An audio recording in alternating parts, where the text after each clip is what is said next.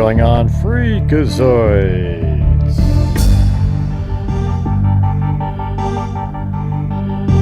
All right.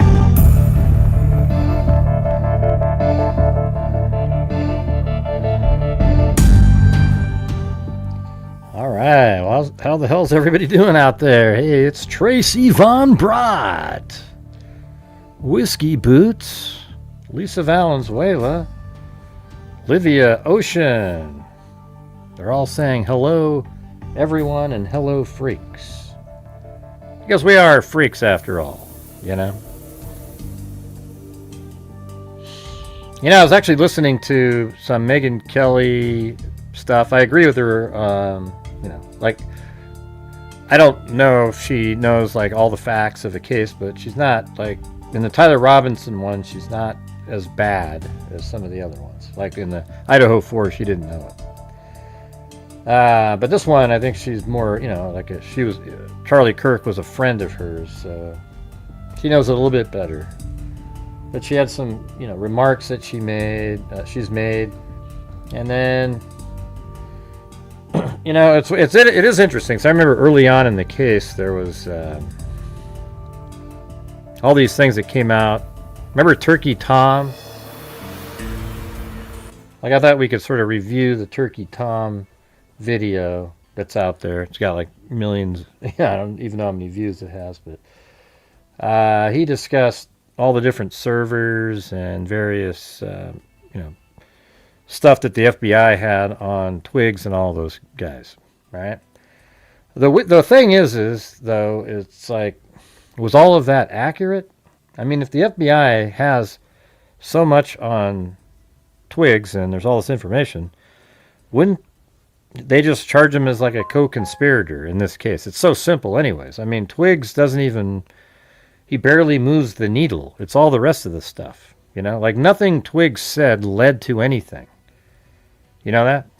Like, it wasn't like Twigs isn't the person who said, hey, you guys got to check this out, you know? Now, maybe the text messages on the phone, he said, they asked him about it, and then the messages from, I think it's the text messages, yeah. The law enforcement took photographs of that. So that's what you would think, right? But I mean, it's odd because it seems like doesn't it seem like he's not telling you the truth when he tells you, like in that interview, it's almost like you could prove that he wasn't telling you the truth about, oh, I don't talk about this and I don't talk about that. You would think that they would have proof somewhere of that, and yet I don't know if they're holding on to it or what they're doing. It just seems kind of weird, you know? And by the way, I just sort of stumbled upon some of these old photographs, so maybe we can take a look at these. What do you guys think about that? About Twigs? Do you think he's? I don't. It doesn't seem like he was telling the complete truth in that interview on some of the stuff, you know, about himself. You know, did you ever talk about trans rights or anything like that with Tyler Robinson? He says, nope. I mean, I don't know. That's hard to believe, isn't it? You know?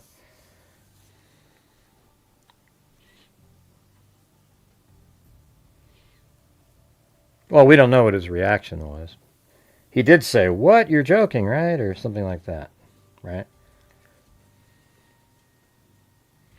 Yeah, so I you know, here's the thing is I'm 100% certain, I mean 99.99, I guess we can't be 100, that Tyler Robinson acted alone on campus, etc. I've always said if there's some other angle, it would be somewhere in, you know, on the Discord or something.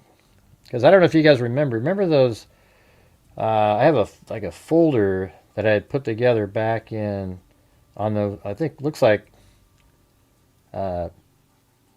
November 9th, you know, a couple months after he was shot a long time ago. But anyways, I was going to show you these random photographs first here. I remember looking at this. Remember when I went up I put the 360-degree camera up on the roof? And then I saw that sliding hand print, etc. And I think it's, let's see, I'll show you.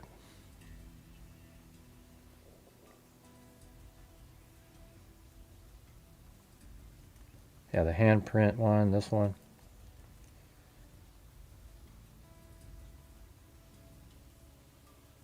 And I think it's like, no, that wasn't it. It's right here. Yeah, so I walked over here and then I found these handprints up on the roof here. But then I remember looking through some of the photographs that people had taken, and you can see these very same prints even that when law enforcement was there. So see these yellow, and there's some tapes that they put here for measurement.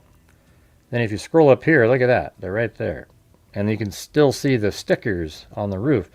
So they did test these areas here. They actually 100% were aware of it. Those were from Tyler Robinson. And it's just pretty crazy that they're still just sitting right there. It looks like right there, that spot was a piece of tape. This little spot right there that's dark. See that? This spot, that's tape. You can see it right here. Look at it. So when you zoom in, see that little white part that's right there? It looks like tape. Maybe just to the right of that for the measurement. So it could be right there, I guess, because I think I can still see the dark spot right next to it. And then it looks like they have tape next to this, and then they have tape next to this one. Except that, the angle's different. Hey, thank you so much there, Wild Bill Wassman. Hello, Rebel Rose, Northwest. Hey, wise old lady. He was very scared. He was very fake, and he told some lies because he knew everything. I don't know if he knew everything. It's hard to know that. I don't think he's telling the truth when he says that he never talked politics or never talked about trans rights or anything. I don't think that's reasonable to believe that. What do you think? This just doesn't seem logical. And then here's some other images. I remember these from a long time ago. See, they were down the street a little bit. And you sort of wonder what they were doing. It looks like they're picking up a carabiner right there. But I'm not sure what they're doing in this area. This is, out by the road.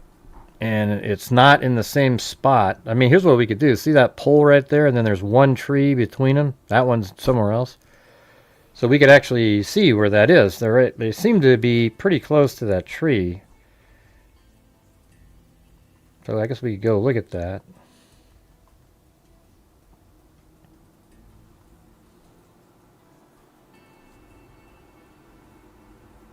Oh, I turned it all off.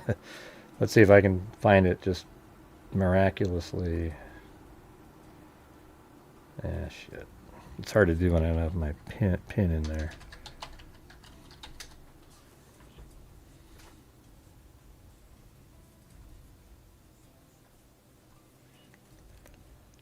Yeah, right there. Okay. So if we go down the street view here, and see, it seems like it would be that tree, that pole there. Because see, it's the last one on there. And so it's got to be that one. And then the next tree is this one. So they're actually right over here. Looking around. And it seems more likely. But here's the thing. If he drops down there and he just sort of ducks a little bit, you can't really see him on that camera. So he could have came down here and walked this way. And then kind of just went up in this area and put the put the towel in the rifle. I'm just randomly showing you guys some of these other photographs that I've had in this folder. I mean, this is a crazy one too. Look at that. This is Tyler Robinson firing away. He's not like some, I mean, it's pretty crazy,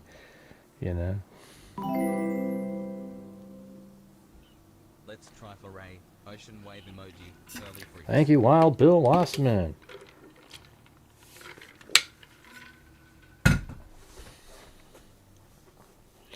And yes, you guys, when I do my shows, if you guys could help support the channel, that would be awesome.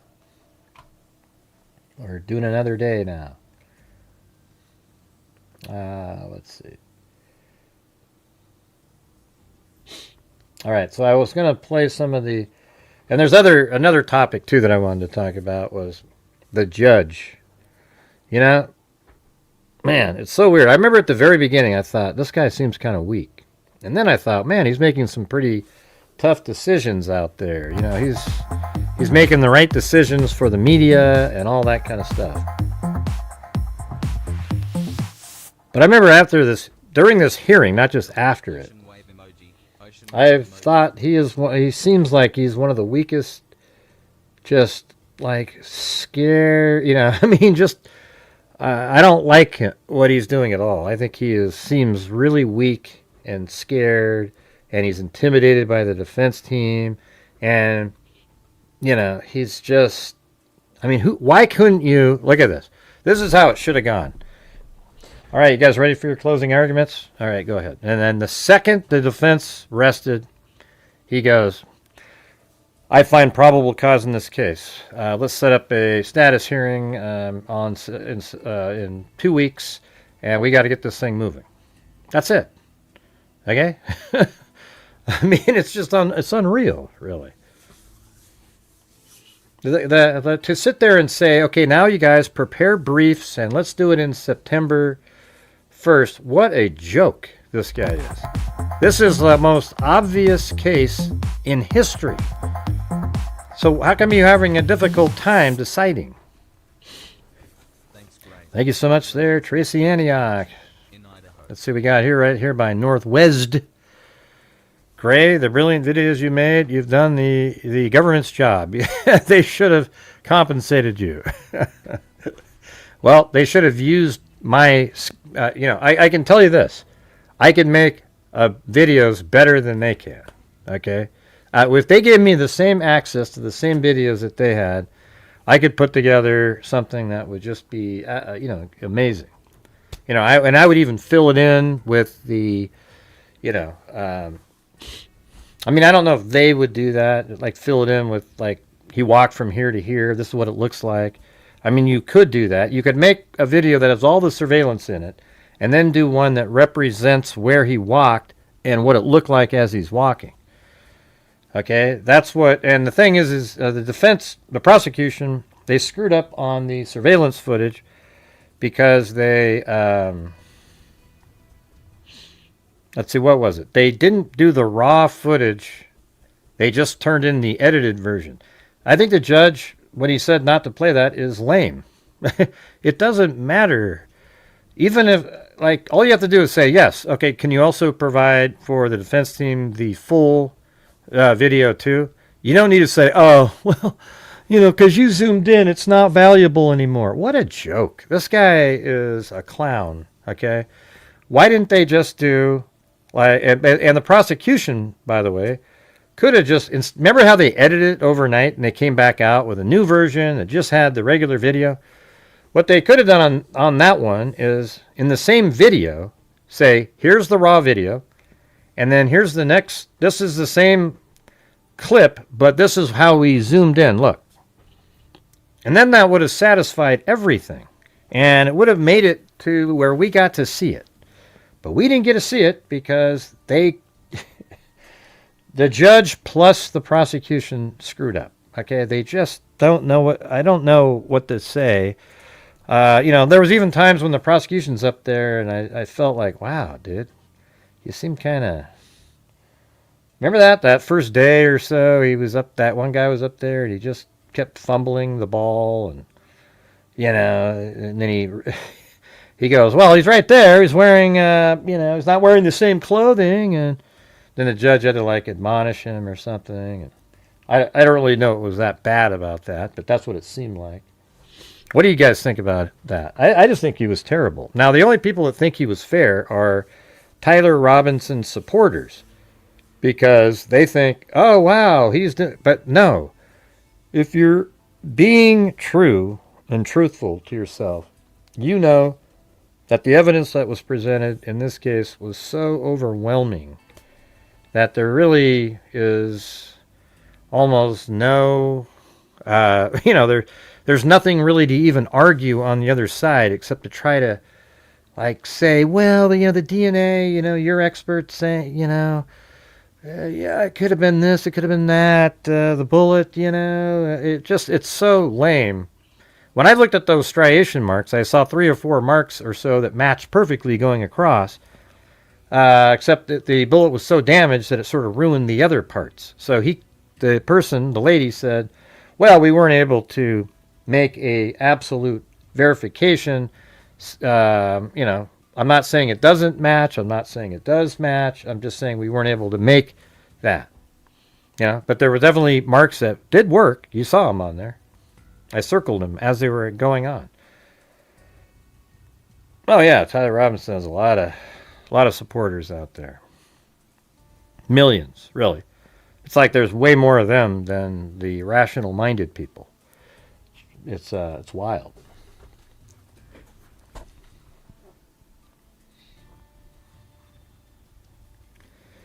But yeah, you guys, if while you're watching the show, if you guys have the ability to help support the channel, we're just doing this one show tonight, so we're trying to reach the goals that we normally have. So if you can, that would be great. We're currently at 1/20th of a nightly goal. That'd be fantastic. She's afraid to give what's this one? Seems like she's afraid to give the defense something to appeal. You mean he? Yeah. I have no idea if that's a thing, but just seems afraid. He may be too nice to be. Yeah, I think there's something wrong with him, man. He's up there, and like half the time people are doing their presentation and he's typing. Like, what are you typing over there? You're supposed to be listening to what they're saying. Maybe that's why he doesn't know the case. It's all done, and he still doesn't know it because he was typing. I don't know what the hell he was doing.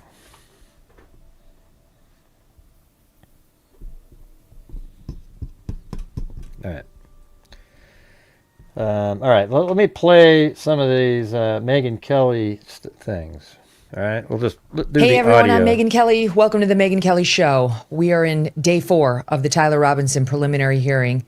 It's happening right now. The man accused That's what she looks like of murdering our friend Charlie Kirk. Always pretty. With the most anticipated moment of the entire week expected any moment now. That is the recorded interview between prosecutors and Lance Twiggs, the alleged trans furry lover and roommate of Tyler Robinson. This has been a major point of contention between the prosecution and the defense. They have spent hours arguing. Don't you guys like my thumbnail? It's pretty good. Yeah, I'm not a huge fan. She's okay on this case, though. Her comments on this are exactly on the money, though. So that's why. So even if you don't like somebody, like a lot of people don't like me, and I'm right on the money when I talk about cases, and that's just the way it is. Over what would be played, how much of it, and how much the public will get to see. The lawyer for Erica Kirk and her family has even now gotten involved, filing this document demanding that they be able to see and hear what the court is going to see and hear. There's some restriction on what they're going to put out to the media. Here, let me play this other one first. Maybe we'll get back to that one. This one's better. It's day 5 of the Tyler Robinson hearing. Day 5. A forensic expert is expected to take the stand for the defense today, the last witness we expect of this hearing. It's supposed to wrap up early this afternoon. Unfortunately, we will not be getting a decision today on the obvious conclusion that there is probable cause to hold Tyler Robinson over to trial in the case of Charlie Kirk's assassination. I mean, honestly, despite the mountain of evidence against it, this is a joke that Judge Tony Graff is even indulging this. I'm sorry, he's Judge Ito. I'm over this guy completely. He has no confidence. Can't disagree with her. He seems feckless up there. He seems like he's terrified to make a decision. This is that's exactly what I absurd. said the other day. Like, grow a pair, Judge. If you're going to be on the bench in criminal cases, you're going to have to learn how to say objection overruled, or I'll take it under advisement, but for now, this is my ruling. Like, everything's got to be briefed. Everything needs a pause. Everything he needs to consider behind the scenes. I'm sure he's got. Okay, tell me she isn't nailing this right here. Even if you don't like her, tell me she's not nailing this. This is like exactly, like almost identical. Hey, thanks, Wild Bill Wassman. Almost identical to what we were saying the other day. I was just watching, just going, what is this guy doing? Got some law clerk back there who he's like, hey, what should I do? Or he calls a senior judge and he's like, what should I do about this? I can't believe this guy was a prosecutor and he has this little confidence to rule from the bench. Grow a pair, Judge Graff. It only gets more difficult from here. This is a preliminary hearing. It's not just her opinion. That's This is true. an easy case. It only gets tougher as we go to trial. What we have spent the morning arguing over, at least I believe is what she's saying, whether a 2-second airing of Tyler Robinson's note to Lance Twiggs. Yeah, so she's saying the same thing I said about the note about Lance Twiggs. The note that was automatically sent at 11 o'clock and then check under my keyboard, that one. Let's see. Right. I mean, so like I'm not a huge... I listen to her podcast sometimes. I quit listening to it more recently just because she's... Every time she defends Candace Owens or something, I just go, man, if you want... How about you grow a pair when you talk about Candace Owens? Okay, she deserves zero, whatever you want to call it, deference or whatever. Just, she is a monster and has accused the family. She had guests on and they tried to say, hey, Megyn, geez, look at what she's doing. And she's like, well, I just think it really hurt her really bad what happened to Charlie. And then I'm just like, well, what the hell are you talking about? It's crazy. I don't know what you're saying. Yeah, that's what I'm saying. I've talked about she defends Candace Owens. However, she has always said that she believes Tyler Robinson killed Charlie Kirk. So when she's talking about that aspect of it, that's when, that's if there's just something unrelated to Candace Owens, I might listen to it.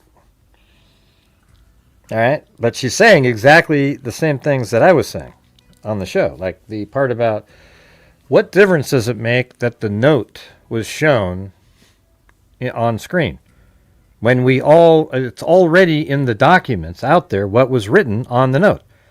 They think that it's so egregiously, it hurts him badly if you can see the writing. I mean, how come? We already know what was on the writing.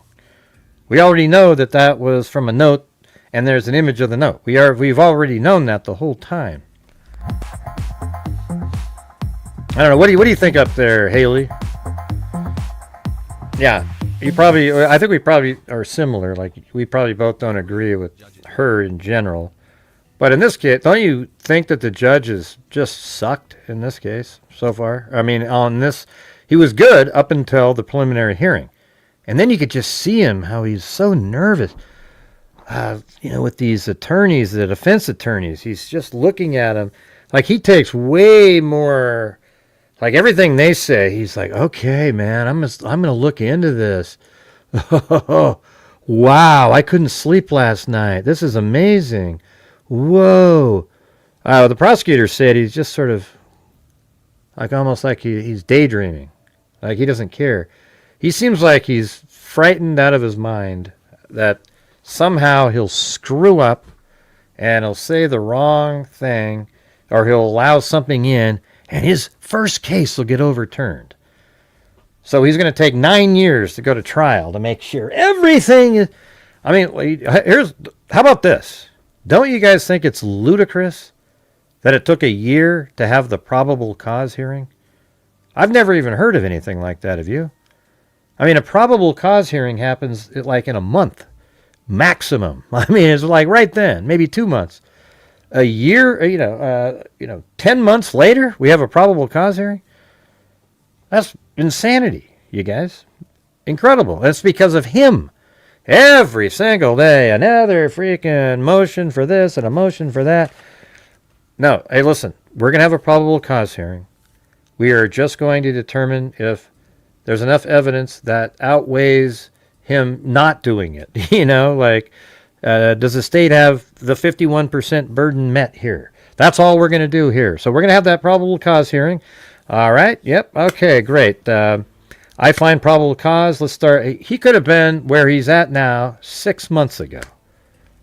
Doesn't everybody, I tell you what, if I was the judge, this would be like we're in the final phases of like when the trial's going to happen. I guarantee it. Right now, that's how it would be. You don't have to cave into everything the defense says. You just say, yeah, we're doing a probable cause hearing here. This should happen in, I'd say like November at the latest.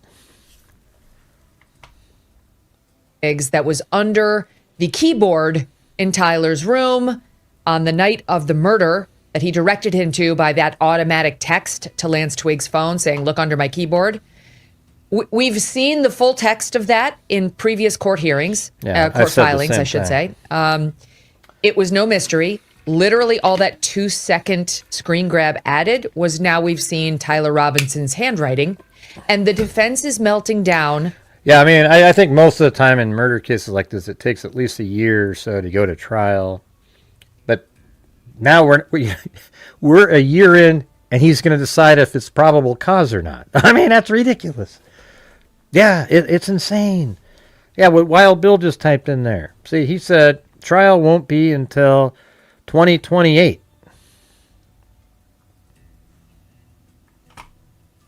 Like somehow he was given a colonoscopy. Which is actually, let me rewind that. That was pretty fun. But yeah, I mean, that's actually possible now. 2028. It would have been 2027 had the probable cause been the probable cause. Okay, so September 13th, I would say, remember they even put out a probable cause document. Then they should have had the hearing about a month later, and that's it, man. And then right now we'd be in a whole different place, much further down the road, where they're looking at evidence, what things will be removed, what things will be allowed, what things won't be, etc. And the weird part about this judge is he seems like he'll start like eliminating prosecution's evidence that the defense says, and I don't know about this judge. This looks like it's kind of, makes our guy look bad. It's a little look at this, and they'll go, yeah, okay, we're going to eliminate the surveillance video. Okay, so there's no surveillance video. I mean, I don't know, man. This guy. I wish he would tomorrow go like this. Hey, we're going to call an emergency meeting. I've already made up my mind. So let's go ahead and I don't need to have your briefs. Okay, we don't need your briefs. Let's just do it right now. Okay, so let's do a Zoom call. Okay, I find probable cause. Let's take the time in September to start figuring out what a good date for the trial is. Can he do that? Because I would actually regain something for him if he did that. Yeah, I don't listen to Megyn Kelly. I used to listen to her about like 6 months ago, like when I'm doing my little laps or walking around. I'm not a big fan. She's really terrible at true crime, like she knows this case better than others because she cares about it. But like in the Idaho 4 case, I knew that case like the back of my hand. And so every time I'd listen to her, I knew that what she was saying wasn't accurate, and I just like, oh, geez. And in this case, I know just like the back of my hand as well, and she usually gets stuff correct in it. So that's okay then at that point. But I hate the fact that she defends Candace Owens, etc. Somehow he was given a colonoscopy in open court yesterday. This is, it was no mystery. Literally all that 2-second screen grab added was now we've seen Tyler Robinson's handwriting. That's it. And the defense is melting down like somehow he was given a colonoscopy in open court yesterday. That's actually kind of funny. Come on, you got to admit. Yeah, it's true. So basically, the defense somehow argued that seeing that it's his writing, even though nobody knows what his writing looks like, seeing that it's his writing is too prejudicial. And the judge must have agreed at some point. Why? Why can't we see the freaking note that's part of the probable cause document, the note that was underneath the keyboard? Why can't we see that thing? Now, it might be that might be something that won't be allowed at trial. I don't know. I mean, it seems like it would have to be allowed at trial because it was obviously photographed by Twiggs, and then he burnt the original, and then maybe he tried to delete that image off of his phone after maybe sending it to somebody, and then they recovered that from his phone because they said it was recovered from his phone. They didn't say, I mean, I guess you might say that even if it's in the photograph folder.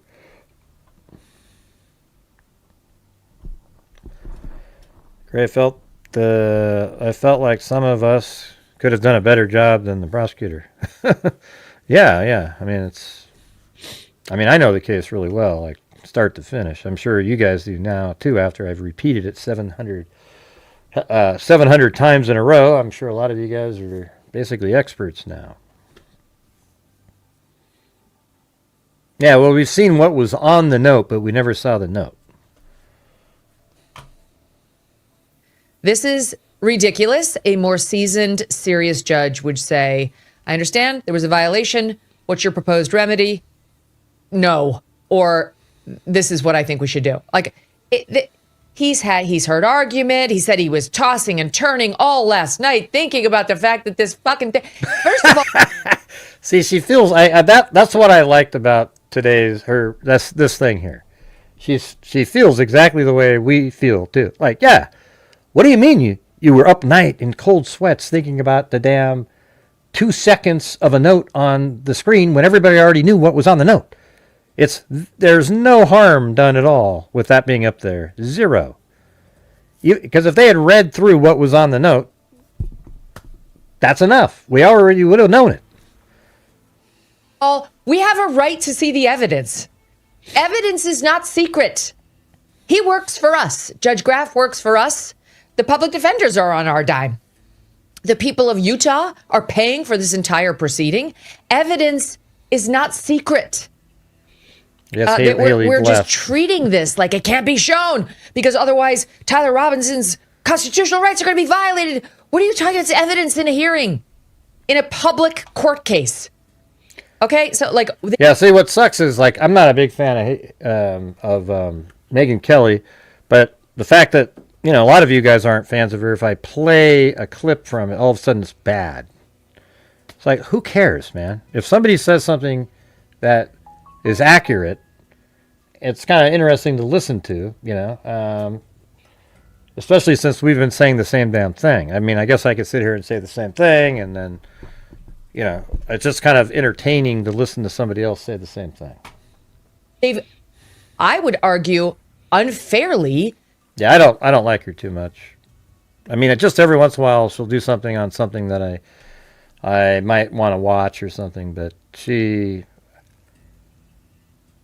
think she lost a lot of people when she sits there and supports Candace Owens so vigorously, and Tucker and all these other idiots out there, you know, so strongly. It's like, come on, Megyn. You know, I know. How about you just don't comment on that if you feel that way? Because those people are crazy. Yeah.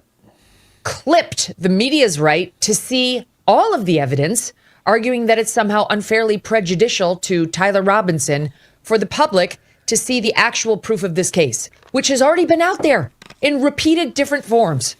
This is all just a legal subterfuge. This is bullshit. All right, but that's how they spent the morning.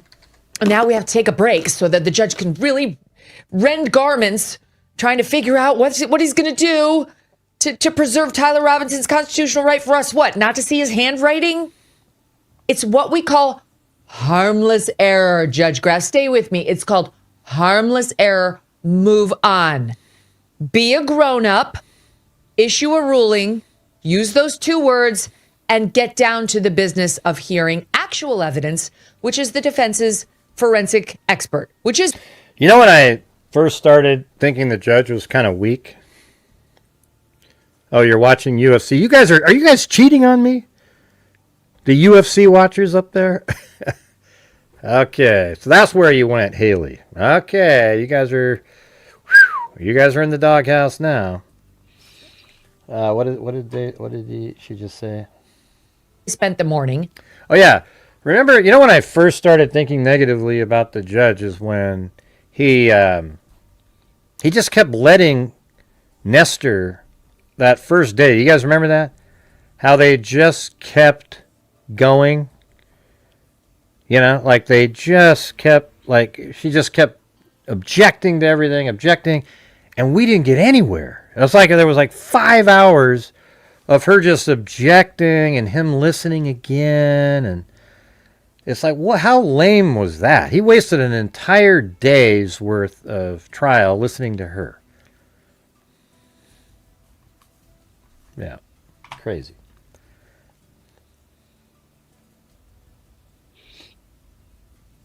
And now we have to take a break. But hey, guys, we need the support from the channel, from the people watching. We are currently at not even at 1/10 of a nightly goal. So if you guys like what I do here on the channel, I would appreciate it. Thank you. So that the judge can really... Could definitely need some, get a challenge going or some gifted memberships. That'd be great.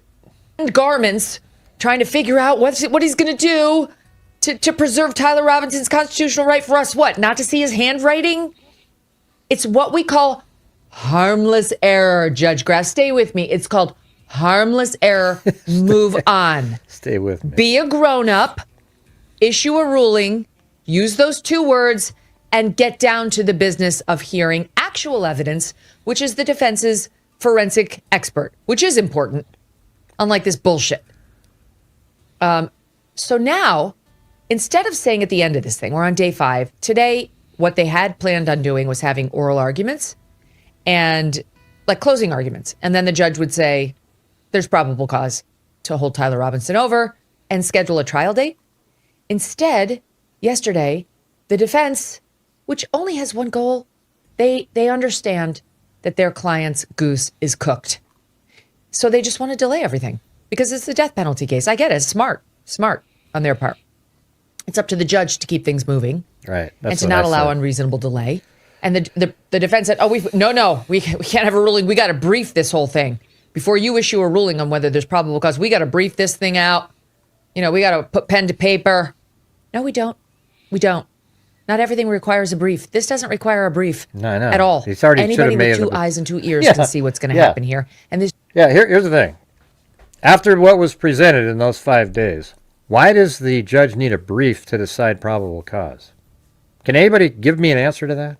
Was there anything presented in there that would you go, I'm right there. I'm almost there. I'm at 50% or so. If you could, you know what? Send me a brief. Explain it to me again, man. He must be an idiot, okay? That's all I can come up with. Only an idiot would think that way. What is he doing right here? It's crazy.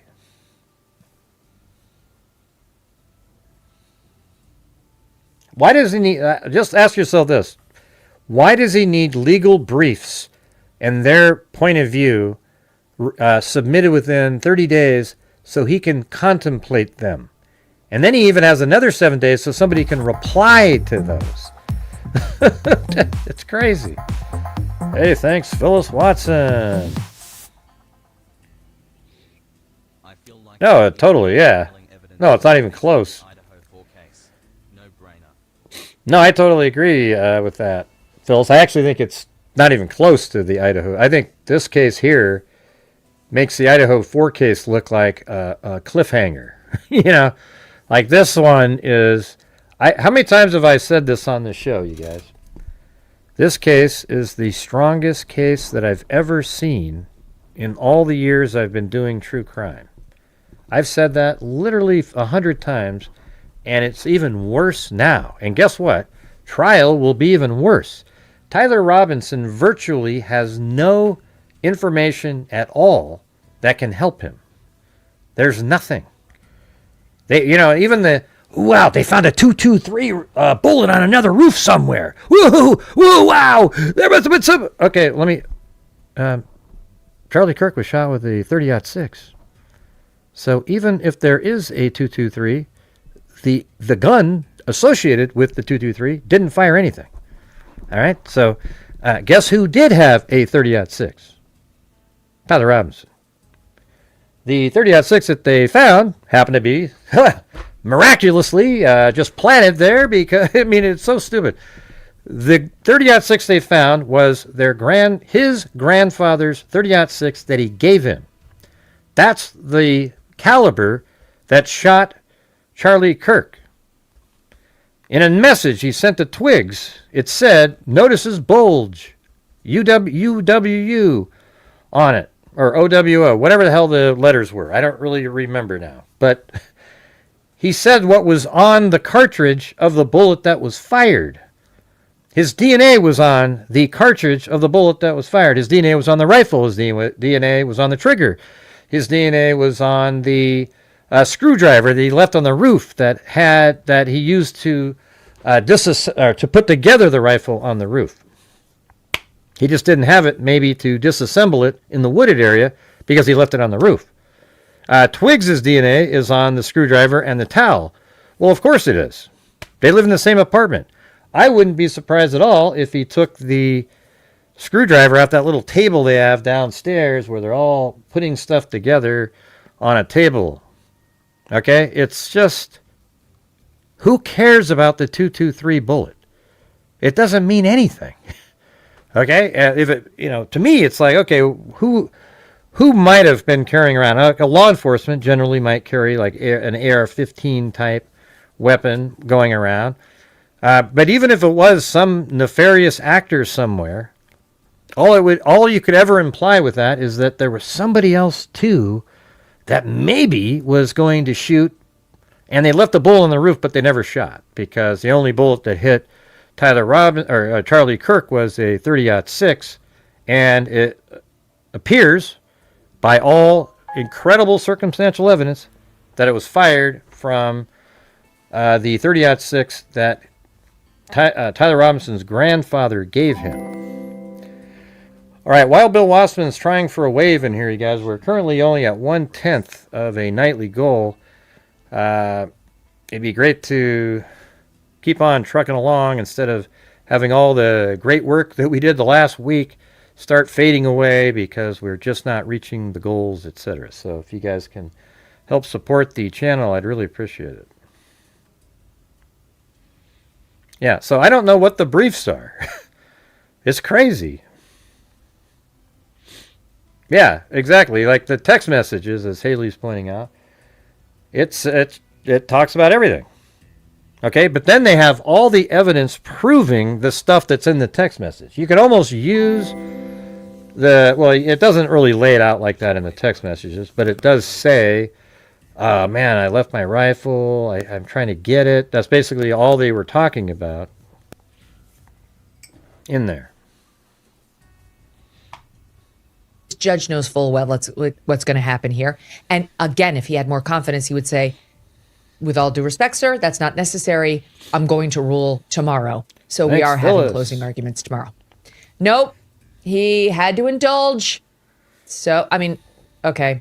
So now we are having briefs filed on whether there is probable cause to hold Tyler Robinson over for a trial. And that briefing schedule is going to play out over the summer with now oral arguments on it scheduled for September 1st. Okay, after the summer's over. That means we might not know, we might not know whether Charlie's accused killer is going to go to jail, going to go to trial until a full year after Charlie's death. It's far more simple than this. Honestly, this is unbelievable what this judge is doing. You're given serious Judge Ito vibes, Judge Graff. Get it together. You are steps away from seeing the dancing Itos take over one of the nighttime shows, only they'll be called the Dancing Graphs. And people might add a T to the end of your name if you don't get it together, because they're going to start to mock you. Trust me. What? The general public is starting to get that you seem feckless. You seem scared, and you don't seem like you've ever been in a courtroom before, even though I know you have. We're going to take you live into this courtroom. As the news warrants, they do a lot of preliminary stuff that's not that interesting, and then they get to the substance, and when they do that, we'll dip in. In the meantime, you can watch the entire hearing uninterrupted on youtube.com/Megyn Kelly. Okay, before we dig into the action in court, both what happened yesterday after we signed off and this morning, we want to take a look at what we learned yesterday. Thanks, Cindy and Jessica Schubach. Utah State Bureau of Investigation Sergeant. We're currently at 1/8 of the nightly goal now. We need to get a challenge going or something. Jennifer Falmuina. She was back on the stand. This is the woman who's like really kind of running herd on the evidence. And we saw for the first time through her those infamous engravings on the bullet rounds found in the rifle. I mean, it was somewhat jarring, I have to say. It was somewhat jarring to see, like we knew it was on them because the feds had released that. And just as you see bullet casing after bullet casing, and you know this guy engraved these words, imagining killing our friend, it's just chilling and disgusting. But we'll show them to you. Okay, first we'll show you a little bit of Falmuina discussing what's on the bullets. I never got to see those. What are we looking at here in Exhibit 19? Oh yeah, there it is. 19. This is the cartridge case that was recovered. Yeah, there it is. Notices bulge, I guess, on that one. Recovered from the gun. And what position was this in? Hey, wow, look at that. Haley's going to do a 5 for 5-er, you guys. Let's see if we can do it. All right. Thanks so much there, Haley. In the gun. This was this is what was in the chamber. Okay. And the chamber meaning. Yeah, Tatum. I don't dislike him. I just think he. I don't know. He's. Sometimes you just have to make a stand on what's right, you know. Especially like somebody like Candace Owens. You know, you got to tell the people the reality, the truth, not say, well, she's like a sister, so I don't know. Candace Owens has been a catastrophe in this case. You know, she could have been on the right side of this thing the whole time, and man, we'd be in a way different place. Now you just have these crazy... The defense was using, like, throwing out homages to her, you know, her followers to keep them excited. I mean, how sick is that, you guys? Yeah, I don't mind. I watch Officer Tatum. You know what? Though it's really strange. It's like I don't know. I wish people wanted to discuss the stuff that I know about. I mean, like when I go over this case, it takes me about 30 minutes usually, and when I'm done, everybody's like, "Oh yeah, shit, this is simple." I don't know. It's weird. Everybody just sort of focuses narrowly on different little things here and there, and we've put it all together over here. All right, guys. Hey, we need 2 more of those up there. 2 more gifted memberships to reach Haley's challenge. You know, like I've actually emailed a couple of these people saying, "Hey, you guys, listen. I actually know where his vehicle was parked. And I know how it fits into the case. I know how perfectly it times up with his dry run. How his dry run ends, you know, he leaves campus right before 11. And then after 11:10, his vehicle is parked further up north on the same street that he's seen walking on just prior to his dry run. Or at the beginning of his dry run. It's right there.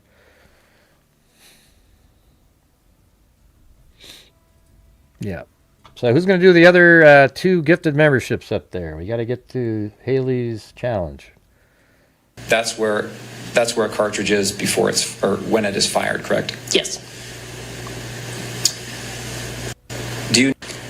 Oh, yeah. OWO, what's? And to page 3. This. And question. Oh, yeah. So there's OWO, what's, and then the other bullet. Oh, I guess it was on the other side. What's this? Mark, correct? Yes, question mark. What she was describing came from the cartridge that packaged the bullet police say killed Charlie Kirk. It was a little hard to see, so we enhanced it. And you heard her. Let's see, when they say enhanced it, what do they mean by that? Oh, yeah. I don't know. Did they do that? I mean, that's pretty good. Notices bulge, just like that. See that? It's pretty good. Let me see. Let me go back to the original one. How would they do that? Huh. Not sure how you got that kind of enhancement out of that. They must have used some sort of a tool to make it look like it was. You can see that. Notices bulge. OWO what's. Oh, no, I guess this was on. Is that a different bullet? Or looks kind of like the same one. Man, I have to sit here and shepherd through a simple challenge, you guys. We need 2 more gifted memberships up there to reach Haley's 5 for 5 challenge, and that helps support the channel and keeps us moving forward. That'll get us to about like 28%. Post explains, quote, the engraving is a meme used in transgender and furry subculture. Yeah, so that's her. A reference to being surprised by genitalia when someone is dressed up in an animal costume or in drag. Oh, I see a bulge. It's actually a man. It's not a woman named Luna. It's actually a human. I think everybody knew what notices bulge a dog. meant. Oh, I was fooled by your dog ears, Lance Twiggs. I'm sorry. Like, this is a sick group. This is like a whole other issue. I mean, it's connected, but it's a whole other issue how the left tries to normalize this shit. Like, I know, he says he doesn't agree with her, but he keeps giving her a break by saying, but she's like a sister of mine. I gotta talk to her. She's just... No. She's doing it intentionally. Hey, ING, you can sit here and sell your thing all day long. I've watched him a million times. I know exactly what I'm talking about. He generally, has good stuff, but what I'm saying is, regarding Candace Owens, he is not... He needs to put his foot down and just say, Candace, you're wrong. What you're doing is disgusting. And not sit there and sort of, well, we're friends, so I'm going to go. If I had a friend that acted like that, I would disown them. I think it's sick, all right? But hey, guys, can you guys please reach the challenge up there by Haley? So this is what makes me nervous. This kind of situation here where it's so little and we're not able to do it. Okay, so let's try it. We just need 2 more gifted, $5 super chats or 2 memberships, and then that'll reach the challenge. And then it's 2 for 1 on your end. Schools are allowing this. They are allowing this at school. They are allowing kids to go to school dressed as, quote, furries with the ears and the tails. It's a mental illness that should not be indulged, not least because of which it is potentially contagious. It is part of a social contagion. I mean, it truly is akin to having the anorexic parade around to math class in her bikini. Yeah, so I agree with all this stuff. Do you guys remember, in the height of, the pandemic? That's when transgender, 2022, it just was so big. Parents were so proud to have a transgender kid. It was almost like they forced it upon their kids so they could be one of the parents who had one of those, the trans kids, and we could just, this is so great. They almost, I think they pushed it on their kids. It was crazy because it was it was a social contagion. It was unbelievable. I actually saw it happen. You have these people going, "Oh, you've got a trans kid too. Oh, this is yeah," and all of a sudden there was way more of them. And to have people celebrate it like it's a valid choice. That's your choice. It's sick. All right, so that's what he put on the bullet casing that he used to kill Charlie. Notices bulge. And his DNA was on that. I mean, it's coming together, obviously, that Tyler Robinson, who was dating Luna Twiggs, his alleged transferee lover. We haven't really moved at all there, Haley. Not sure why, but haven't really budged. Just a second. Was motivated by his hatred of Charlie Kirk's views on transgender issues. I mean, among other things. He describes him as hateful. I assume the list is long, but the bullet tells the story. In the video we saw in court yesterday, Lance, a.k.a. Luna Twiggs, admitted that he knew about Robinson's engravings. He asks you here, remember how I was engraving bullets? Was he engraving bullets before this? Yeah, I don't remember exactly when, but Yeah, like I said before, I don't agree with Megyn Kelly on a lot of different topics. I mean, generally I agree with a lot of the stuff because she's, it's when she delves into true crime that I don't like it. This case, she's more into because it's a friend of hers. But the other ones, she's terrible. I mean, just absolutely just grabs the quickest headline. Almost doesn't, you can tell she doesn't even know what she's doing. he had said he was planning to go hunting with his family. And he asked me if we had a Dremel because he said he wanted to. Yeah, she's totally wishy-washy. But you guys, we need one more gifted membership up there to reach Haley's goal. All right. Engrave messages on bullets. And I just told him where Dremel was and told him to make sure he doesn't set off a bullet on accident in the house. But I didn't really think about it until then. How long before September 10th? Yeah, I really just, she made me really angry after how she defended Candace Owens, saying she never said anything about Erica Kirk. And we already had all seen the innuendos and comments, and she's made that statement, and she's never ever came back on and said, you know what, you guys, I was wrong. What she's been saying about Erica Kirk is disgusting, and I don't support it at all, and shame on her. I'd be, okay, great. I'd probably feel better about her, but she never did that. She's just, it's stupid. Was this that he asked about the Dremel? I don't remember. Because he'd been talking about the that whole part about that, carving thing is a little weird, Hey, can I use the carver, the little Dremel, whatever the hell the term is? I'm going to go hunting soon. Well, how come you need to type messages on your bullets if you're going hunting? That would be the next question that anybody would ask, right? but it doesn't seem... how come this prosecutor guy asking him didn't ask him that? That's what I mean. These people, they seem procedural and they're not curious about anything.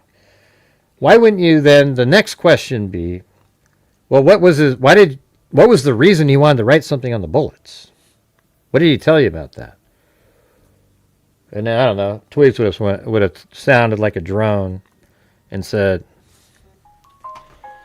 that he, I don't know, he just wanted to type on him, write something on there for hunting. Yeah. All right, I'm at the rob Peter to pay Paul. We couldn't get one more gifted membership. Man, it's brutal. All right. Now, there you go. There's the extra one. We did it, Haley. Yay. Jesus. Hunting/camping trip for a couple months. But I don't remember when he was specifically asking to engrave the bullets. So are we talking a year before? Oh, no, not that long. It would have been, I'd say at most a month before this was when he was asking. It's all very relevant, obviously, because we're trying to figure out how long in advance of the murder he decided to kill Charlie Kirk. And that's a month in advance, according to Twigs, that Tyler Robinson is engraving these bullet casings with these messages. Notices bulges. There are more. Hey, fascist. We'll go through them. You notice there in that testimonial, we only got audio for portions of it. So in the audio clips, we've added just the still Thank you, Haley. shot of Lance Twiggs and how he looked during this Q&A. They showed us actual video of him at the beginning of the Q&A yesterday in that 13-minute video or however long it was. And then it would go to black at some portions that the prosecution was forced to fast forward through. And for some of it, we saw nothing because we were only allowed to have audio. So we've added his picture so you can see him. And you'll notice there that he is in a male suit. He's in a regular male suit coat, male's shirt, dress, shirt and tie. He's got long hair down to his shoulders. There's no ears, as he's prone to wear. We've seen the pictures, Lance. And he's not appearing to demonstrate his transgender identity. In fact, he appeared to downplay that throughout, which was an interesting choice. Yeah, he said no more than a month. Who cares? Yeah, we know. He said no more than a month. Yeah. I'd love to know more about this. Here he is talking. What difference does that make? That means it could be a month, but it wasn't more than a month. About his conversations with Tyler Robinson when it comes to the issues of politics and gender identity. Watch. Did you and he ever talk about politics? He did more than me. I didn't really, still don't really keep up with politics very much. Yeah, it was not a really great turnout there, Haley, but I actually had to rob Peter to pay Paul to reach the challenge there, something so simple. He'd usually talk about stuff he heard on the radio on his drive to work in like their work car, since it sounds like their whole crew went in the same car most of the time. But yeah. Anyway, I don't know if let me see if she talks later. What? Time, yes. Okay. And she makes pretty good points at the end regarding. I understand you're going by Luna at some point. To some people, yeah, but not as an overall. No, you don't have to say you're sorry. It's like, it's the people. Not you. You were very kind there, Haley. Thanks. And all the people that did do it, thank you. Thing. Just sucks having to struggle What? on that. Okay. He doesn't go by Luna as an overall thing. Tyler certainly called him Luna. That we saw with our own eyes. Back to that note that Tyler Robinson wrote to Lance Twiggs and left it under Tyler's own keyboard in front of his computer in his bedroom. And again, he alerted Lance Twiggs to go check under that keyboard at 11 p.m. the night of the shooting, saying, go check under my keyboard. In that note, which was accidentally shown by the court proceedings yesterday, he addresses Lance Twiggs as Luna. So Tyler Robinson clearly called him Luna. It's like, these people were sick, they're sick. It's what Viva said yesterday on the program. These sick losers sat in their disgusting apartment together where, again, Lance was reportedly engaging in making mold experiments, trying to grow mold spores that were all over the apartment, not to mention weird experiments with like a whisk with tinfoil placed in water. What would it grow? And not to mention, he described Luna as consuming near alcoholic levels of alcohol. And Tyler sitting on the couch engraving bullets, talking about his upcoming hunting trip as he writes, "Hey, fascist" on his bullet casing and notices bulges, and plotting the murder of one of the most prominent, special, brilliant, kind, loving Christian Americans we had. Yeah. So, anyways, that's pretty, you can tell, I see, that's why we've always said, like, on here, it's like, I think Tyler Robinson acted alone that day. Did he have some communications with people on Discord and so forth? Maybe, but here's the thing. I remember early on, she even brings up the fact that one of the other videos that, what's his name? Kash Patel, how he talks about how they're looking into that other stuff, and they've sent it all on to the prosecutors. It's up to them to do something. But I mean, it doesn't seem like they have anything on Lance Twiggs. Because this case right here, this is my argument here. Just listen for a second. This case is so strong without Lance Twiggs, he's not even needed in this case. Literally, he's not needed at all. His testimony means absolutely nothing. It's irrelevant. I don't care, like, what is he going to say? Oh, well, he talked about... It just doesn't matter. He is irrelevant. So why is there even any kind of need for immunity or anything like that? I think his attorneys just said that, and he's a nice to have, a witness nice to have in there. You can explain how, kind of how the text messages went, and, when they came in and he went over to the computer and got it and stuff like that. But he's almost irrelevant. It's not, other than the fact, he's the boyfriend or whatever, but the facts of the case, like, I never even talk about Lance Twiggs when I go over this thing. When I talk about this case and I go over all the different elements, I almost never talk about Lance Twiggs. Like, he isn't really important. So if they had anything on him at all they would do is just add him in as a co-conspirator. And maybe he'd be on trial at the same time. I mean, that's it. Right? So if they had anything on him at all, they would just charge him. Because he's not a helpful person here. His parents, I guess you could say that he also identified him off of the video. The last two images he said, yeah, those two look just like him. The first three he said, yeah, it looks like him, but I'm not certain because of the way the camera is, etc. I just don't understand. So the thing is that's why I hesitate to say, oh yeah, Lance Twiggs is part of some large conspiracy that was all set up, and then they took out Charlie Kirk. You see what I'm saying?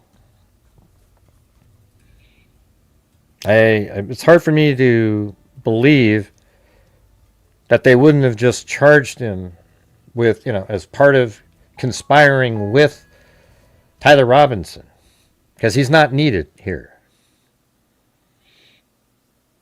Wild Bill Mossman said, be right back, freaks. If you support the channel, thank you. Well, that's been a struggle in here. Why not what? Hi, hugging face emoji.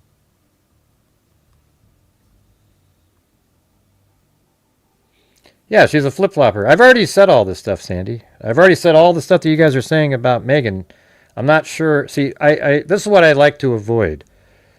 I've already said Megyn Kelly is her stance on canasones and stuff like that is ridiculous, etc., etc., etc. What I'm talking about is what she had to say in this clip video that I have. I agreed with. What's wrong with that? Why do I have to sit there and keep doing the caveat? Oh, you guys, listen. Every sentence she says, I don't agree with I feel like I have to do that to appease everybody. Like, I have to sit here and after every sentence she says, well, I don't always agree with her because I keep seeing the same damn comments about, oh, well, she's, I don't like her. I don't think she does this and this and that. Well, if she says something that's true, can't we all just agree with that? Or something we agree with? Like, does it have to be, well, I don't agree with her because I don't like her? Doesn't that sound weird? Mm-hmm. Yeah, maybe, Lisa. Never know. Maybe. It's hard to, I don't know. It's hard to say, Like, even their messages, he didn't really try to stop anything. Like, not, even though it was after the fact, he just seemed like he was, I don't know.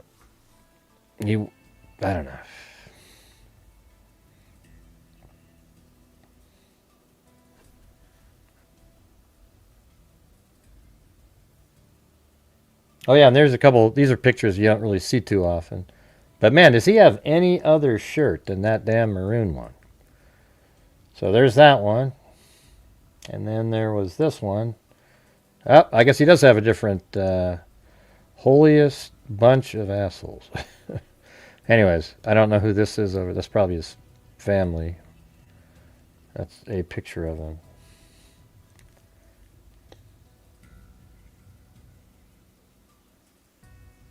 Yeah, he didn't really say anything about turning himself in.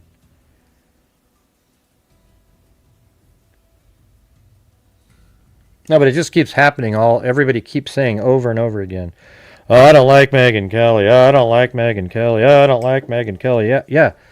I don't like her that much either most of the time. I mean, I do listen to her sometimes if she's talking about something else, like in the political world, in general. She's got, she'll have guests on and so forth.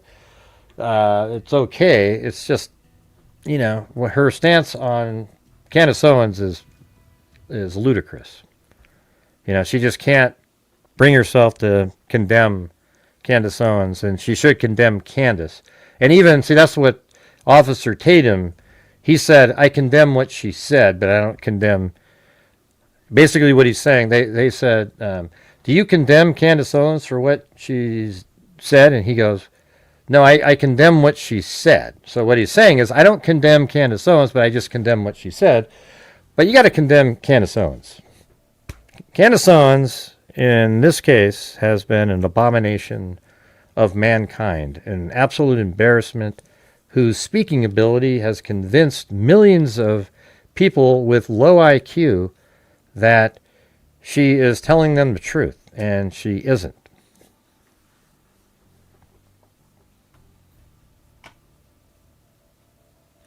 Or maybe you don't have low IQ. Maybe you are just somebody easily convinced of things. Gullible, I guess is the term.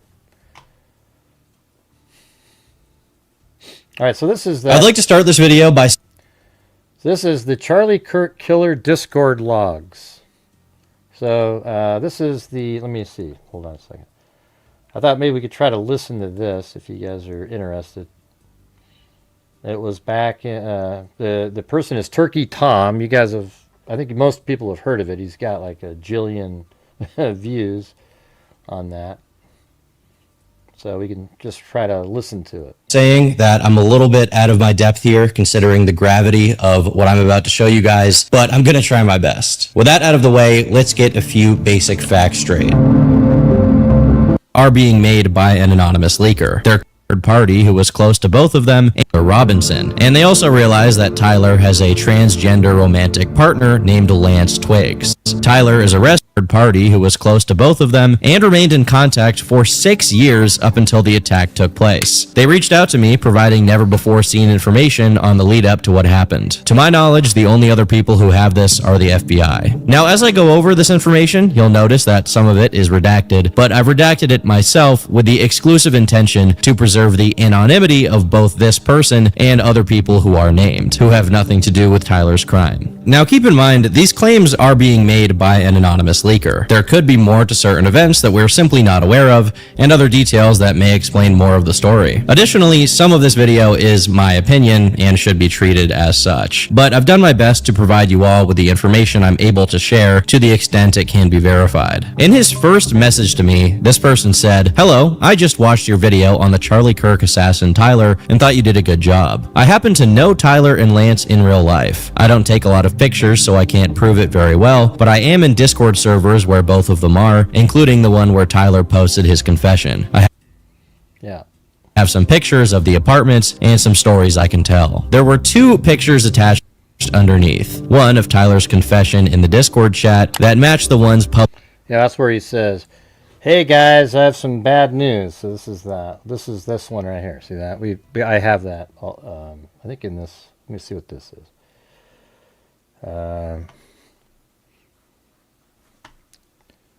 Get over here. Said, yeah, I mean, look at that up here. Like, these are other notes that were happening at the time. We effing did it. And then this person said, "You guys, I have something big coming soon. Just be sure to check out." He said this 5 days before the assassination. He said, "You guys, I have something big coming soon. Just be sure to check the news." I've had this file since September 9th of last year. I have something big coming soon. Just be sure to check the news. You'll know when you see it. And then on 9/10, he said, that's that. Another chud bites the dust. Isn't that crazy? Like, how did, what was going on with this, Osamu bin Tezuka? What did he know 5 days before? Because remember, that's like 2 days after Tyler Robinson went and did a check over there at the university, right? I mean, that's weird, right? We went over all these way back then. But anyways, and on TikTok, Free Beacon reported that Charles James Kirk doesn't know what's... Yeah, so this person said, on 9/9, the day before the shooting, he said, Charles James Kirk doesn't know what's coming tomorrow. This isn't a threat, it's a promise. Isn't that weird? I mean, I don't know if these people type these things in before every single one of the times that somebody speaks, but hey guys, any chance you guys could help support the channel? We're sitting here struggling along, so if you guys have the ability, we're less than a third at this point, so that would be great. Thank you. Which one? Who are you talking about? Lit images. So you can see we've had a massive lull in here. When you say who sent these, I just told you. These are the usernames. Churbum said, we effing did it. Then Osamu bin Tezuka, and I think it's mentioned in this video that we're watching here. Anyways, so look at on 9/11, Zealous Monkey, who is Tyler Robinson, said, hey guys, I have bad news for you all. It was me at UVU yesterday. I'm sorry for all of this. I'm surrendering through a sheriff friend in a few moments. Thanks for all the good times and laughs. You all been so amazing. Thank you all for everything. So that sort of sounds like the people in whoever he's talking to wouldn't know that he did it. No, I haven't figured out who those people are. I'm sure the FBI knows who they are.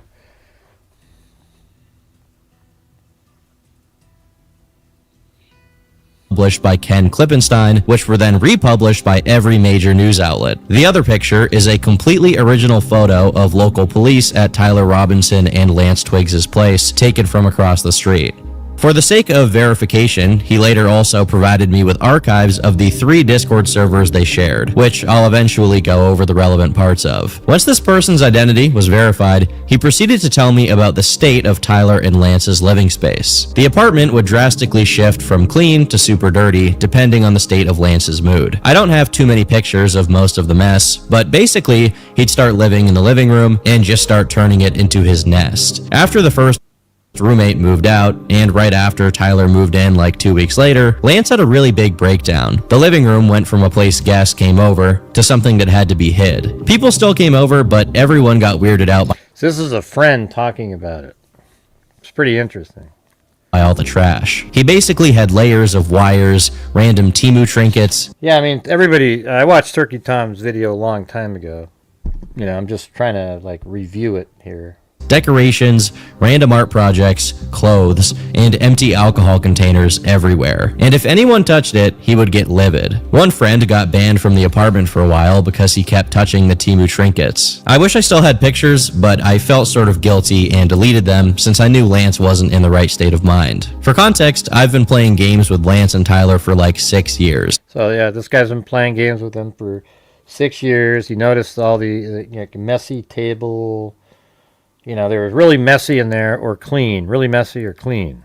I count myself kind of close to them, but it was all like Lance is doing. I was trying to separate them from myself because being around them wasn't good for me. I say them, but Tyler was always level-headed and easygoing. But Lance could be anywhere from too depressed to talk to manic, wide eyes, crazy person. I'll take a brief moment here to comment on the fact that in my original video, this is more or less the impression that I had, judging exclusively from Lance's more significant and expressive online presence relative to Tyler's almost non-existent digital paper trail. From Lance's Reddit account and the things his family members had to say about him, he clearly was more outspoken and in some ways unstable. There were Reddit posts of his mentioning being at odds with his family to the point of being kicked out, and he had also discussed a lot of substance abuse issues, which are a far cry from the quiet, even if uneasy relationship that Tyler seemed to have with his family. What was completely unknown, and as far as I know hasn't been published anywhere, is this combination of hoarding and mania that this person describes Lance as exhibiting. The messages continue. During this first nest phase, Lance started working very rarely. He worked with his dad for a tub repair company. They'd either repair tubs or install them at construction sites. But when Lance was super depressed or just too manic, he'd take the day off and hit his THC vape, drink, and scroll reels. Anyway, 2 weeks before Lance's first nest phase, when the apartment was mostly normal, Tyler moved in with Lance because he'd just dropped out of college. Here, let me try something here.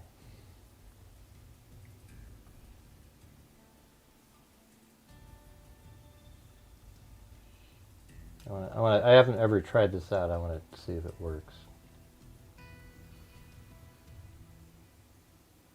We're about 4 minutes in.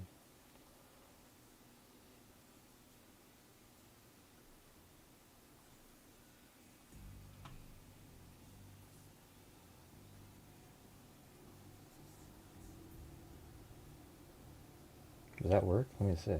That's funny. Just like that? That's crazy. Does that work? Let me see. Let's see. Windows. Essential sound. I'm not sure how that, let me see. Select your audio clip in the timeline. Let's see, in the timeline, in the essential sound panel. Where is that panel? I don't see it. I'm just trying something new here.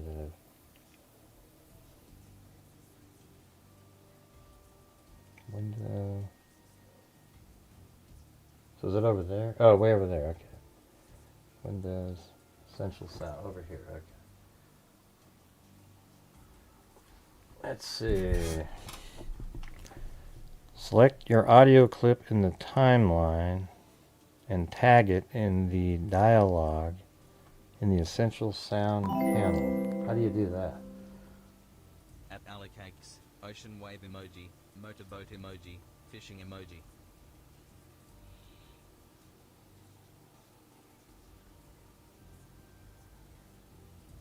Okay, I guess it's in there. And then expand the repair section. I don't see that.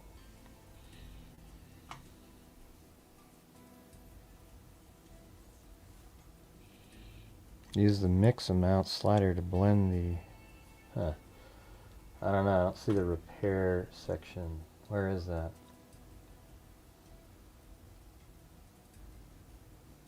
Maybe it's enhanced. Let's see what it does. I don't know if it works. I'm trying to, that music kind of bothers me. Weed basically has two components, THC and CBD. CBD is nuts. In Lance's case, it sounds like he was using way too much pot, while simultaneously drinking heavily and scrolling reels. If there's any way someone can derive psychosis and mania from first principles, this is definitely up there. Now, in my original video about this topic, I mentioned that there were two specific periods of change for Lance, and Tyler by extension. The first was 2020, when the pandemic hit, locking everyone inside their houses and apartments, and therefore driving them to spend a lot more time on the old computer. And as the Discord logs are going to show later, it's probably when Lance and Tyler started to communicate the most frequently, even if they were already gaming and talking prior. The second period was during 2024, which is when Tyler moved into the apartment with Lance. And as their anonymous peer here is saying, within 2 weeks of Tyler being there, Lance began his nest phase, as he puts it. Funnily enough, the one other instance I've ever heard of making a nest in your living room comes from Theo Vaughn talking about what he did during binges of the white dust kind of stimulant, if you know what I mean. I remember that make a nest in my living room, dude. Boy. And more than anything else you can think of. Turn you into a damn owl, homie. You know what I'm saying? You'll be out on your own porch, you know? Yeah. While this description is obviously played up in its context, it's actually a pretty common experience to start hoarding while in states of paranoid mania, which is... Okay, I just want to move it to the other stuff. I don't really care about the... mushrooms. This is extremely strange behavior, but my personal... it only got worse. And it's really the mention here of DMT that stands out to me. While the other drugs are bad enough and can permanently damage your brain, especially in combination with each other, before he sort of went back to normal. But at the tail end of his nest phase, after we had both talked for a while, he told me he was trans, and that it wouldn't change anything, and that I could even use whatever pronouns, and he wouldn't care. Over the next week and a half, the living room got dismantled. He vacuumed and cleaned the kitchen a bit, but he still kept one mold experiment outside for some reason. It was kind of relieving to know. Yeah, he was doing like mold experiments. It's crazy, right? In his living room. Not see so much trash lying around. We weren't allowed to toss even the most mundane trash like napkins and Taco Bell sauce packets, which there was an entire drawer of. So seeing all the cans and bottles disappear was super nice. Whenever we came over, people commented on how it's nice that we could hang out without being scared of accidentally touching trash or a trinket and having Lance freak out. We'd have a mostly weekly Magic the Gathering night at the apartment where everyone would come drink, get high, and play Magic. Lance started attending again after he became mostly normal. It's interesting to see that him identifying as trans came while he was in his nesting phase, but he maintained it after it had ended. It does startle me a bit how basically all of Lance's friend group, who frequently visited Lance and Tyler's house, just kind of tolerated this going on for months. I have no idea how it's possible to put up with a situation so clearly deranged for that long, but hey, different strokes for different folks. Now, it's this next set of messages that I find it really interesting. Okay, let me check something out. Hold on. Watched your video on the Charlie Kirk assassin Tyler and thought you did it. Yeah, okay. Between all of his turns while playing Magic, Lance would go hang out with Tyler, and we'd have to call him to the tables every time it was his turn. One of my gym buddies was the first to pick up on Tyler and Lance being really close. I was in denial for months because I thought Tyler was straight, and also I kind of did not want it to be true. Eventually, I kind of snapped out of it like the nth time I saw them asleep, cuddling on the couch. I kind of didn't think too much of it since Lance would get super cuddly every time he got drunk, which is how I think they got together, because I'm pretty sure Tyler was a virgin when he moved in, so probably when Lance was in the cuddly mood, probably something happened, but that's just my guess. This is where a lot of things start clicking together. Tyler, an introverted gamer who, as far as anyone could tell, had no prior relationships of any significance, spent 4 months living with his best friend, Lance, who apparently got overly cuddly with everyone while drunk, and simultaneously had the proclivity to drink too often. It's not surprising that this was the outcome of a touch-starved virgin gamer living in the same house as a touchy-feely, seemingly manic trans person. However, a while after Lance had mostly gone back to normal, things started to intensify again. I started noticing changes in Lance's political views as the presidential election got closer. He amped up the complaints of old people staring at him, which probably was because he dressed like a stoner and not because he was female presenting, because all he did in that department was grow out his hair and wear mascara every once in a while. He also hated that the construction workers would misgender him, which I thought was weird since he said he was fine with any pronoun. Tyler wouldn't really get political until after the election. He'd sometimes just casually bring up the latest thing Trump had done and complain about what it'd do to the country, but in a very level-headed way. Before the election, Lance's friend group was the quirky LGBT group with a lot of mental illnesses. Not saying the two are linked, but that's how my friends knew them. They're the people who are in Lance's server for the most part. After the election, they became a lot more political. Yeah. I don't know. Maybe people do use the word friend group. I don't use that too often.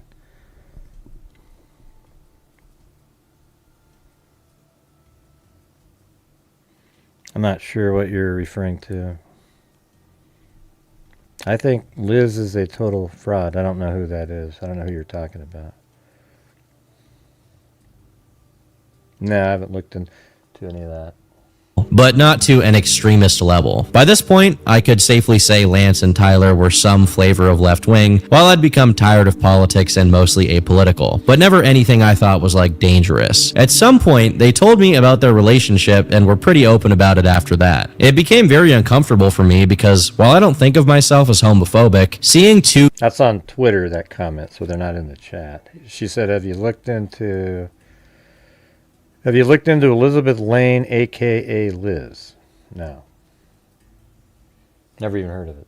Two dudes constantly make out was a bit much. Also, since Lance's room was always super messy, they would bang in Tyler's room, and I didn't like hearing it. I cannot imagine how much it sucked to be in this guy's shoes. While this is a bit out of character for Tyler, who's been consistently described as reserved, it does— Let me just go try to find the portion. I don't really care about how they were getting along and stuff. It seems like later on, there's others. There's one image in particular that really he would scribble. It was around sacred geometry or gematria. The same applies to another walking him back and forth. We all thought Tyler was a trooper for putting up with Lance in that state. So the next image attached in these messages is one that I don't think I can show you guys on YouTube, but you will be able to check it for yourself in the description. But it's a used condom on the sink of the bathroom in the common area. We know this photo was taken in their apartment because the counter, sink, toilet, and other details match this photo of their sink taken from a Zillow listing. The same applies to an— This is what I remember seeing this when he put out the video original. See this table right here? I wouldn't be surprised at all if the screwdriver, and by the way, why come we never got to see a picture of the screwdriver? Why would that be something we couldn't see? But anyways, I wouldn't be surprised at all if the screwdriver was like on this table in here being used from time to time for whatever they were doing. And obviously that's when Lance Twiggs might touch the damn thing. And then the towel, he probably just grabbed on the way out the door out of the bathroom, you know? So obviously Lance Twiggs and Tyler Robinson's DNA would be on those items. Another photo of the table in their living room, which once again matches the Zillow listing, as we can see that the window with the white blinds is in the same location. And that was actually, I think, down in the basement, that table. Nasty as this is to even take into consideration, it is worth noting that it is completely empty, which leads me to think that even if Tyler was still engaging with Lance in this way, it was more— He looks a little bit more normal in that one. out of pity or a sense of duty than anything else. The anonymous peer says, crazily enough, while Lance was like that, Tyler was still hitting it. When I told Lance I would be leaving the general area, it was crazy. He snapped back to reality for a second and just thanked me for all the good times we had had hanging out throughout the years. After that, I think Lance had been brought back just a little bit, and he even let Tyler— Let's see, I'm trying to find where they— Oh yeah, okay, let's go to here.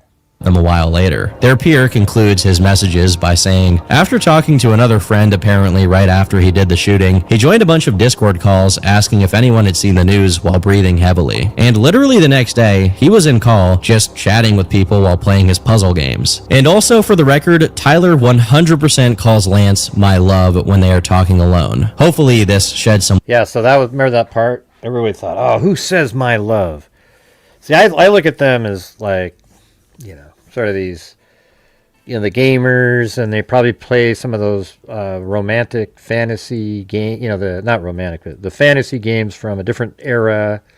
So they sort of try to, you know, talk sort of, you know, Middle Eastern, you know, not Middle Eastern, Mid-Earth, like kind of like you're trying to do Lord of the Rings, you know, how they talk over in those movies, etc. You know, I don't know. That's what I get from it. You know, trying to sound like that, like a romantic kind of language, even though it sounds idiotic. Light on what it was like behind the scenes. With all of this context provided, I meant to say Middle Earth, yeah, from Lord of the Rings. I think it's beyond the shadow of a doubt that the last messages exchanged between Tyler and Lance are real. It also elucidates the nature of their relationship, as Lance was someone Tyler was— Yeah, he actually has videos of different things like this. them a while later. Their peer concludes his messages by saying, after talking to another friend apparently right after he did the shooting, he joined a bunch of Discord calls asking if anyone Yeah, Victorian. That's a good phrase. had seen the news while breathing heavily. And literally the next day, he was in call, just chatting with people while playing his puzzle games. And also for the record, Tyler 100% calls Lance my love when they are talking alone. Hopefully this sheds some light on what it was like behind the scenes. With all of this context provided, I think it's beyond the shadow. You weren't the one that did it, right? I am. I'm sorry. I thought they caught the person. No, they grabbed some crazy old dude. Of a doubt that the last messages exchanged between Tyler and Lance are real. It also elucidates the nature of their Yeah, like this video. You guys seen relationship, as Lance was someone Tyler was mostly taking care of rather than having a normal relationship. And then he had a video of that one. This is a still frame from a video. The one on the left there. I saw it moving around earlier. Relationship dynamic with. From the looks of it, it seems like Lance is someone who, at least at Oh yeah, so like right there. That's the video. one point, was very self-aware and proactive as a person, being confident enough So it was moving. to argue with others over his worldview, while Tyler has always been quiet and stayed in the background of any setting he found himself in, including his relationship with Lance. Unfortunately, it turns out that he was simply less expressive of his thoughts. Now, the leaker also sent me their Discord logs, and this dynamic of Lance being the expressive one while Tyler played a subservient role is also reflected there, as Lance messaged the chats way more frequently and even had his own server. The logs I got are of 3 different servers that Tyler and Lance were parts of. Lance under the name Lanceolotl and Fluxolotl, and Tyler is the name Zealous_. Okay, so there you go. Lancelot. Let me go look at my folder again. Just a second.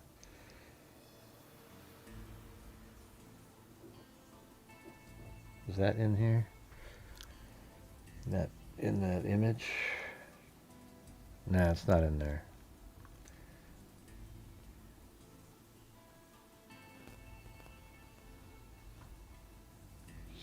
Yeah, we could definitely use another challenge or something, you guys. We're already over halfway, and, you know, it is what it is. A good job. I happen to know Tyler and Lance in real life. I don't take.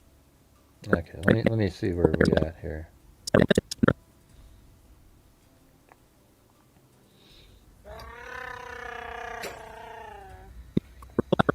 Chewbacca? Oh, I'll be Chewbacca if you want me to. Let's go exclamation mark at.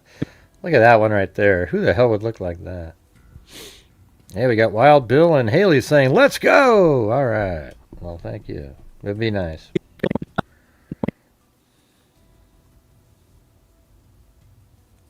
Yeah, it says also a couple months before we noticed Lance had been growing breasts.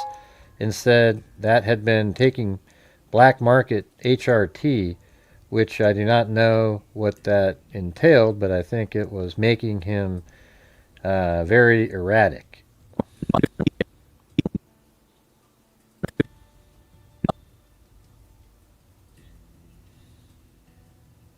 What kind of substances Lance was on at this point in time. Taking synthetic hormones of any kind, whether the kind and quantity your body already produces or not, is extremely dangerous and can cause pretty much every kind of health issue imaginable, including mental. Even if you're a guy and you take just a little bit of testosterone, you can suffer all kinds of side effects. So obviously, in Lance's case, the risks are much greater by default, and it's made exponentially more dangerous given the circumstances. This is someone who has proven himself to be delusional, chronically sleep deprived, and prone to overdoing substances. There is simply no chance he was mentally well enough to manage and administer dosages of any kind, let alone procure or produce untainted bathtub HRT. While studies on this stuff are hard to come by, there have been a few documented cases of. What was it? He mentioned a couple names over here.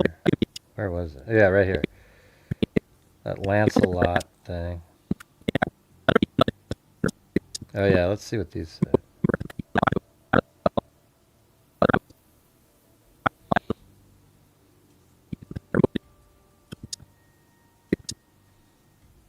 living in the same house as a touchy-feely, seemingly manic trans person. However, a while after Lance had mostly gone back to normal, things started to intensify again. I started noticing changes in Lance's political views as the presidential election got closer. He amped up the complaints of old people staring at him, which probably was because he Oh, wow. So he's saying that Lance had political beliefs. This is before we knew that he said that in that statement. Oh, I don't really talk about politics. This guy's saying he definitely talked about that. Maybe they did that intentionally. Here's what's a possibility here. They've cut Lance Twiggs a limited immunity deal, and then they've already caught him in lies, but they're not going to tell him that until they get what they want from him. And then later they go after Lance Twiggs, being able to, as long as they can, let's say Lance Twiggs said something in there like, oh yeah, we talked about politics and we both, whatever. Let's say he even brought up something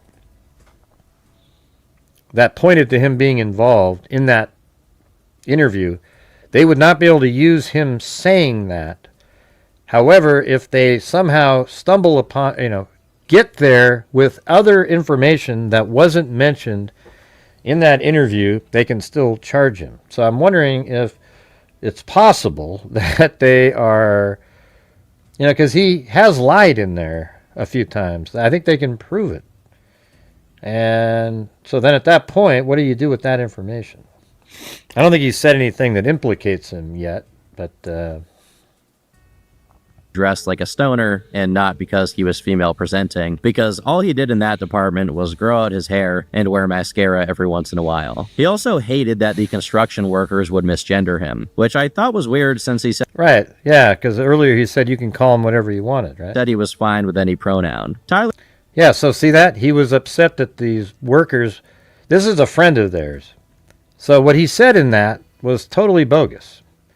They already knew, they know that he lied in that, not everything that he said, but the parts where they said, did you ever get political about being transgender? And he goes, no. Well, right there, he just did. He got upset because they misgendered him. You see? So that, they must have evidence that they already know that he hasn't told the truth in there, but aren't going to ever file anything until they get what they need from him. They're going to need to bring him to try, have him go to trial, etc. If you start charging him, then all of a sudden, I'm not sure how that works at that point. What motivation does he have at that point? Tyler wouldn't really get political until after the election. He'd sometimes just casually bring up the latest thing Trump had done and complain about what it'd do to the country, but see, that's so weird. That's exactly what he said in that hearing. Tyler wouldn't, hold on, let me go back. That's so weird. That's like the exact wording. Hold on. For him, which I thought was weird since he said he was fine with any pronoun. Tyler wouldn't really get political until after the election. He'd sometimes just casually bring up the latest thing Trump had done and complain about what it'd do to the country, but in a very level. It's almost like Twiggs watch Turkey Tom, and he repeated that line right there. I almost want to go find that damn thing. When did he say that? Here, hold on. What day was that? That's crazy. Let me go to that.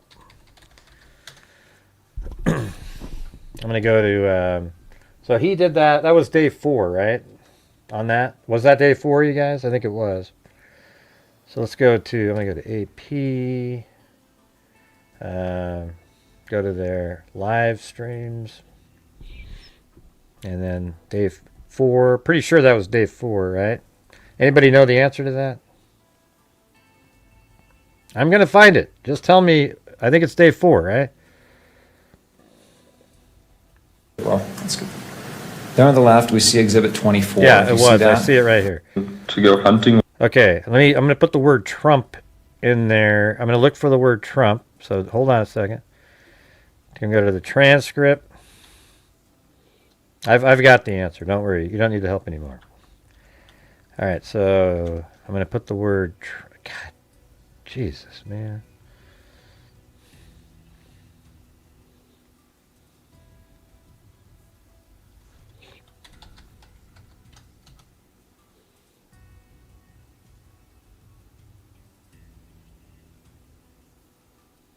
Stuff, it was relating to Trump or current like policies being a topic I really contributed much on. Wearing the sunglasses, that would be multiplayer with a group of friends. Stuff, it was relating to Trump or current topic I really contributed much on. What about Charlie Kirk? Did you ever talk about Charlie Kirk? I personally had never heard him talk about Charlie Kirk before specifically. Okay. How about political issues? So did you ever talk about gender identity issues and LGBTQ rights? No, not really. Even though you get pissed off that somebody doesn't gender you correctly. Okay. Of course you talked about that. Usually if he did talk about politics stuff, it was relating to Trump or current like policies being like issued or voted on, I think. It's almost as if he watched this Turkey Tom video. Because look at right here, it says he'd sometimes just casually bring up the latest thing Trump had done and complain about what it'd do to the country. I mean, hell, he almost said the same thing. Let me do it again. Stuff, it was relating to Trump or current like policies being like issued or voted. And that's why he doesn't say it very well. You get it? Like he's not saying it very well because it's not his own thought. He saw it in the Turkey Tom video. So he's struggling. It doesn't even really make sense how he talks about it. That's pretty interesting. Maybe I'll leave this open over here. But hey guys, hate to ask again, but if you guys could please help support the channel, we need some channel memberships. We could definitely use a challenge. We're still currently just barely hovering like maybe 37% of just a normal nightly goal. I'm sorry we're not having another trial again today, but we got to keep plugging away and trying to keep things moving along. So if you guys have the ability, that would be awesome. We made some progress during the trial, made up for a few of those days that were terrible at the beginning of the month. And so I really need you guys' support here so we don't go backwards again after all that work. I literally did 10 hours of streaming for 5 days in a row, and we really didn't make a great leap. Did make up for a couple days. So now it's going to be a real struggle because I'm back to doing my 3-hour shows again. So if you guys can help support the channel, that'd be great. Headed way. Before the election, Lance's friend group was the quirky LGBT group with a lot of mental illnesses. Not saying the two are linked, but that's how my friends knew them. They're the people who were in Lance's server for the most part. After the election, they became a... So I guess it was like it was on Lance's server, this LGBT group. A lot more political, but not to an extremist level. By this point, I could safely say Lance and Tyler were some flavor of left-wing, while I'd become tired of politics and mostly apolitical, but never anything I thought was like dangerous. At some point, they told me about their relationship and were pretty open about it after that. It became very uncomfortable for me because while I don't think of myself as homophobic, seeing two dudes constantly make out was a bit much. Also, since Lance's room was always super messy, they would bang in Tyler's room, and I didn't like hearing it. I cannot imagine how much it sucked to be in this guy's shoes. While this is a bit out of character for Tyler, who's been consistently described as reserved, it does match Lance's behavior of being overly transparent and letting other people, even people who randomly visited him, see into his intimate life to a point where it's concerning. It's also fitting that Lance's pre-existent paranoid behaviors were now manifesting in correlation to his gender, as despite not being particularly female presenting or being concerned with being seen and treated as a woman, he still took issue with anyone who perceived him as a man. People who are paranoid often assume others look upon them negatively, no matter how asinine the reason may be. Clearly, Lance's mental state was deteriorating, and whether intentionally or not, he was dragging Tyler along with him. And this became increasingly transparent over time. Their mutual acquaintance continues. Lance started becoming more and more erratic again until, at the end of December, he just had another nuclear meltdown after having another particular argument. Also, a couple of months before, we noticed Lance had been growing breasts and said that he'd been taking black market HRT, which I do not know what that entailed, but I think it was making him very erratic. So he basically shut down for like 2 weeks, not talking, just hitting his vapes in the living room in the dark. So here we have the mention of possibly one of the most concerning details about what kind of substances Lance was on at this point in time. Taking synthetic hormones of any kind, whether the kind and quantity your body already produces or not, is extremely dangerous and can cause pretty much every kind of health issue. Yeah. I mean, living room. And so I thought, let me go over here. Yeah, look at that. That's that thing I was telling you guys about. I bet you in this picture over here, there might be that screwdriver somewhere in here that he used to put that, put the rifle together when he got on the roof. Wouldn't shock me a bit. Completely vandalized with garbage that mostly resembles electrical stuff, which is odd because Tyler was the one. Thanks, Wild Bill and 6 kids. Man, we need to get a challenge going, you guys. One in an electrical apprenticeship program, not Lance. In the background, we can see what looks to be some kind of aquarium or big glass container with rocks in it, which may be the mold experiments mentioned in the messages. Underneath it is what looks to be a package for a rock tumbler, which makes sense given that Tyler occasionally did masonry with his dad. But it's when we move to what's actually on the table that things get increasingly bizarre. And we have isolated pictures of all of the particularly interesting items. I'm going to say right now that I'm actually a specialist in literally nothing, so this is just going to be me trying to... Yeah, so there was a bunch of drawings and...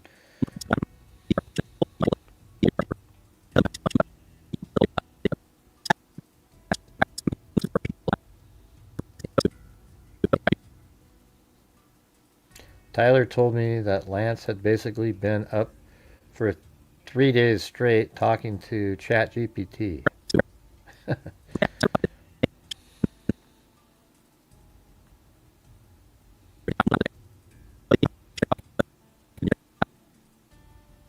Time the attack took place, it seems like the situation was that Tyler was being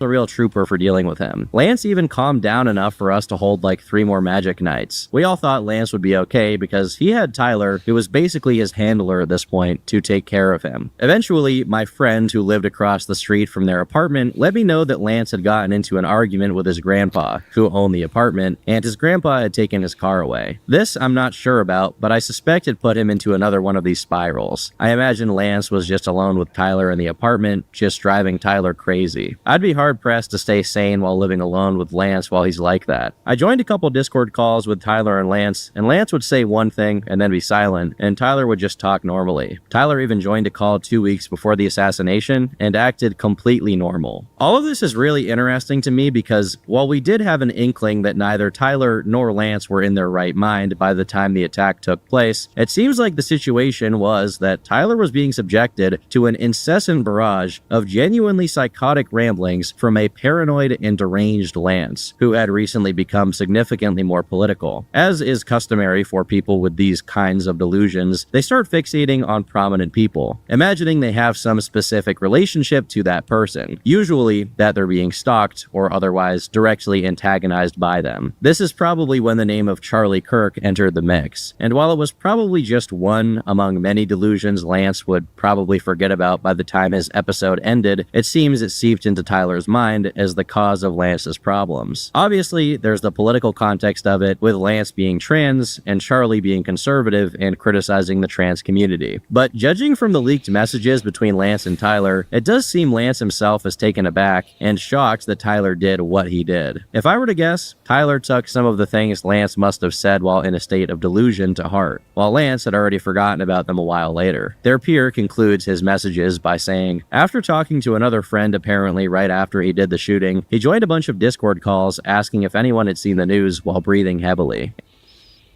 So what does that mean? After talking to another friend, apparently right after he did the shooting. Wow. So when did he make that call? And why did he call a friend right after he did the shooting? I mean, man, if that's true, I mean, what did he say to that friend? You know, what's going on there? Appears he was trying to appease or impress Lance. It does feel like that. But you know what I'll say is I think that they know that he's lied, that Lance has lied in his interviews about certain things. Maybe they're not incredibly important elements, but I think they need to not press charges against him before a trial happens. But here's the thing. Again, I'm going to go back to this point here. Lance Twiggs is meaningless in this case. It's just he adds a little bit of something. You know, as long as you already got the text messages, they're verified from him, you've got the note, etc., etc., etc. He is irrelevant. Like, let me ask you this: what did he say in there other than, you know, those last two photos? That looks like Tyler. What else did he say that, man, without that, you know, that? I mean, even that isn't that big a deal because his parents already said it looked like him. Okay. And it is him, for God's sakes. Look at it. You know, so I mean, I guess the key thing is Twiggs and the parents both say it looks like Tyler Robinson. But it doesn't really matter now.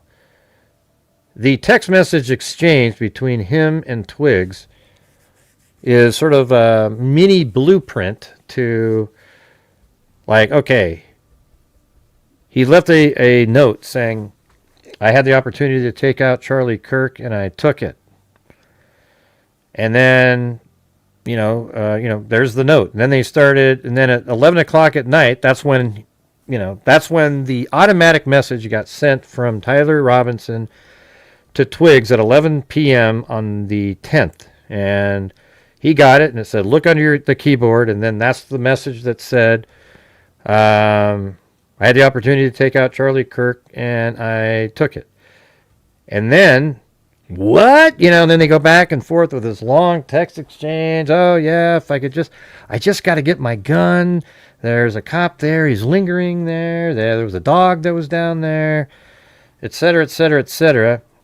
And then he says, if it says, notices bulge, I'm going to, you know, it's like, dude, he's literally saying the message that's on the shell casing of the bullet that killed Charlie Kirk.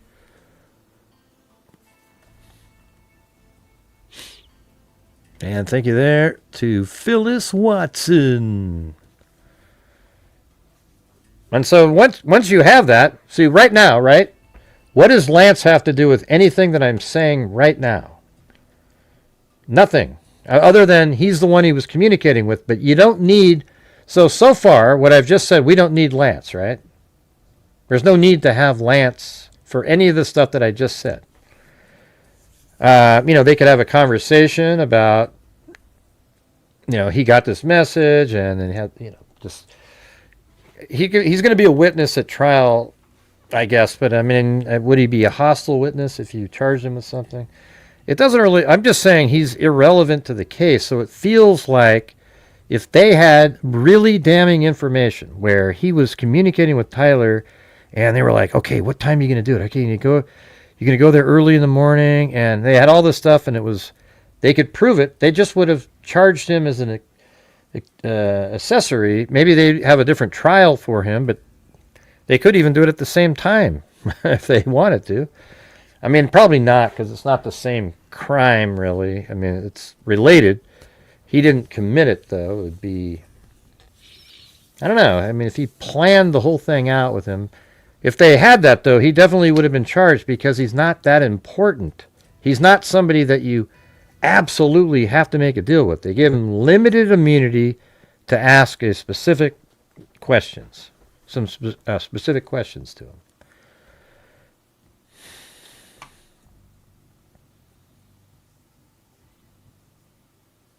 And literally the next day, he was in call, just chatting with people while playing his puzzle.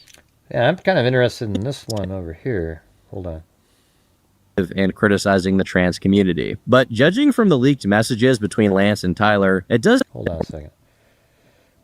delusions, they start fixating on prominent people, imagining they have some specific relationship to that person, usually that they're being stalked or otherwise directly antagonized by them. This is probably when the name of Charlie Kirk entered the mix, and while it was probably just one among many delusions Lance would probably forget about by the time his episode ended, it seems it seeped into Tyler's mind as the cause of Lance's problems. Obviously, there's the political context of it, with Lance being trans and Charlie being conservative and criticizing the trans community. But judging from the leaked messages between Lance and Tyler, it does seem Lance himself is taken aback and shocked that Tyler did what he did. If I were to guess, Tyler took some of the things Lance must have said while in a state of delusion to heart, while Lance had already forgotten about them a while later. Their peer concludes his messages by saying, after talking to another friend apparently right after he did the shooting, he joined a bunch of Discord calls asking if anyone had seen the news.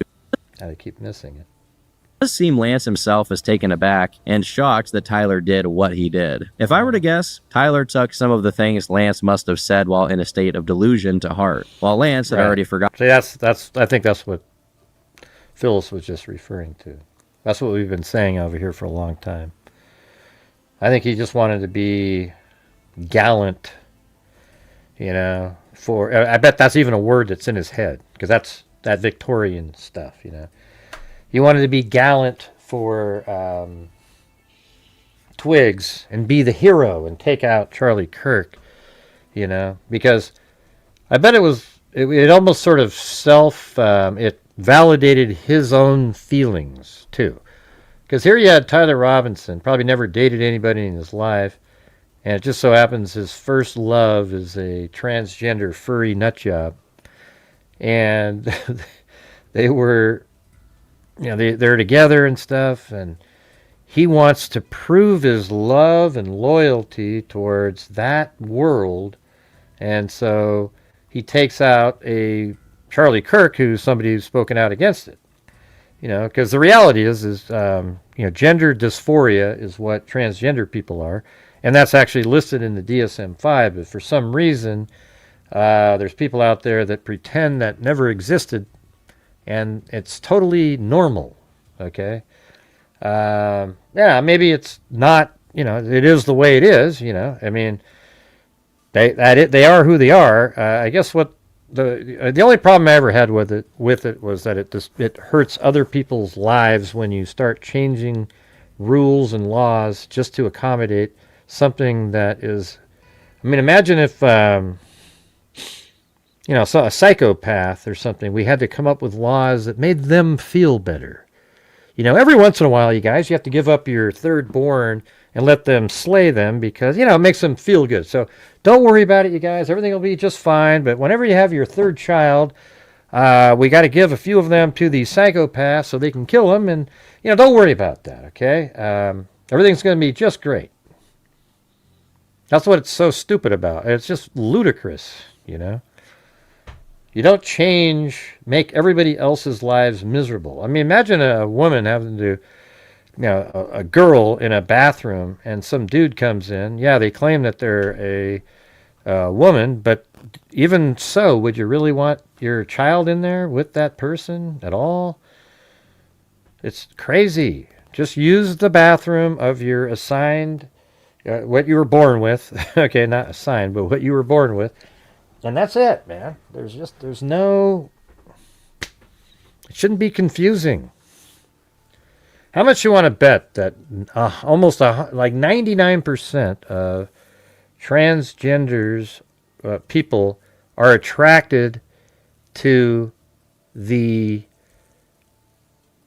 let's see, what is it? I'm not even sure how to word it.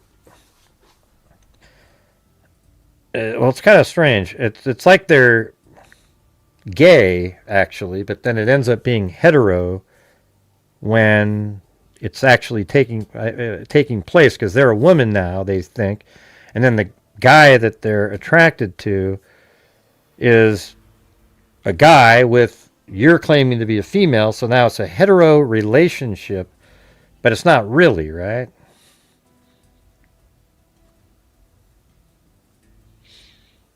Yeah, it just should be it should never be something you make accommodations for like that, especially when it affects an entire. I don't know. I mean, God, it is kind of hard because, like, I mean, the whole gay community is completely. Everybody accepts gay people. I don't have any problem at all. And I guess the difference is they don't really affect your life or do anything at all like that. They just are attracted to the same sex and they get along with everybody. They, hang out in the world with like everybody else. They're normal people, absolutely normal people. But when you have these transgender people that force you to say and call them by a certain words just to sort of appease this ideology, you got to call them they, them, and all these little things. It's crazy, man. And then, then all of a sudden they get to compete in women's sports. They get to, go to girls' bathrooms. It's lunacy, you guys. Completely lunacy. I've been saying this for about 7 years now, way ahead of the time. I was saying this before it even became something to say. It was when, if you go back, I'll tell you the day that I said this. Watch this. When did Caitlyn, is that how you spell it, Jenner win the ESPY award? Caitlyn, oh wow, so it's even longer than that, 11 years. Caitlyn Jenner won the Arthur Ashe Courage Award at the ESPY Award in July 15th, 2015. And in that speech, she said, I think you should be able to compete in the sport that you identify with. And I went, oh my God, you got to be kidding me. That's ridiculous.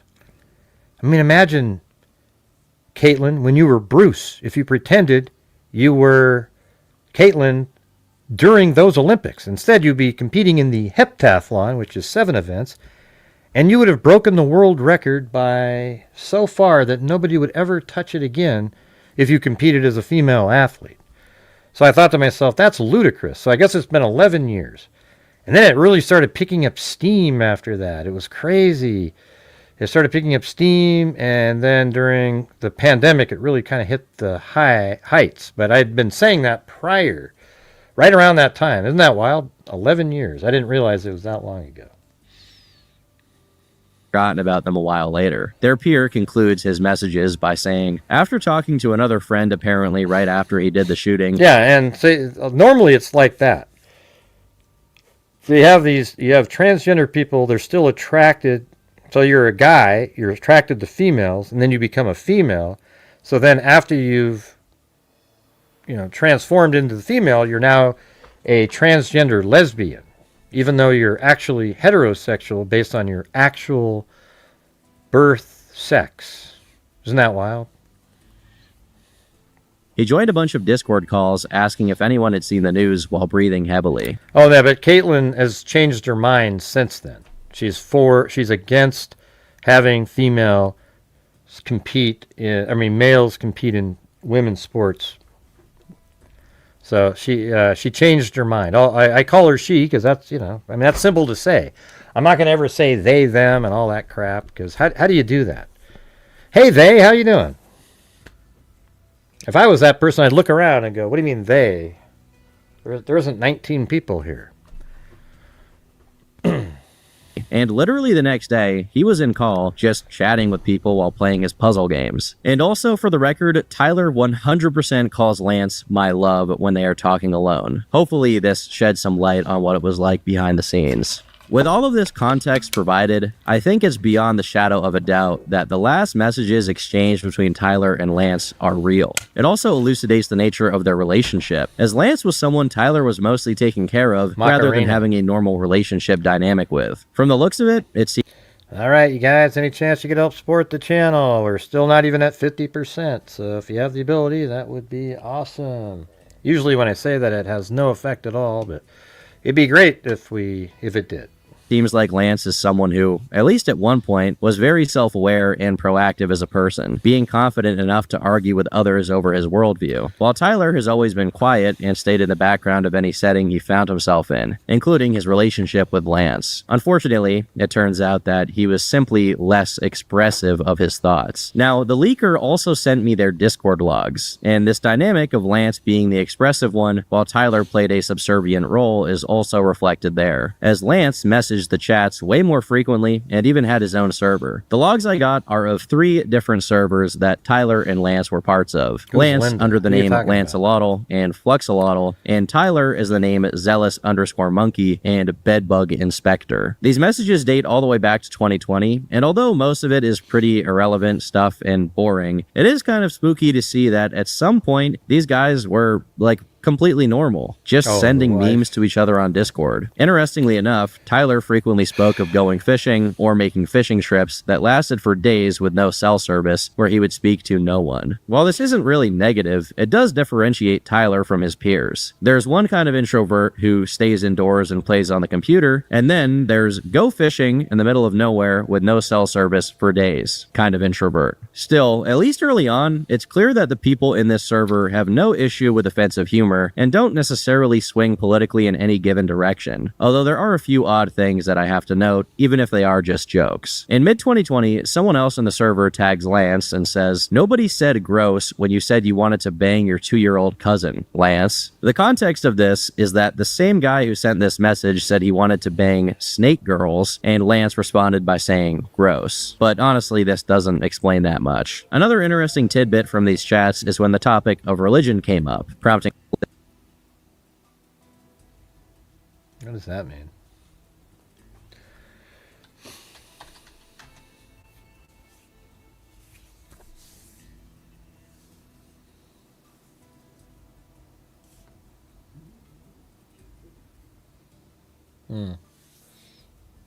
Snakes on a peen. Oh, not a plane, but on a peen, which is a hammer. You know, at the end of a hammer, I guess. That he wanted to bang snake girls, and Lance responded by saying gross. But honestly, this doesn't explain that much. Another interesting tidbit from these chats is when the topic of religion came up, prompting Lance to say, "Isn't Brigham Young the one with all the quotes about how black people are cursed and can't hold the priesthood until they get uncursed by God?" For context, Brigham Young was an early leader of the LDS Church. In response, the person with whom he was talking said that most religions start screwed up, implying that they would get better over time. To which Lance replied, "And most still are," basically shutting it down. Long before the gender issue was something Lance was invested in, his earliest strong opinion is a clear anti-religious sentiment. Still, at no point here is there any sign that Lance's opinion is unquestioningly shared by the entire server, as most people here express pretty reasonable and mixed opinions. Around the same time that those messages about Brigham Young were sent, they were discussing politics and video games, but no one was really arguing as much as they were just expressing their views in a friendly manner. Eventually, Lance says, "Auth-right, lib-left unity," on the presidential debate, saying that it was hilarious, but making no further comment. In September 2020, Lance says, "Femboy Friday greater than Tomboy Tuesday, White Girl Wednesday isn't where it's at," followed by White King Wednesday. These seem to purely be jokes, as he showed no signs of identifying as a femboy at this point in time. As a matter of fact, when someone else sends a few messages saying, "Femboy hypnosis is finally working, my nipples are so puffy, Jesus Christ," Lance responds with 2 long strings of question marks. Although this may 100% be irony on Lance's part, in November 2020, he sent "Vote Jeb" to this chat, referencing Jeb Bush's failed and often— I want to know who the friend was that he called right after. How do we know about that? And then while he's sitting around, he's out there on a live video thing, breathing heavily. Man, is that still out there? Memed on 2016 presidential campaign. Interestingly enough, at least back in 2020, Tyler seems to be the one who was more politicized from the Discord messages. Maybe. At one point, he went as far as to suggest that freedom of speech should be amended so that vaccine and COVID skepticism was not protected by it and could get you punishment by the government. Also, I've repeatedly seen people claim that Tyler was a furry, but in these chats, he seems to deny it, as when another user says he is one, he replies by saying, "I told someone I wasn't gonna watch their anime one time and get called a goddamn furry. This country is going downhill." Earlier on, even Lance was open to cracking some more edgy jokes, like me proving that being black is a myth and calling other people libtards. And I'm under the impression that he engaged with lolcow and internet drama culture to some extent. The reason why is because there's a good few messages of him talking to someone else about Terry Davis, where he calls Terry a weird nerd, but acknowledges that he has a sad story, while expressing no hang-ups about someone else in the server, echoing Terry's use of the N-word to describe CIA agents. There's also a good few messages in which Lance can be seen discussing Chris Chan and his current girlfriend, Flutter, where Lance says, "Christorians must be praising the sun," with one odd message comparing someone's looks to janky, which could be in reference to someone else in the server, but most likely is in reference to Isabella Janky, one of Chris Chan's most infamous tormentors and A-logs. As of 2022, Lance sent a few messages complaining about H3H3, saying this: "Can't stand the podcast or new content. His old videos are still good. I don't understand how he was able to go from genuinely goofy and enjoyable content to purely bad political takes and one of the most boring podcasts I've listened to. Half the time, he won't even let guests talk. He just interrupts them to make a bad joke and then doesn't let them finish." Another interesting token of Lance talking about the kind of content he interacted with online is his positive review of Wendigoon's content, which seems to come from Isaiah's videos on FNAF lore based on other messages sent phase began. He was still capable of making light of what he was up to, saying the following: "I have begun only sleeping on the couch, cooler downstairs, and less room to move, or I fall off/get eaten." Tyler, on the other hand, seldom engaged in the same degree of joking as Lance did. The most I could find on him suggesting an interest in edgier online content is a GIF that he posted of Gypsy Crusader. When he did send text messages to the server's chat, it was usually to give people a small window into his private life. In 2020, there was some conversation between him and other users talking about a YouTube channel he once had, which contained a tour of his bedroom. Unfortunately, as far as I know, and according to the messages Tyler sent here, this video and the entire channel have become lost media. In 2021, he said that his brother had accidentally discharged a firearm and shot a hole in the wall, with no further comments from Tyler. In 2023, any Middle Eastern on the 3,000-year war is, I don't know. Let me see some of these. havoc on his life. Then we have a ton of messages in his own server where he's talking to ChatGPT, although I'm sure this is only a fraction of the full extent of his communications with it. Lastly, we have Lance inviting everyone in his server to attend the anti-Trump No Kings protest. Over the previous half a decade worth of Discord messages, nothing from Lance comes even close to as clear of a political expression as this. As far as Tyler's presence in Lance's server, one of the last messages I was able to find of his was sent in August, where he simply says, "I am very ill." Within a month of this message, the tragic day of September 10th comes around, and the following day, Tyler sends his confession message to their old friend group server. It's interesting to me that he sent it in this server and not to Lance's new server, because I'm not sure why that is. It could just be that he was less familiar with the people there. Thank you to Juju Bean, Wild Bill Wassman, Phyllis Watson, Nacha Mama, Alley Cake, Lisa Valenzuela. I think we just got past 50% just now. But based on the kind of messages sent there, which we're going to go over later, it could be that he wanted to avoid having anyone say something that resembled support for his actions. In the original group chat, one of the most prominent users replied, saying this: "Hey everyone, if you haven't seen the news yet, Tyler's post above is true. He was taken into custody earlier today for the shooting of Charlie Kirk. Regardless of the horrible actions that took place, we must take this moment to remember that God is a living and loving God who loves all his children. God calls sinners to be his saints, and I ask that you all take a quiet moment to pray for Tyler and his repentance. While Charlie Kirk's politics were not acceptable to some, I ask that we all say a prayer for him and his family during these confusing times. Love you all. God bless."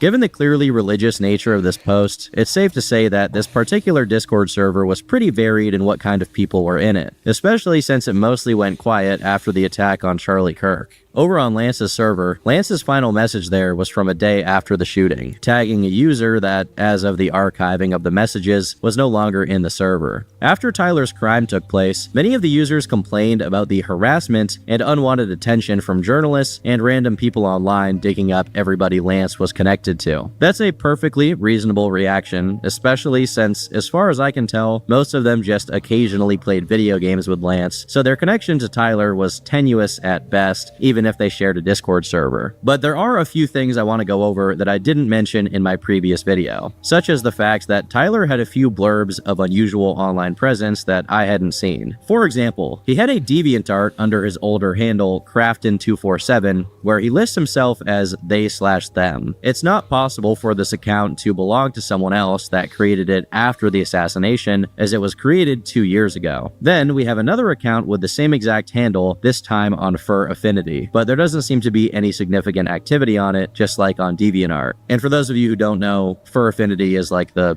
furry website. It's the #1 furry website, okay? Now there's also 2 Reddit accounts under the names Crafton247 and Crafton248, neither of which contain any significant info. There's one post on each account, both of some pretty mundane content and from years ago, long before he was dating Lance and became more politicized. Now lastly, there are the Steam accounts of both Tyler and Lance. Tyler was clearly much more active on Steam, being level 50 on the platform. It is interesting that Tyler once set his name on there as Donald Trump, but besides that, nothing of note really. Part of why there's very little to say is that Tyler clearly set most of his settings to more private options, which again is pretty reflective of the kind of guy he was. Lance, on the other hand, had pretty much every facet of his profile complete. No, the backpack wasn't found on the roof.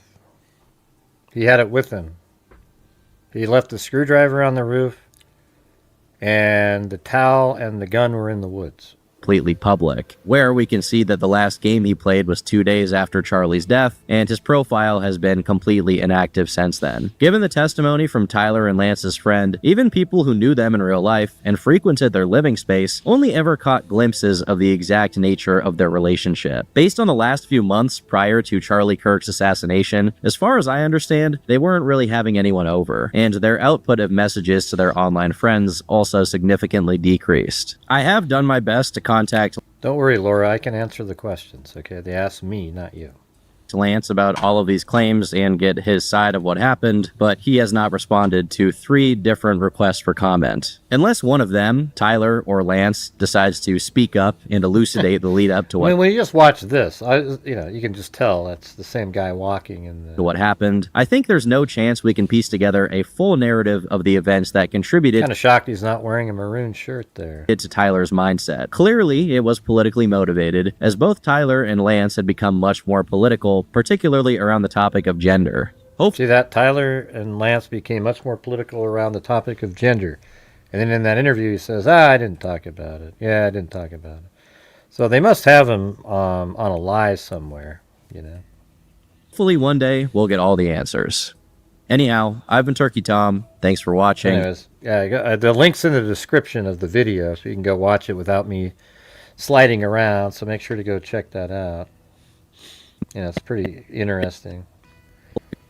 I'm not sure where that other information came from.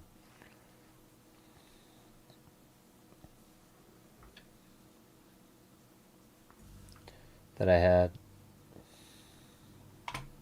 Well, you guys, we got right around 50%, but we're at 2.5 hours in. So if you guys could please help support the channel. We're trying to reach the goal here. We've had very little challenges and very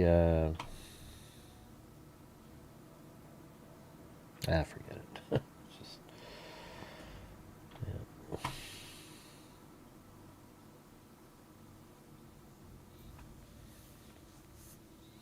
I want to look at this thing again here. Not sure where this stuff came from. Let me type in, like, why is that? How did I get these names?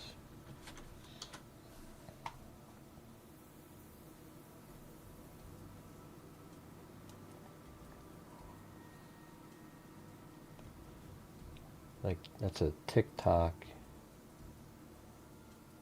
Churbomb 75M saw Tyler June 30th.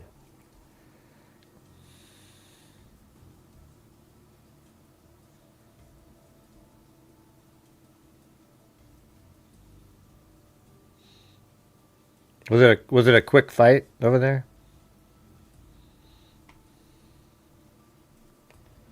Six individuals knew Charlie Kirk.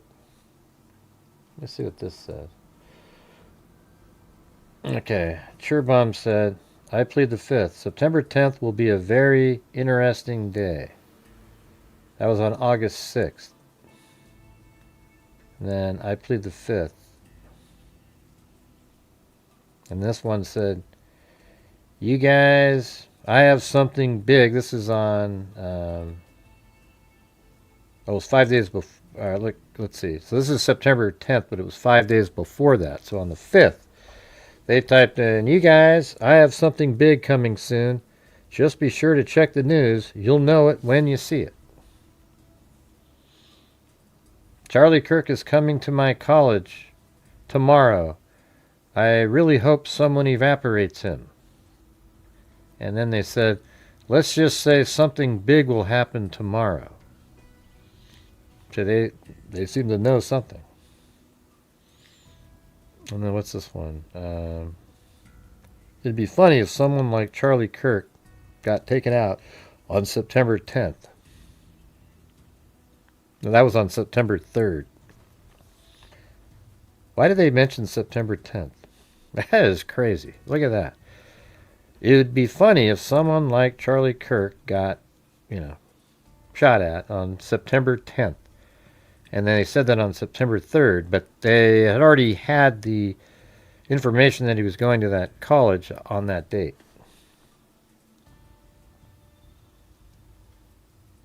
Not sure what this is. Let's see. I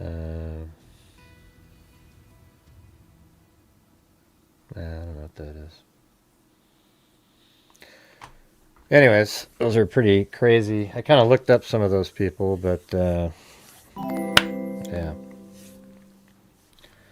Thanks, Cinnamon Sin Freak. Yeah. Man, we haven't, it doesn't feel like we have any shot tonight to reach the goal. It's just, yeah. It's like those 10-hour days, we just kind of got there a couple times. And then it makes it hard because I can't do 10-hour days, So we got to try to do the 3-hour days and try to reach the goals, you guys. It's just the way it is, So if you have the ability to, that'd be great. They're just people. Nobody knows what their names are, They're just users out on social media. Like this one. This is one of them. I found them, I guess they changed their name here. They used to, that link went right to here. They used to be called, Fudge, whatever the hell it is. And then there's Instagram. That one still says that. Fujo Incel. So, right there. That was one. And then they had a TikTok.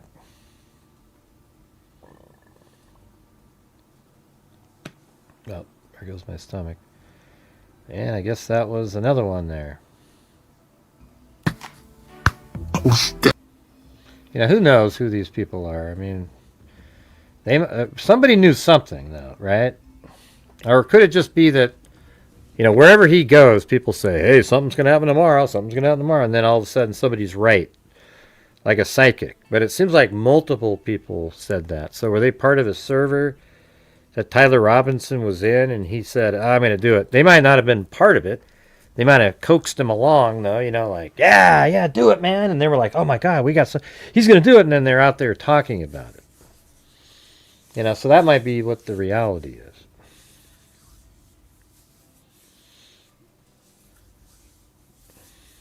Yeah.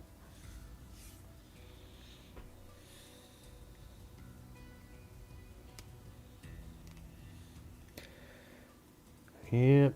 All right. Anyways, I don't know. I'd like to. It's just, I don't know how to do this. It's hard to just keep going and going and going and going and going,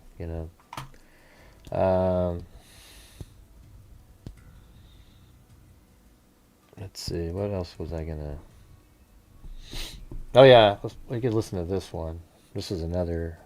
Okay, so September? This is Newsmax on the judge again. Listen. Okay, so September? Why the delay? I mean, we're looking at a mountain of evidence. What is Judge Graff doing that's going to take this case now until September to rule?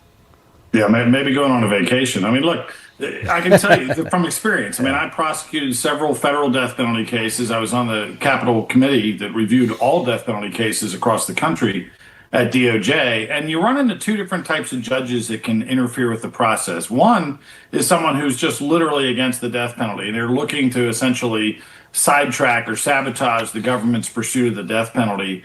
And they show that by way of either jury selection or granting motions they shouldn't grant or limiting the government. Yeah, but Nacho Mama, I always tell people if you can't afford it, don't send anything. I only want people to support the channel if you can. I'm not trying to, like if you're out there and it's going to affect your world, then don't do it. But if you can, that'd be great. Right now, we're just barely over 50%. And now we're going backwards again after all that work I just put in that last week. And so that's what's frustrating. Yeah. It's proof. I don't think we have evidence of that here, but we have the more common issue, which is timidity, where a judge is looking over their shoulder thinking, everyone's watching me. I'm going to have a very scrupulous appeal someday if the death penalty is imposed. And so they slow everything down. Look, probable cause hearings, a preliminary hearing, typically can be something done in 2 hours. We're on our 5th day. Yeah. And the judge has announced he's not. Yeah, that's the thing. These probable cause hearings, you guys have seen those, right? Where they just come out and they lay down what they've got, and the defense says this and now it's this 5-day hearing where the defense came out and acted like it was a full-blown trial, trying to discredit various witnesses and so forth, and it was just idiotic. But it was so clear even after all of that, right? So you don't need to type in stuff like that, though. That's the thing. Nacho Mama, you don't need to type in. So that's where the moderators need to jump in and get rid of those kind of comments, because those are the ones that certain people out there like to read. So we have the this case is so simple. The fact that he needs another month with 2 briefs is a joke. I mean, it's embarrassing. Right now he's showing how he is an inexperienced, very unconfident judge who doesn't know what the hell he's doing right now.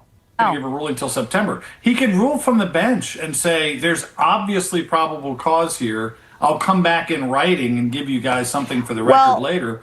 But he's not. Thanks, Wild Bill, again. Not doing that.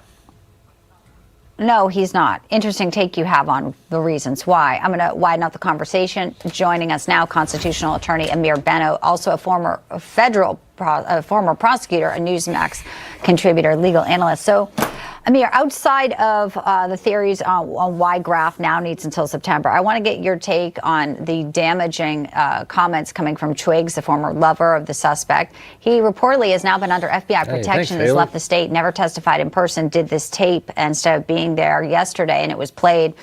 So what happens? Could the defense force him to testify if the case... That's why we need the challenges. Those are what get us moving forward.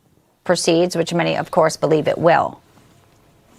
Well, he's been given use immunity, so he doesn't have the ability to assert the Fifth Amendment. So they can force him to testify at trial. I mean, I don't think it's going to happen today in the preliminary hearing. But this is it makes me so angry. Don't you guys? I mean, we talked about it earlier in the show. Just think about it. What case have you ever seen that the probable cause hearing took place 10 months after the arrest? What case? Just the probable cause hearing. It's freaking insane.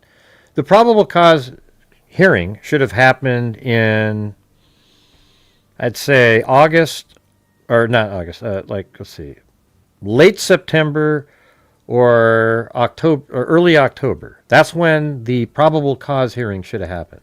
They had already collected enough to establish probable cause. And then, even if the same stupid ass judge waited another month and a half after that to decide, it would have been in November where he goes, okay, there's probable cause. Right now, we're now then it would be 7 months after that, right now where they're making their arguments, getting this taken out and this taken out, and they would be closer to a trial. This judge is making this case a shit show, and he just doesn't know. I mean, I'm not even a judge, but I tell you what, if I was up there, I would just sit there with logic and reason and common sense. I would just sit there and be like, yeah, no, we're going to allow the video with the zoomed in portion. We'll also provide you with the full version too, so people can see it from a distance, and then we'll show the zoomed in portion.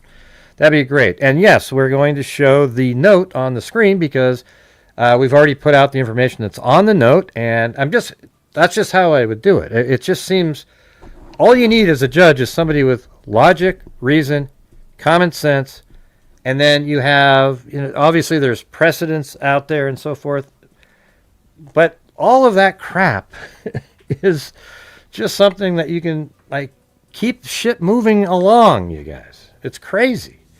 How in the hell is it 10 months later?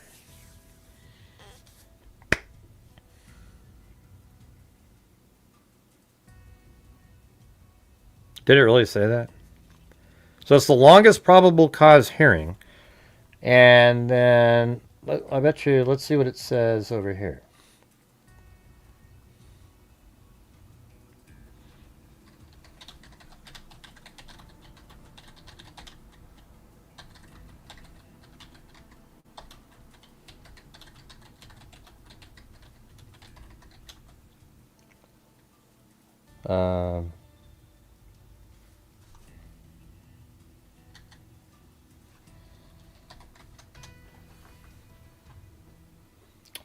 Let's see, it says, an initial probable cause determination or first appearance hearing is typically held within 24 to 48 hours of an arrest. This time frame is constitutionally mandated by the U.S. Supreme Court. So I think they've had that one. For felony charges, a more in-depth preliminary hearing is usually scheduled later, typically between 14 to 60 days after the initial arrest, to allow the judge to decide if there is enough evidence to move forward. There's always been enough evidence. So you see that right there, 14 to 60 days. This took him like 300. It's stupid, especially in a case like this that it's so obvious. What do you got a challenge going there? What's that mean? 3 for 5 memberships. I don't know what that means. Like you'll do 3 if 5 other people do 1, or that'd be good. Anything helps. I mean, man, this is just a struggle tonight. We've had a few of those. I did a show late last night. I didn't really. That one was just like I just wanted to talk about something else for a little bit. So I don't really get it, man. Yeah, so Haley said she'll donate 3 memberships if 5 of you guys do 1. That's what the challenge is. So thank you. And there's Alley Cake. Thank you so much. Appreciate it. But by the way, in the other case that we were talking about last night, if any of you guys are interested, the case of Brooke Hanlon in New Jersey, the lady, she's a psychotherapist who was at her home, and I don't know if she was whatever that means, but the husband found her stabbed to death inside the house, and there's a 911 call. I now have the full 911 call. It's actually like 6 minutes long. Oh, she said she'll do 5. Okay, she'll do 5 for 5. Well, thank you, Haley. All right, so there's 2. We need 3 more of those. Would you guys be interested in listening to the 911 call, though, the full one, and looking at that again? We might be able to sort of, listen to it and figure out what we think's happening. I mean, I don't know. I enhanced the audio so you can hear it all better. We could look at that a little bit later if you want. How about if we reach this challenge, we'll go look at that a little bit later. Let's do it. When he was watching the exhibit of the actual act was really telling how shocked you. What do you mean? You mean exhibit 12.1, the one that shows him walking around? I'm not sure what you're referring to. But anyways, yeah, we need 3 more gifted memberships, you guys.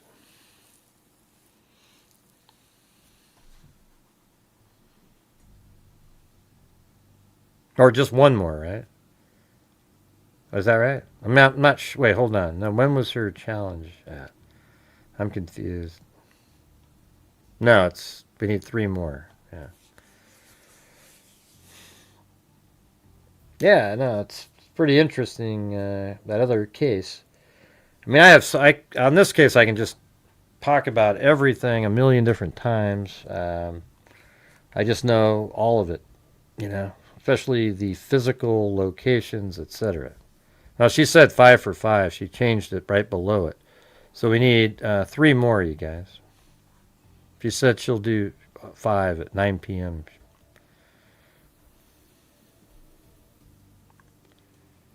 Yeah.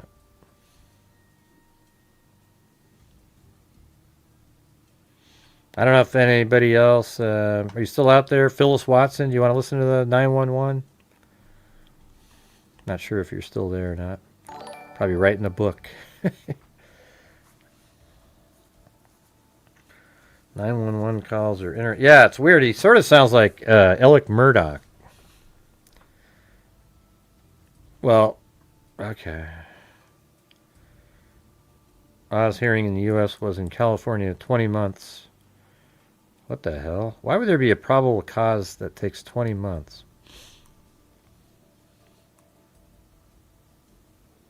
All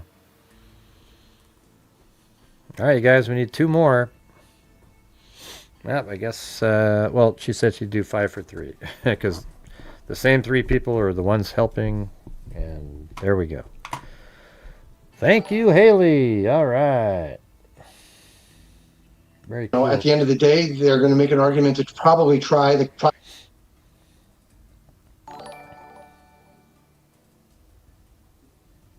prosecution is going to try to just use that recording. That might run into some what they call confrontation clause issues in the Constitution, the ability to cross-examine a witness. Supreme Court's had some decisions on that where they've kept that. Hey, thanks, J. Mar. Right at the end there. All right, cool. Hey, we made it to about like 60-something, 70% maybe. Doom, doom, doom, doom, doom, doom.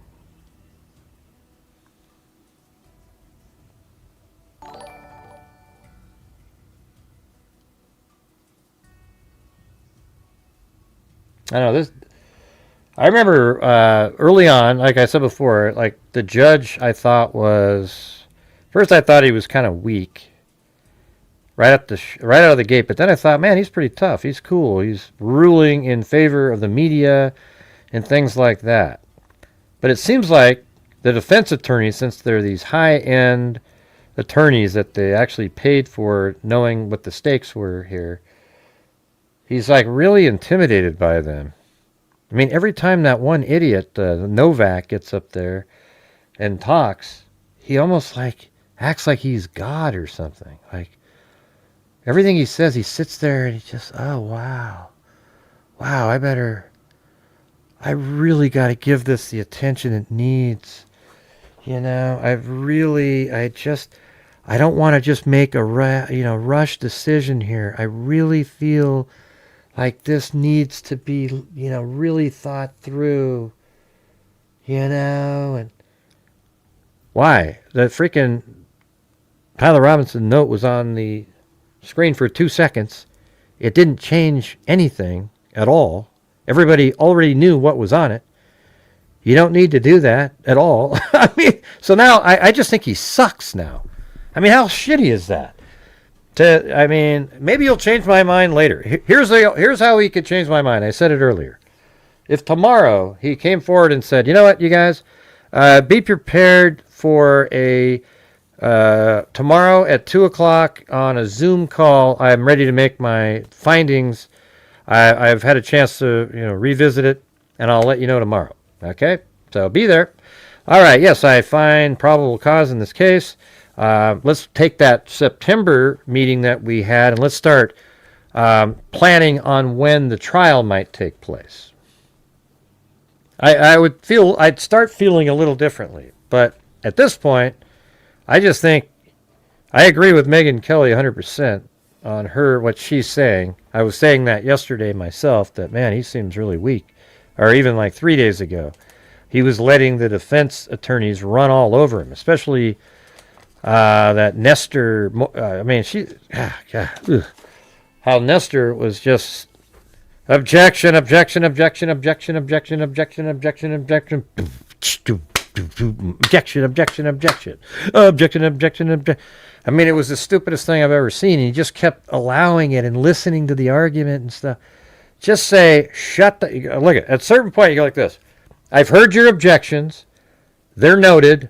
I don't want you interrupting these proceedings again. We'll have a standing objection for all of these. This is a probable cause hearing.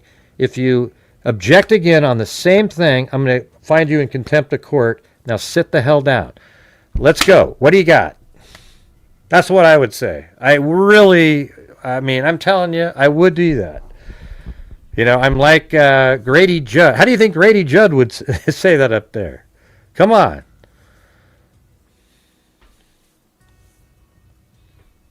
Yeah, totally. Novak did. Yeah, he totally got in the judge's head.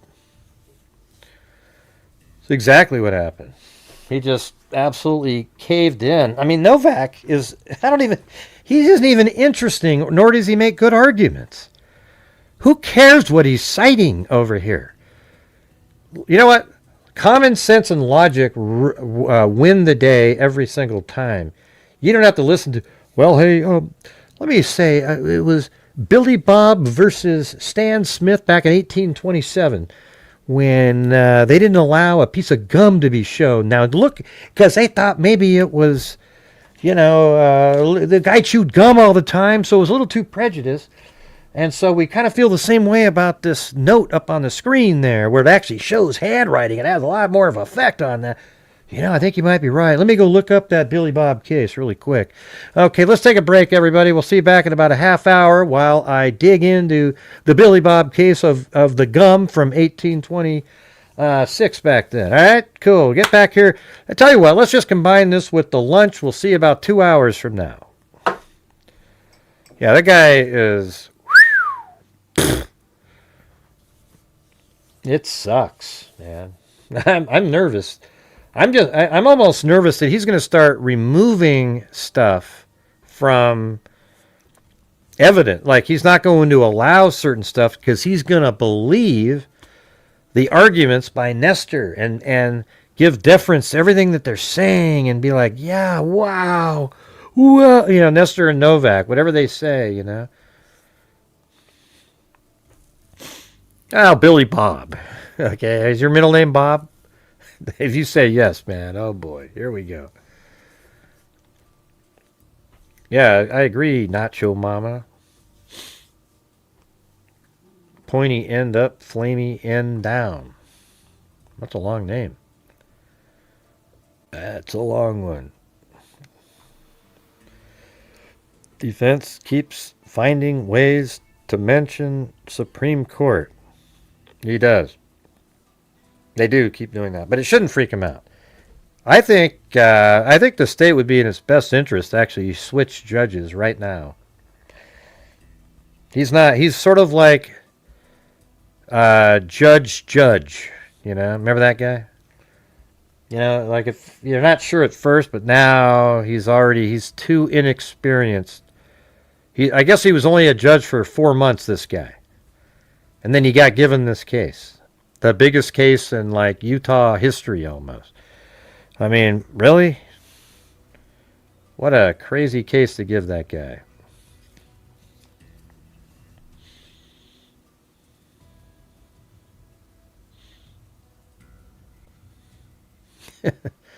Why do you got... Well, no, you said Billy. I was just thinking, man, if your middle name's Bob, though...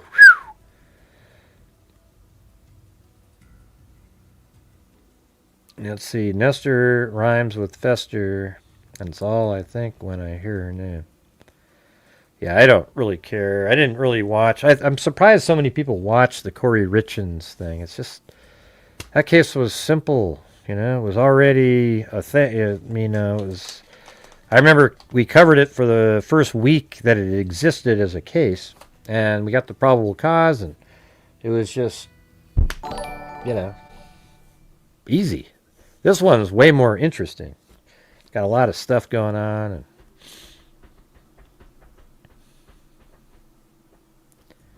And so let's see, what are we at here? Yeah, so I think we still need, if we get 20 more memberships, we'll reach the goal, you guys.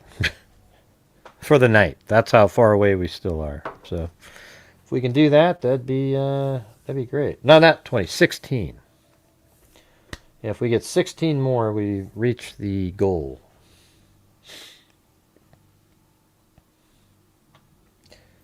Let's see. Oh yeah, what else today? So I sent my information over to Vinny on the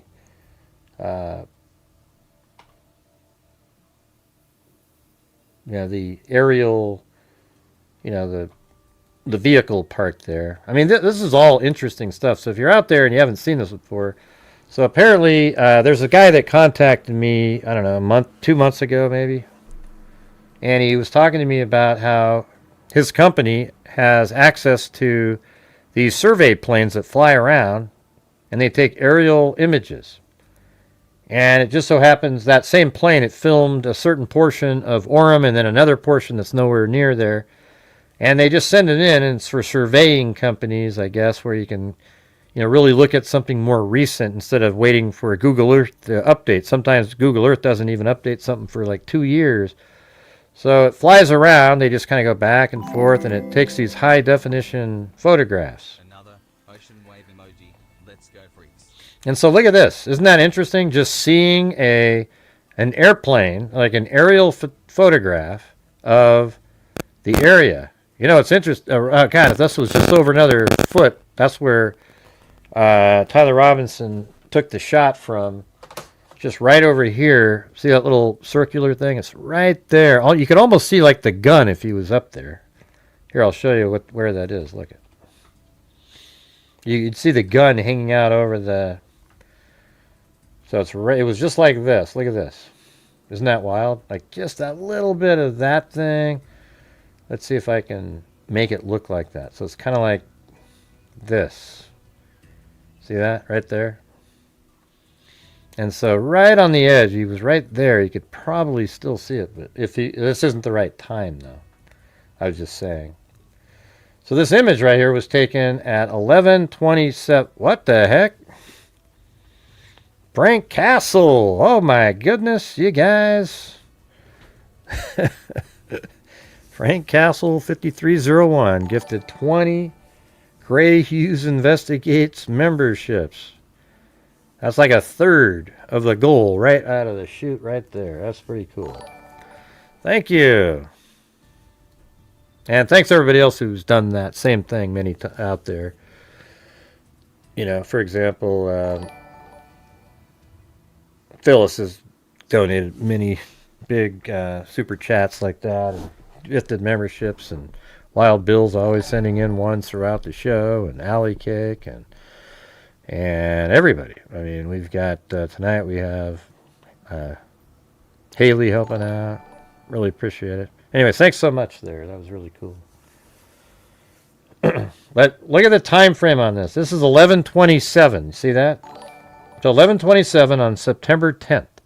So Charlie Kirk gets shot about 56 minutes later. See how there's people standing around, so it's not full yet? All right, so you got that one. And then here's another one. This one's at 11:36. Anyways, thanks so much up again there. Frank Castle. Very cool. It was 20. They gifted 20 memberships.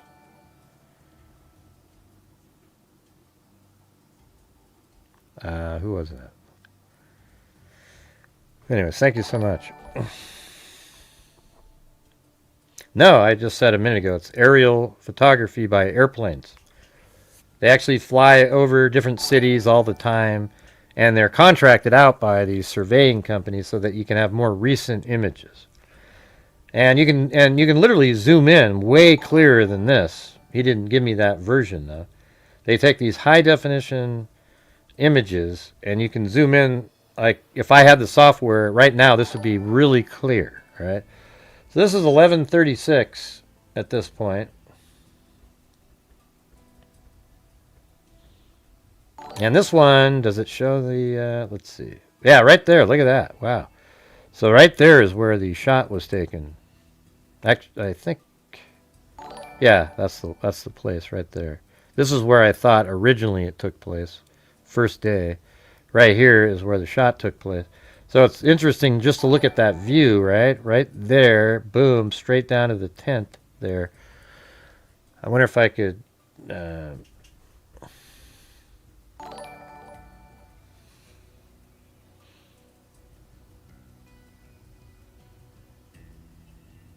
That's different.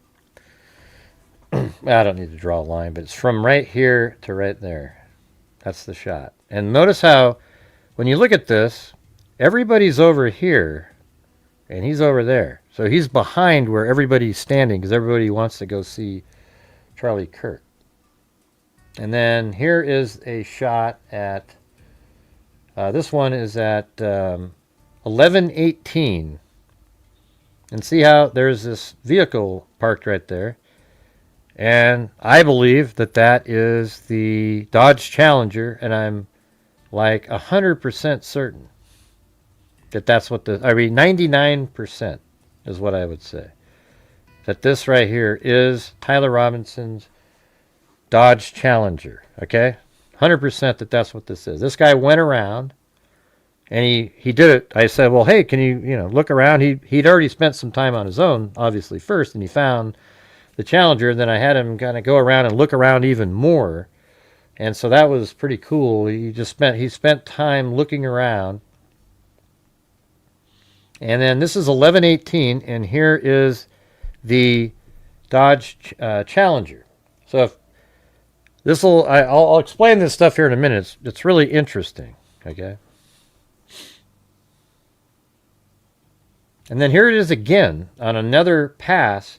This one's 11:26. So we have, this is what I sent Vinny. I'm saying, Vinny, see, none of the networks care about really important shit. It's so amazing. It's like in the Kylie Rodney case, the video I made on that case should have been like groundbreaking and like absolutely huge news, and not a soul picked it up. Even though it's so obvious and so clear. So this one is at 11:18. And then look at this, 11:26. Right there, right? Then you have, this is like the wide, this shot right here. Look at the time on it. It's 11:10. And that spot right there is the same spot that, look, if I go back, just kind of picture the trees there. See, there's one tree and there's that open spot there.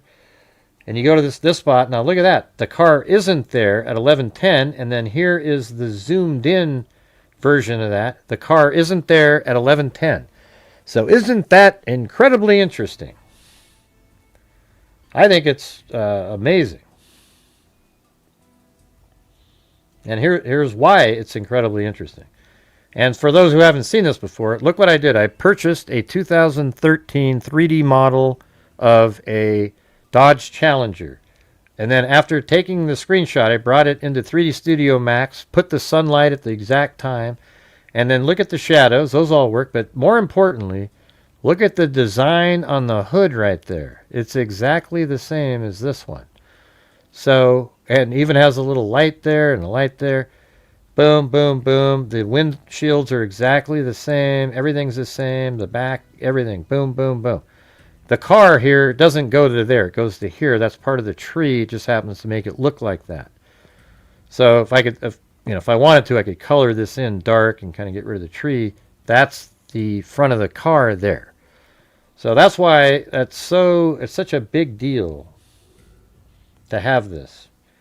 And then you go like this, and here's sort of the larger shot of just using, this is actually from Google Earth in this case. But if you go up in the air here, let me show you this.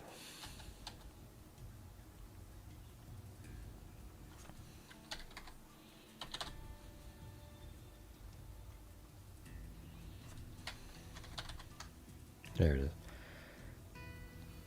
Yeah, so I have all this stuff that I've put in here over the years. I mean, over the year. But remember in the morning, he walks by right here. You guys remember that video where he's got the maroon shirt on? He's walking by right here. He's going that direction.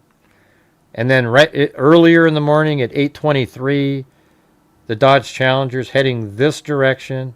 Heads right up here like this. But guess what? That car is parked right there. At after 11:10, but before 11:18. So watch this. So after he does his dry run, you see him walking right here at 9:57. He walks this way, comes around, walks all the way around like this. Then he walks by this house at around 10:07. Then he goes through this parking area, through the tunnel, and then he goes on to campus. And then he goes, and I think he goes to Chick-fil-A. Then from Chick-fil-A, he walks through campus and goes over here and puts his backpack in the woods. And then he comes back onto campus without the backpack.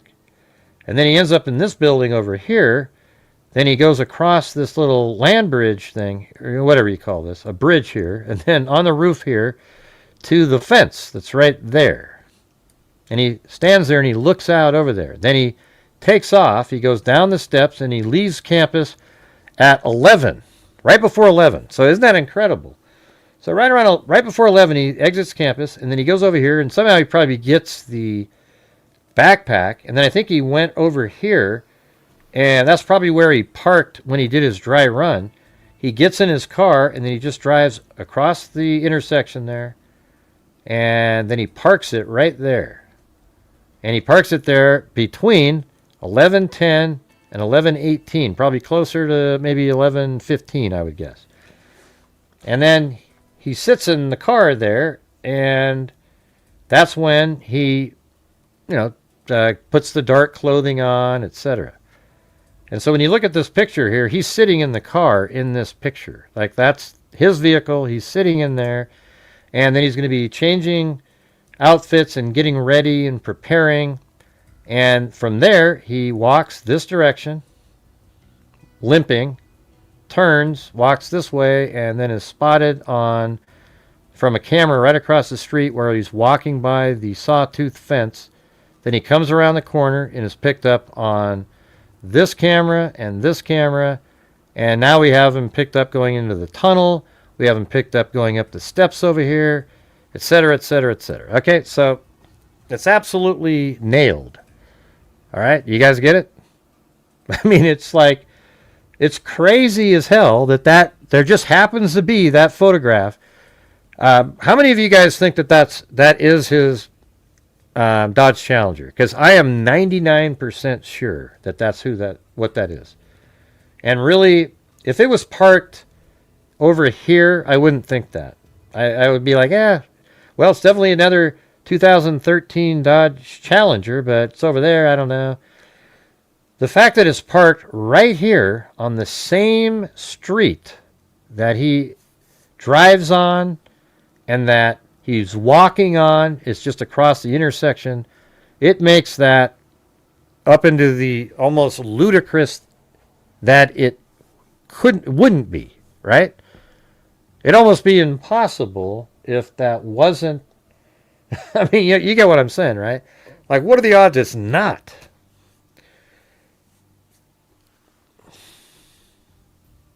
And it just completely makes sense. And guess what?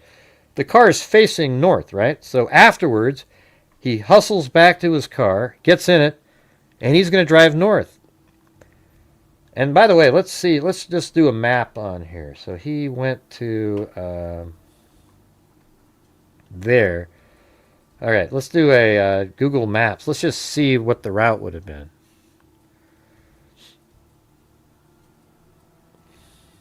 Okay, here's the campus. I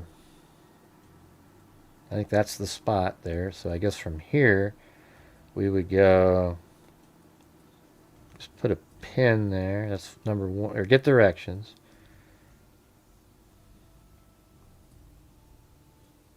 Right there. And then we go over to the mall. So that's up here. Yeah, there it is. This one.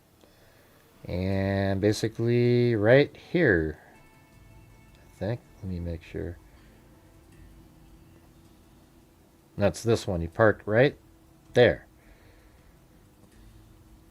And look at that. It's 5 minutes. I mean, it's so perfect. So let's just take a look at that. Look at this, how simple this is. So he gets in his car and boom, he's heading to that mall. The quickest route is heading north on that. So he goes boom, boom, boom, boom, boom. He makes it over to this mall. And he didn't come in that direction though. He actually did, he might have gone that other way. So the other way is also, let's see, that's also 5 minutes. So he could have just turned right. Because I think that's the one that makes sense, because when he came in, he didn't do that either. He just went like that. Okay. So he came in and then he parked right there. And it takes 5 minutes. So that's what's even more incredible about this whole thing, is that when you go here and you say that he after the shooting, he shot at 12:23 and 28 seconds. He's in the wooded area by like 12:25-ish. Probably spends 3 or 4 minutes, 5 minutes in there. And now it's 12:30. He comes out over here and he has to make it back to his car. And he probably gets back to his car by maybe 12:40 or so. You know, given, you know, he's all the way over here walking and he's in the wooded area at 12:20, let's see, so it would have been 12:24, he's coming down. So he's in here at about like 12:25. And we can probably see the exact time on that footage. Let's see if we can see that, actually. I haven't tried that yet. So we have this crappy footage here. Yeah, and it's that other one. That one. No, that one. There it is. What is that? 12:24 and 53 seconds. All right, so 12:25, he goes into the woods.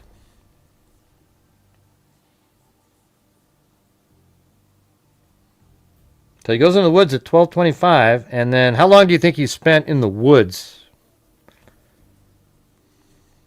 You guys? Random Bogey commented about 4 minutes ago. Is there anybody else in here?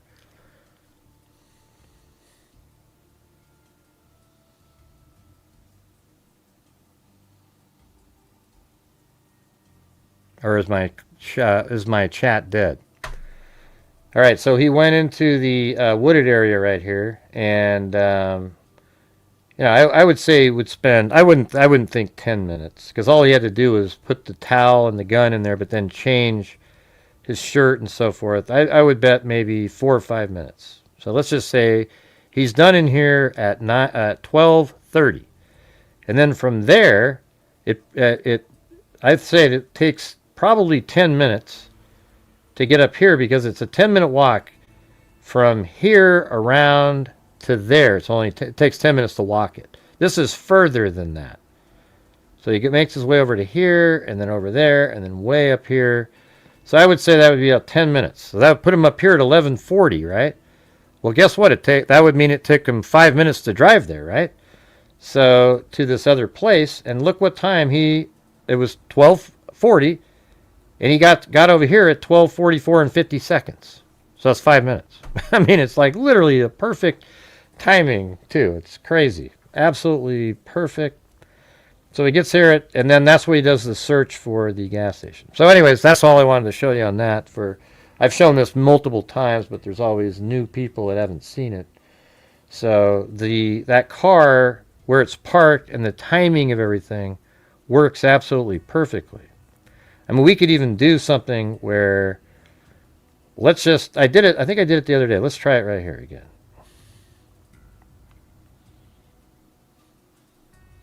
This will be interesting. So we go down here. This is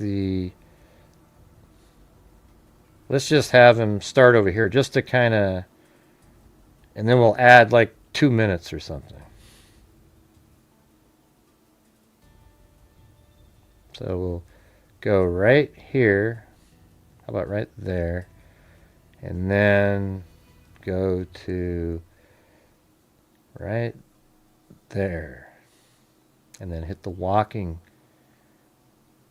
And so it has you walking at like 2 miles an hour, so it takes 16 minutes.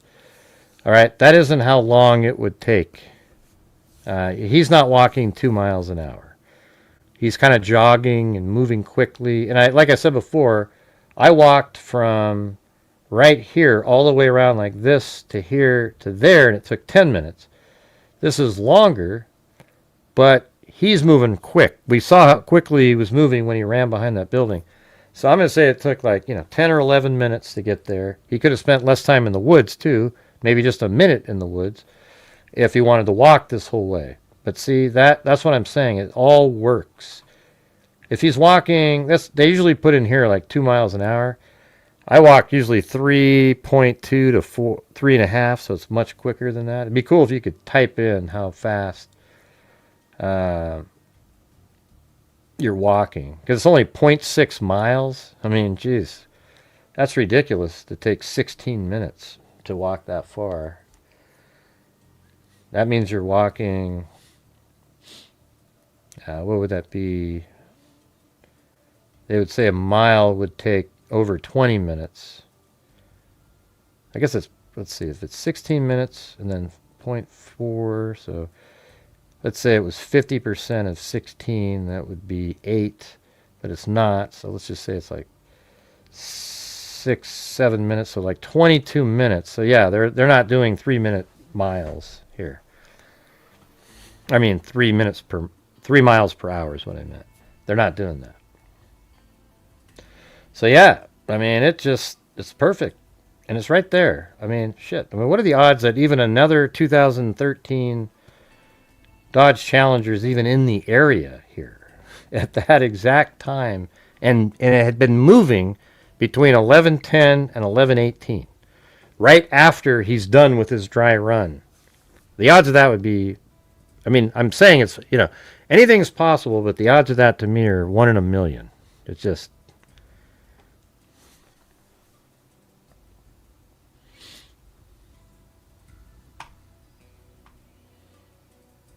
all right. Well, thanks for typing something, you guys. Appreciate it. I thought my show was interesting enough to have a conversation. All right.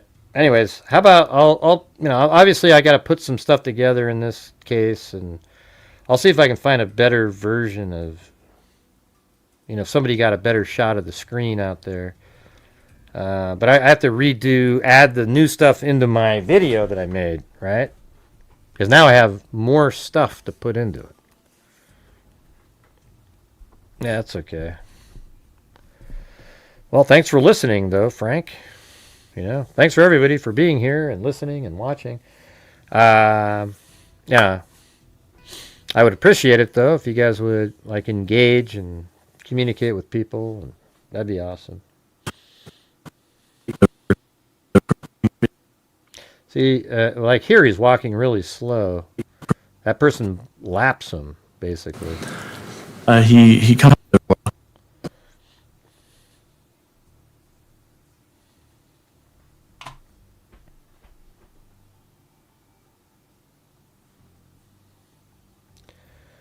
All right. Well, how about...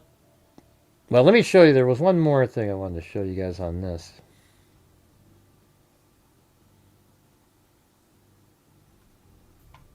Let me go to that aerial. I have a folder with all the stuff that he sent. And there was this other moment where there was another vehicle that he thought maybe was the Challenger also. Yeah, so this is at 10:10 down here. Yeah, that's right. He was thinking that maybe that's the car there. And maybe it is. I mean, I don't know if his... It seems like his is more brushed. It's a different color than that. He was wondering about that, though, because that one's also at like 10:10, which is interesting. Because at 10:10, it might be moving to get parked over there, right? So if somebody could verify whether or not that was the Challenger, that's pretty interesting. All right, so let me go back. I'll show you what I'm talking about. Let's go to the beginning. Look at that. It's 10:10 on September 10th, and he's just zooming in on it. So he's just zooming in, and it's pretty clear stuff, but wouldn't that be crazy if that right there... See that right there? Do you guys think that that might be? It seems like it's not. It's the Dodge Challenger's not that color really. It's lighter, but it's wild, isn't it? That it's moving at 11:10, and then there's a car that parks over there between 11:10 and 11:18. So wouldn't that be crazy if that actually is the Challenger driving there?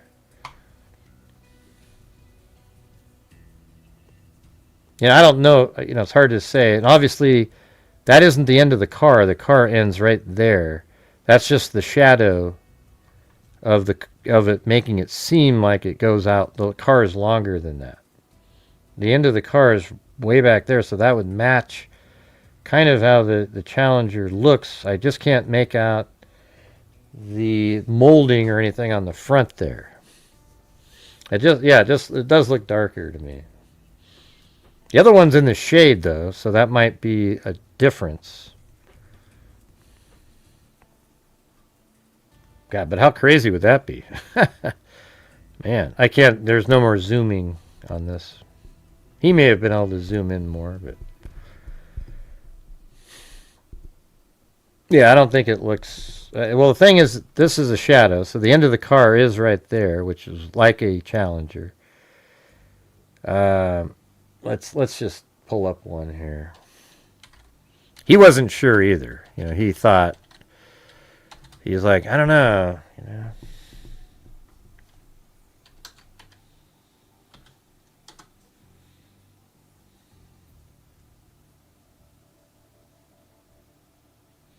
Yeah, seems like the front's longer, too.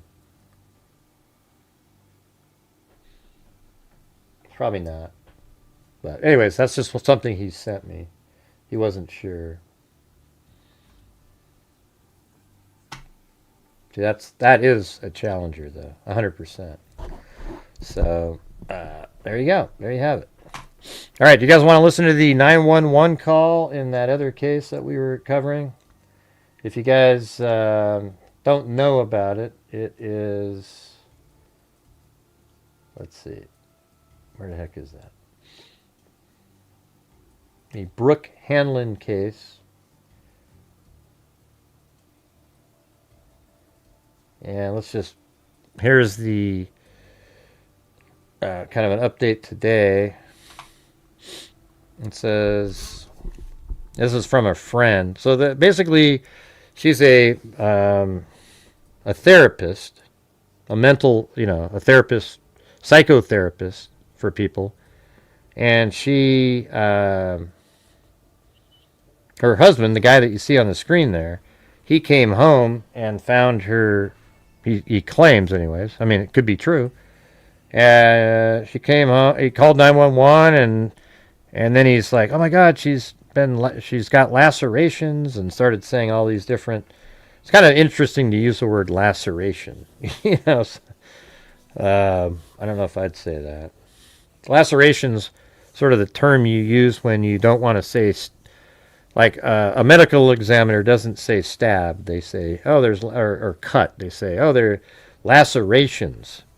So they're consciously using different terms, you know, instead of, oh, she was sliced, you know. It's like, oh, there was lacerations. So there's a 911 call. There's very little they didn't even identify her name for 3 weeks. And now there's a $1,000 reward, and he left almost immediately somewhere. He lawyered up, which is okay. It doesn't bother me that somebody lawyers up. And then he isn't really, I guess he's communicating with cops, but he's somewhere else. And then their daughter is staying with somebody else, which is kind of weird. It's like, why wouldn't you want to, you know, take care of your own daughter? But and so this is a friend here of one of them. Says, I hope she was not miserable towards the end of things, said Jennifer Payne, a close friend and former roommate of Slay, New Jersey therapist Brooke Hanlon.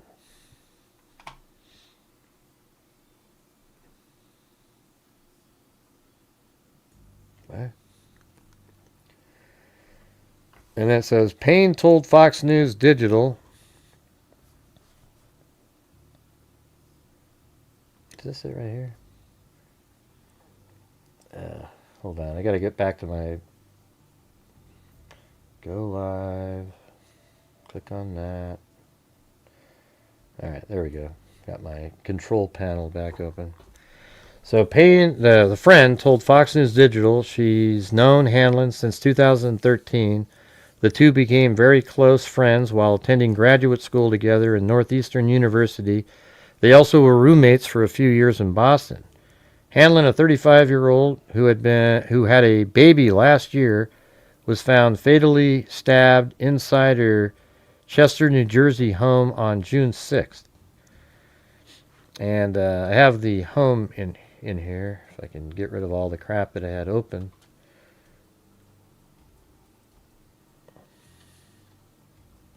Let's see. Gotta go down here.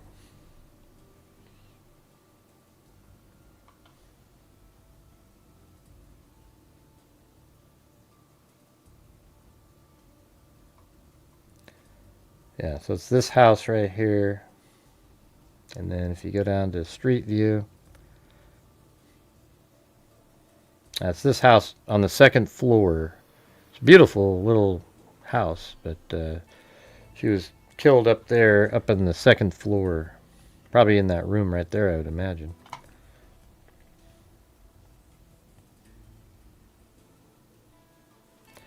Payne learned about the death of her longtime friend when news outlets called her weeks after investigators made their discovery. Authorities have not yet named a possible suspect or person of interest. Speaking about the limited release of information in the case, Payne said, the whole complexity of it all and not knowing keeps you on bated breath all the time. Painful loss of her friend brings back numerous memories, including their post-grad trip to Europe. While Brooke and her husband, Connor, were dating, Payne said the group often hung out together, and sometimes Connor's family members would join. The Hanlon's family is from Boston. Connor had a reserved nature about him when she knew him, Payne said. He just didn't really have much personality. See, that's weird. That's sort of like Tyler Robinson a little bit. You know, like, I don't think Tyler Robinson has much of a personality. Nor did Koberger. You know, if you were just sitting around, they're not talking. Not to say that he's like those guys, I'm just saying. Maybe he's got like a Who knows? Anyways, I didn't think he was very motivated, she said. Connor has yet to make a public statement about the death of his wife.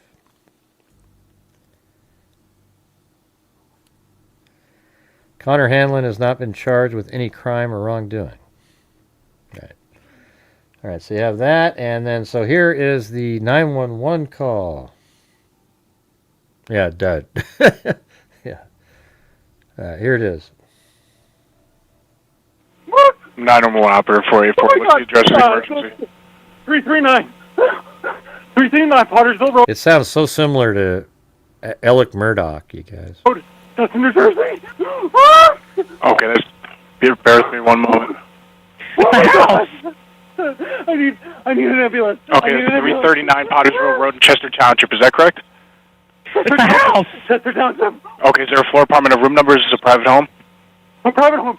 Yes. Okay, tell me exactly what happened. I know you said your wife is bloody. I just found my wife. I don't know what's going on.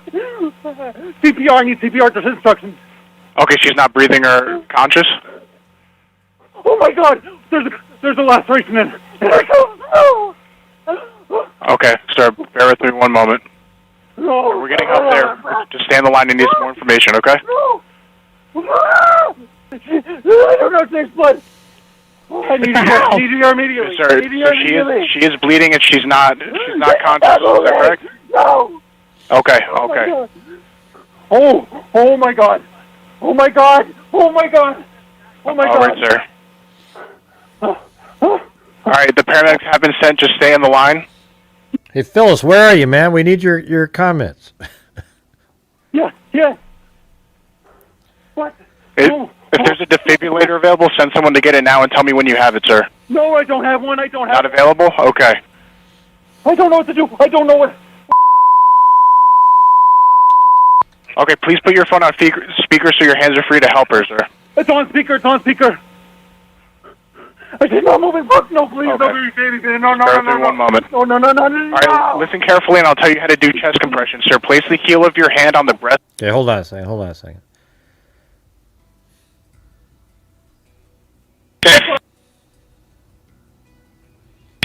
Colony County Communications. Carlton, I have an Alex Murdoch on the line. No, ma'am.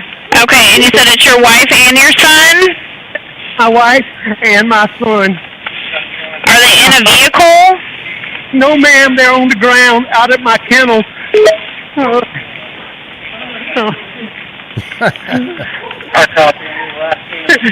Okay, and did you see anyone? Okay, is he breathing at all? No, nobody. Is she? Okay, do you see anything? Do you see anyone in the area? Okay, did you hear anything? Anyways, he sounds almost identical. That's Alec Murdoch. I'll get back to this one. I'll play it. I won't interrupt. For you. What's the address of the emergency? 339. 339 Pottersville Road, Chester, New Jersey. Okay, bear with me one moment. Oh my God. I need an ambulance. Okay, it's 339 Pottersville Road in Chester Township. Is that correct? Chester Township. Okay, is there a floor apartment of room number? Is this a private home? A private home. Yes. Okay, tell me exactly what happened. I know you said your wife is bloody. I just found my wife. I don't know what's going on. CPR. I need CPR. Just instructions. Okay, she's not breathing or conscious? Oh my God. There's a laceration in her. Okay, sir, bear with me one moment. No. We're getting up there. Just stay on the line and need some more information, okay? I don't know. Takes blood. I need you here immediately. Yes, sir. So she is bleeding and she's not conscious. Is that correct? No. Okay. Oh my God. All right, sir. All right, the paramedics have been sent. Just stay on the line. Yeah. What? If there's a defibrillator available, send someone to get it now and tell me when you have it, sir. No, I don't have one. Not available? Okay. I don't know what to do. I don't know what. Okay, please put your phone on speaker so your hands are free to help her, sir. It's on speaker. It's on speaker. I did not move it. Fuck, no, please. Okay. Nobody say anything. No, Bear with me one moment. No. All right, listen carefully, and I'll tell you how to do chest compression, sir. Place the heel of your hand on the breastbone in the center of the chest, right between the nipples. There's a cut. That's where there's a cut. I'm sorry, what was that, sir? There's blood everywhere. Okay, can you place the heel of your hand on the breastbone in the center of the chest, right between the nipples, and put the other hand on top of that? Yeah. Okay. All right. Pump the chest hard and fast, at least twice per second and 2 inches deep. Okay. Let the chest come all the way up between pumps. We're going to do this 600 times or until help can take over. Okay. Count out loud so I can count with you. Okay. 1, 2, 3. At least he sounds better than Alex. Let's see, Daybell or whatever. What was her name? Lori, I forgot his name. Alex Cox. You remember him? Yeah. You want me to do compressions? All right. Yeah. Okay. Yeah, it was just. 4. 1, 2, 3, 4. 1, 2, 3. 1, 2, 3, 4. 1. I was just saying, Alex Cox. I wasn't reading your guys' comments. 2, 3, 4. 1, 2, 3, 4. Keep going, sir. You're doing great. We're going to do this 600 times or until help can take over, okay? That's Chad Daybell. 1, 2, I'm not talking about 3, Chad 4. Daybell. 1, 2, Alex. 3, 4. Help is on the way, sir. Keep going. 1, 2, 3, 4. 1, 2, 3, 4. 1, 2, 3, 4. Sir, try and take a deep breath, sir. Try and take a deep breath, sir. You know what's weird is I was thinking about what would I feel like if I came home and that's how I found my wife. I don't know how that would be. Like, I think I might sound like that, honestly. I mean, I don't know. I mean, like if you're trying to do CPR on your wife and you can see that somebody stabbed her and you come into your home, and sometimes when I listen to that, I think, God, maybe I'd sound like that. It's pretty crazy, right? Like, think about that. How would you be, you love somebody, you come home, and somebody else really did stab her, and you're having to do CPR, and there's cuts all over the place, and, I mean, what a freaking nightmare. So, I guess, I don't know, I don't know what the deal is in this case right now. We're just listening to this to see if there's anything in there. So I don't know if I wouldn't act differently than he's acting. I don't know if I'd sound Closer. the same. Are you still doing the chest compression, sir? Of course, yeah. 1, 2, 3, 4. 1, 2, 3, 4. 1, 2, 3, 4. 1, 2, 3, 4. 1, 2, 3, He's a husband. 4. Keep going, sir. 1, He's 2, not a suspect. 3, 4. 1, He hasn't 2, been named a 3, suspect. 4. 1, 2, 3, 4. They're getting there as quick as they can, sir. 1, 2, 3, 4. 1, 2, 3, 4. 1, 2, 3, 4. 1, 2, 3, 4. 1, 2, 3, 4. No. 2. Oh, you remember the one where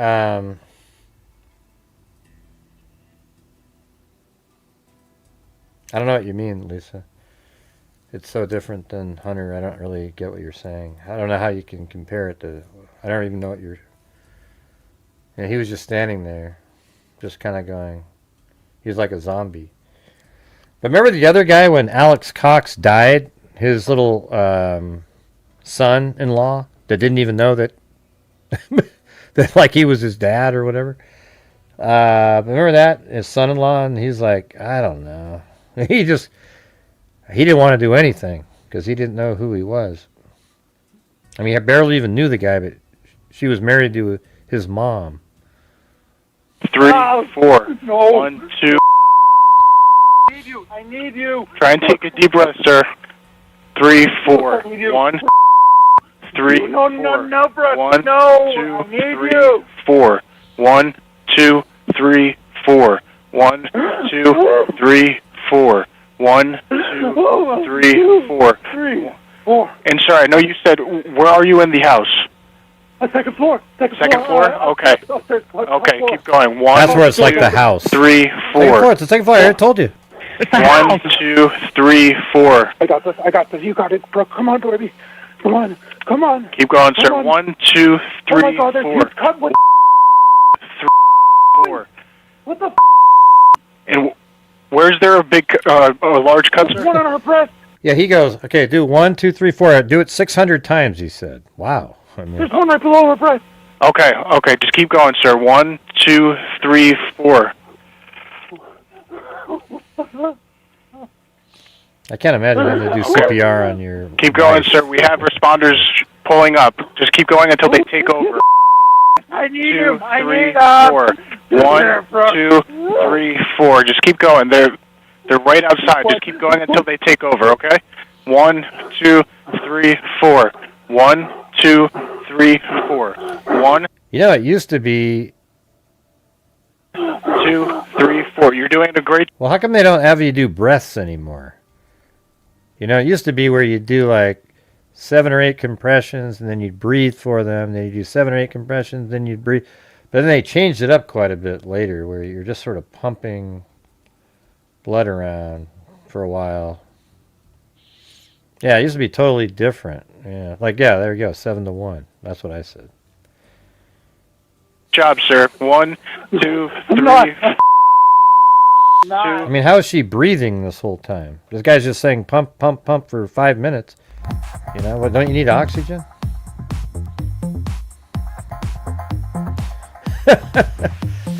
Hey, look what Timothy Cecil said. Technically, Gray's doing CPR in the chat when he asked 10,000 times. Jeez, come on, Timothy. Yeah, try CPR on the show. No. 3, 4. 1, 2, 3, 4. You said the front door is open, sir? Yes. Okay, I'll update the responders. 1, 2, 3, 4. 1, 2, 3, 4. Keep on going, sir. 1, 2, 3, 4. 1, 2, 3, 4. 1, 2, 3, 4. 1, 2, 3, 4. 1, 2, 3, 4. 2, 3, 4. 1, 2, 3, 4. 1, 2, 3, 4. 1, 2, 3, 4. Keep on going, sir. Yes. Come here. Keep going until they take over, sir. Keep going until they take over. Please. No. Are those the responders, sir? Yes. Okay, you can speak with them, sir, okay? I found her. I need. I found her? I don't know what that means. Yeah, right here, see it says, yes, while hands-only CPR, no breaths, is the standard for untrained bystanders, so that would be what he was. A sudden adult collapse rescue breaths are still highly recommended. Breaths are considered critical for children, infants, and emergency involving drowning, drug overdose, medical guideline, you know. So I don't know. I guess apparently for untrained, you just sit there and you just use your hands only. Pretty weird. I wouldn't have thought of that.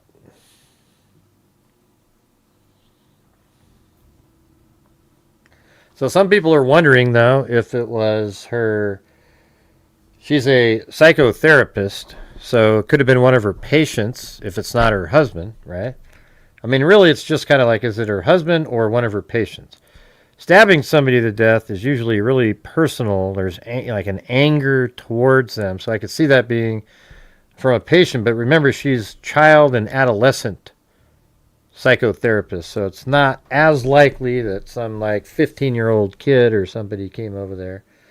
I mean, you know, it doesn't look like somebody broke in either, so maybe it was a patient, and then you go, hey, you know, I think it was Phyllis who thought maybe it was maybe a parent of a patient. Maybe she gave a child a disposition that affected them and the parents exacting revenge or something like that.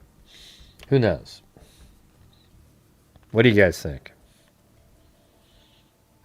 You know, it's hard to judge that 911 call because I don't know how I would be in the same situation.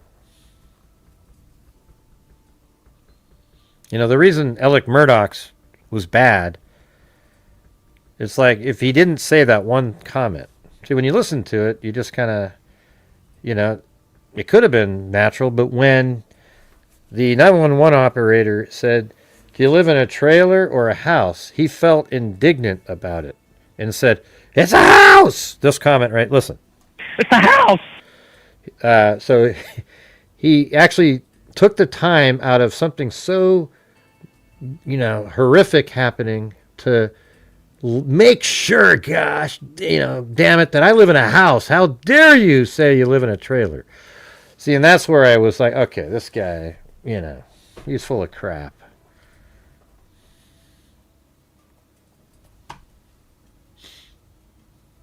Don't you agree? Alec Murdaugh. Whew, yikes. Well, anyways, it's been a long show again, 3 hours and 40 minutes. That's the update on that one. Now, some people are also talking about this other case, Nolan Wells. It's another one of these cases where, of course, if, you know, there's one race and another race, all of a sudden it's got to be something else, and then it's turned into something else. You know, anytime you see Crump show up to something, you know it's not going to turn out well. So I'm not really sure what to do with that one. You know, apparently he went, they went to an island off of, what is it? Forgot let me see this for a second. Horn Island in Mississippi. Right here. I think it was like 4 o'clock. His friends, they all went out there to party on the 4th of July. I don't know if you want to just we can take a just quick little glance at it here. That's him right there. All these celebrities are now joining in, paying for this and that and the other thing. But he went out there on the 4th of July with a bunch of people, and then he said he wanted to stay behind with a girl and some other guy. And then, I mean, those are the key, right, is to ask questions of those two people. And then apparently he disappeared, and then that was on the 4th, and on the 6th his body was found kind of over in this area on the beach. So, and it doesn't seem like they make it, they say, you know, he probably drowned, you know, but all of a sudden it's got to be something more, you know. Like, for example, here's the thing, if the people that were there were white, that's why Crump would get involved. If the other people on the beach, I don't even know what the makeup was. I'm just telling you how this guy works. So if all the other people were black that were on Horn Island that he was with, Crump wouldn't care about this case. You get it? Like, he wouldn't give two shits about it. Because it's like, okay, yeah, that's just... He only cares about it when there is a white person and then a black person dies, then it has to be something nefarious and racist or some element like that. Here, maybe we can, how about I just read this one article here and then we'll know the whole thing. All right. This one's by CNN, a little longer here. Do you guys want me to do it or not?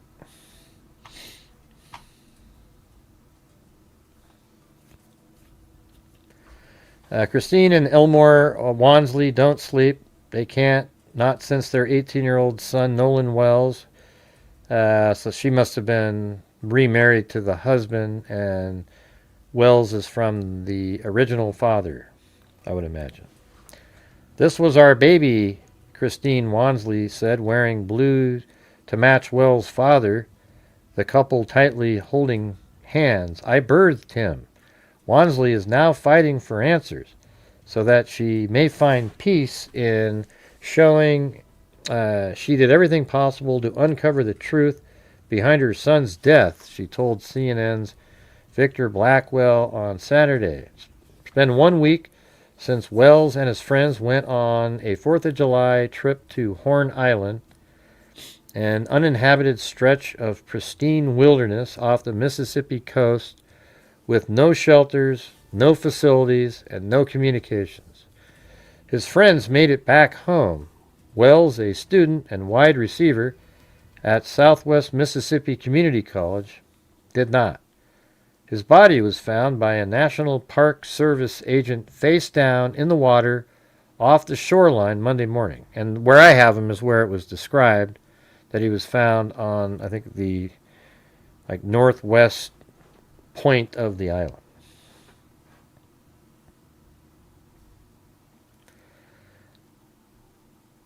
Let's see.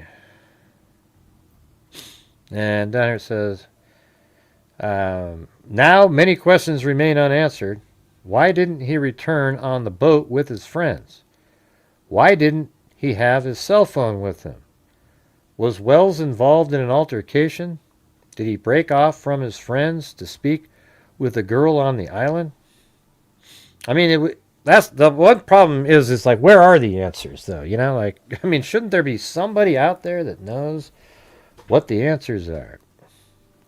While the Jackson County Sheriff's Department is still investigating Wells' death, Wells' death has stoked speculation and distrust in part due to Mississippi's fraught racial history. Well, of course, yeah, there we go. See, the fact that Wells appeared to be the only person of color in an image with friends on the trip, right? It's like if there was 4 or 5 other black people in there, Crump wouldn't have gotten involved.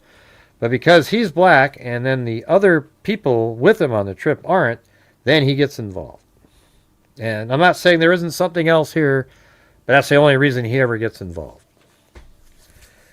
The fact that Wells appeared to be the only person of color in an image with friends on the trip, and an early, Crump doesn't care about anything other than stoking racial stuff. He doesn't care about the people that he claims that he's trying to help. He doesn't give 2 shits about anybody. And that's just the truth. The fact that Wells appeared to be the only person of color in the image with friends on the trip, and an earlier comment from the sheriff saying he didn't suspect foul play, but didn't explain why. This does not smell right. The Reverend Al Sharpton, God, it's just the same, man. Al Sharpton said at a news conference Friday. Yeah, it's going to be Sharpton, Crump. Oh, my God, look at this. Some people are saying, Reverend, are y'all bringing in race? Well, we're not bringing in race, but we're not discounting race either because we don't know what it is. So, and they've already got like 600,000 in a GoFundMe account.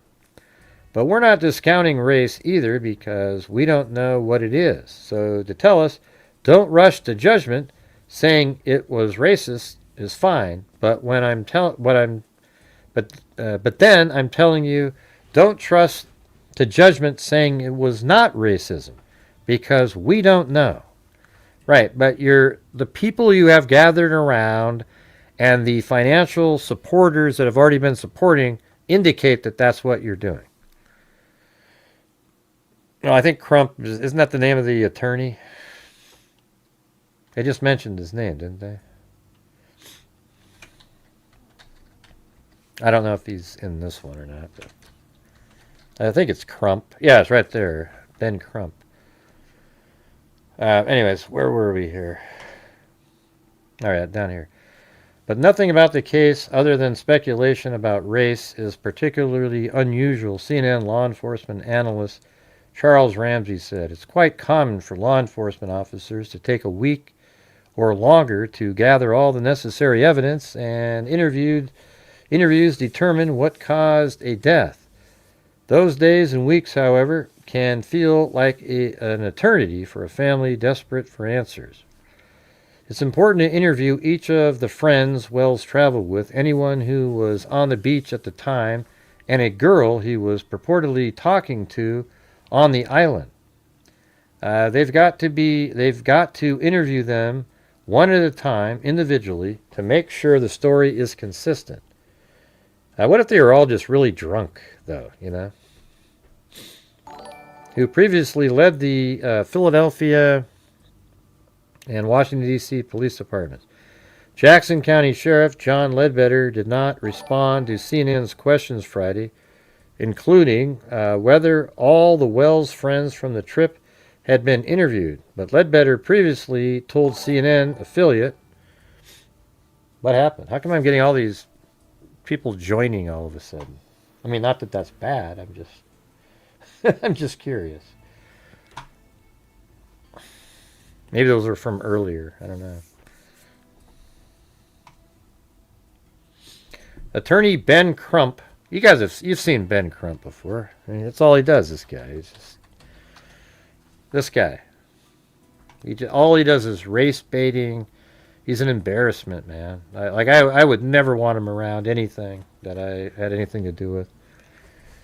Attorney Ben Crump, who is representing Wells' family, said he's dismayed by the lack of clear details that have emerged. Yeah, so it is, sort of bothersome that you don't have a full story. I mean, if you stayed around with the girl there, wouldn't she know exactly what happened to him? That he walked over there? Oh, I saw him, he went in the water, etc. So I guess that's something, like maybe there is something here.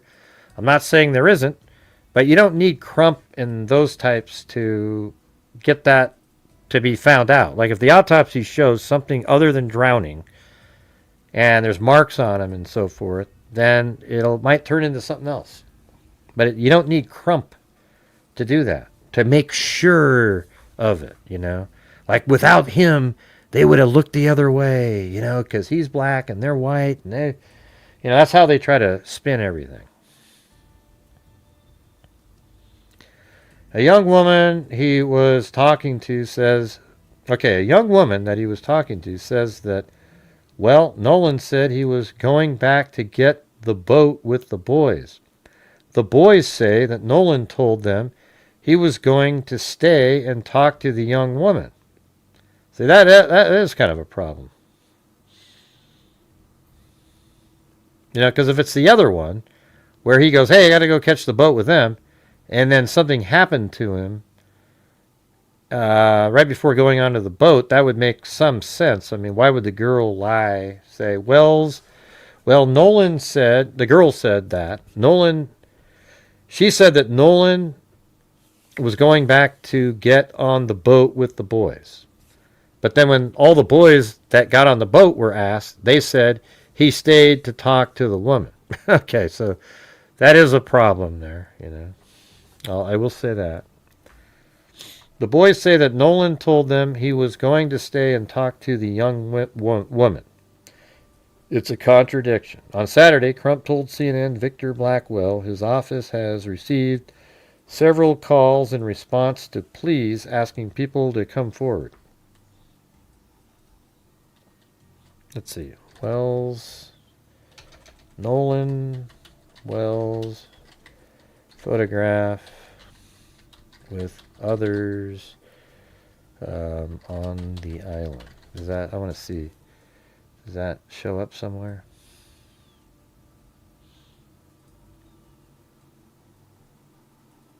Is that an actual picture from that day?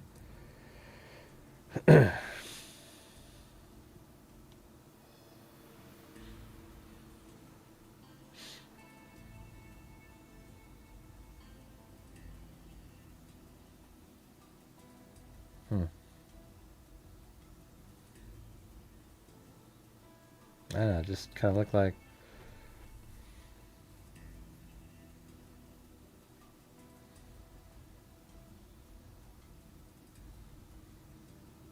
I wonder if they were all on the football team together or something.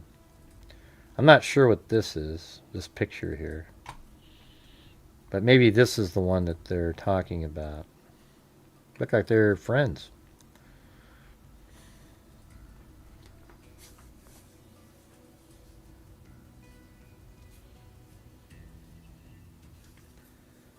How did he get their different group? I don't know what that means. Not sure what that even means. A young woman he was talking to says that... Okay. On Saturday, Crump told CNN Victor Blackwell his office has received several calls in response to pleas asking people to come forward with detail from Horn Island. There's so many contradictions. Here's what you might say as a theory. So let's say there was that other girl, and he'd already talked about the other girl. Like he was interested in her, but so were some of the other friends, and maybe one of them did something to him, after he got back to the boat, But if it turns out he just drowned, then maybe that's what happened. But why didn't somebody say something like, oh my God, he went in the water and nobody saw him or anything? So I guess that's where it gets kind of weird. You have all these people around and all of a sudden nobody saw him. I guess, let's say the guys went back to the boat and she's over there and then he goes in between her and the boat. Something happened to him. Like he goes in the water and he drowned.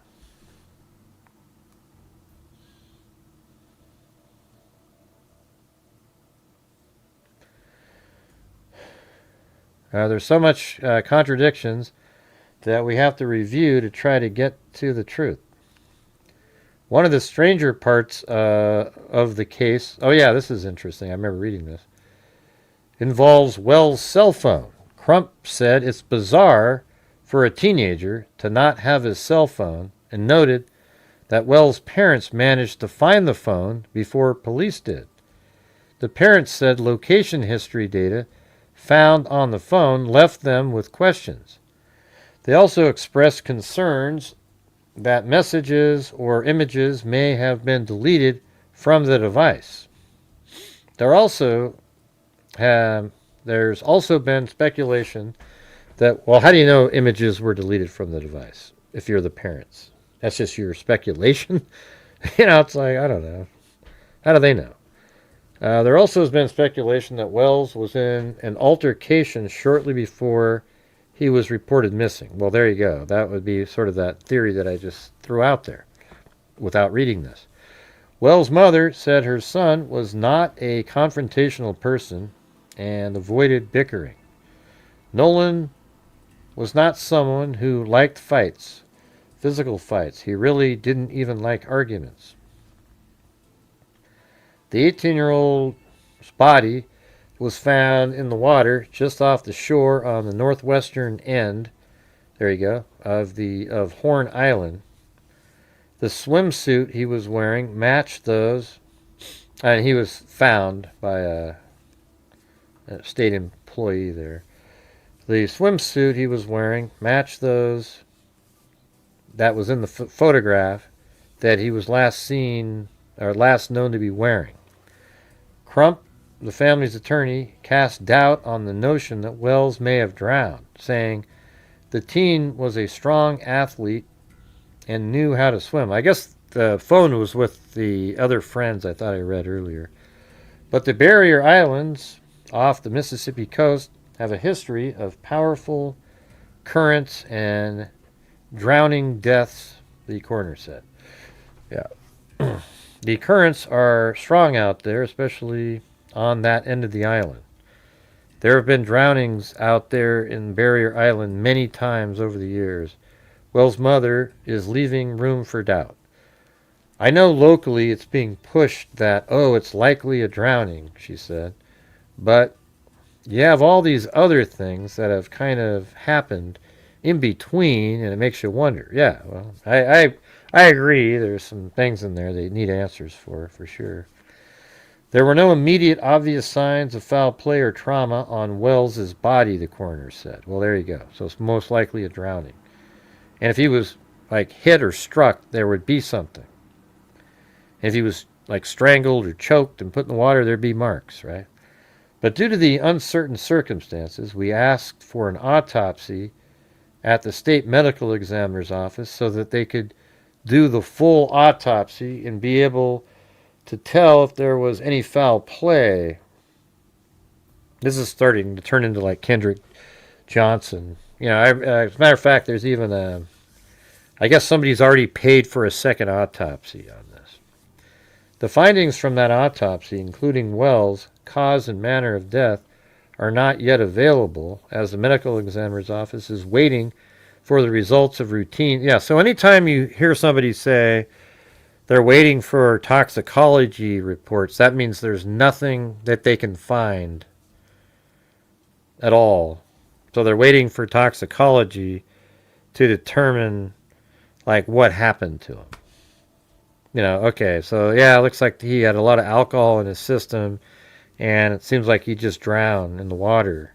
You know, somebody sent me an email talking about there's like riptides there, and he goes into the water, and you're just swimming, and all of a sudden you look up and you're 50 yards down, and then once the riptide hits you, if you don't just sort of let yourself go with it, and then wherever you end up, that's where you end up, you might drown because you're trying to fight it. And so, you know, maybe that's the deal. I've waited as long as 2 to 3 weeks for toxicology, Ramsey said. In the meantime, the family has launched its own investigation into what may have caused the teen's death. Parents send their son's body out of state for second out. There you go. Crump said, of course, and here's the thing, you guys. This is where these things turn into a shit show.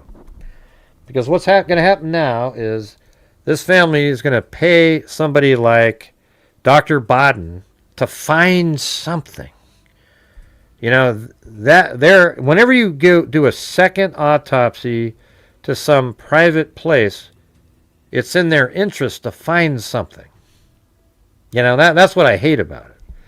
Instead of being a neutral party, they've got a, yeah, look at that, there's something going on there. Crump said he believes if Wells had drowned, somebody would have seen him struggle. That's what I said a few minutes ago. That was kind of weird. Hey, thanks, Jim Lawn. Clear Details is the name of my Fleetwood Mac cover band. Though drowning can be fast, silent, and doesn't always look like one might expect, the National Drowning Prevention Alliance says. It's not adding up. Oh, God. Anytime you hear somebody say it's not adding up, you know, that's the clear sign of a conspiracy. You just don't have the answers yet. And that's why the family, at their behest, we had an independent autopsy being performed. We had his body flown from Mississippi to Washington, D.C., because his family wanted to make sure that they had a doctor who had no ties to Mississippi law enforcement to do an independent examination of their son's body. Yeah. And it sucks that they have to go through all this. I mean, you definitely, you know, if you're a parent of the kid, you're going to want answers, and you're not just going to settle for whatever somebody tells you. Those results are expected very soon. Ramsey, who is black, said he understands why some Mississippians might be concerned about whether race played a role in Wells' death or the investigation. He expected deep condolences to the family for their immense tragedy. Well, let's just say this. If there's no marks on him, I mean, in the situation where you would think, okay, here's a possibility, there would be marks on him. Don't you agree, everybody? So the thing that we think about, okay, he goes back to the boat and then somebody got pissed and punched him, and then, you know, there's something happening. There'd be marks on him. But there are no marks on him. So then how did he drown then, I guess? It's like he went into the water and then he drowned, because if he doesn't have any marks on him, then it wasn't somebody else that physically put him in the water. You see what I'm saying?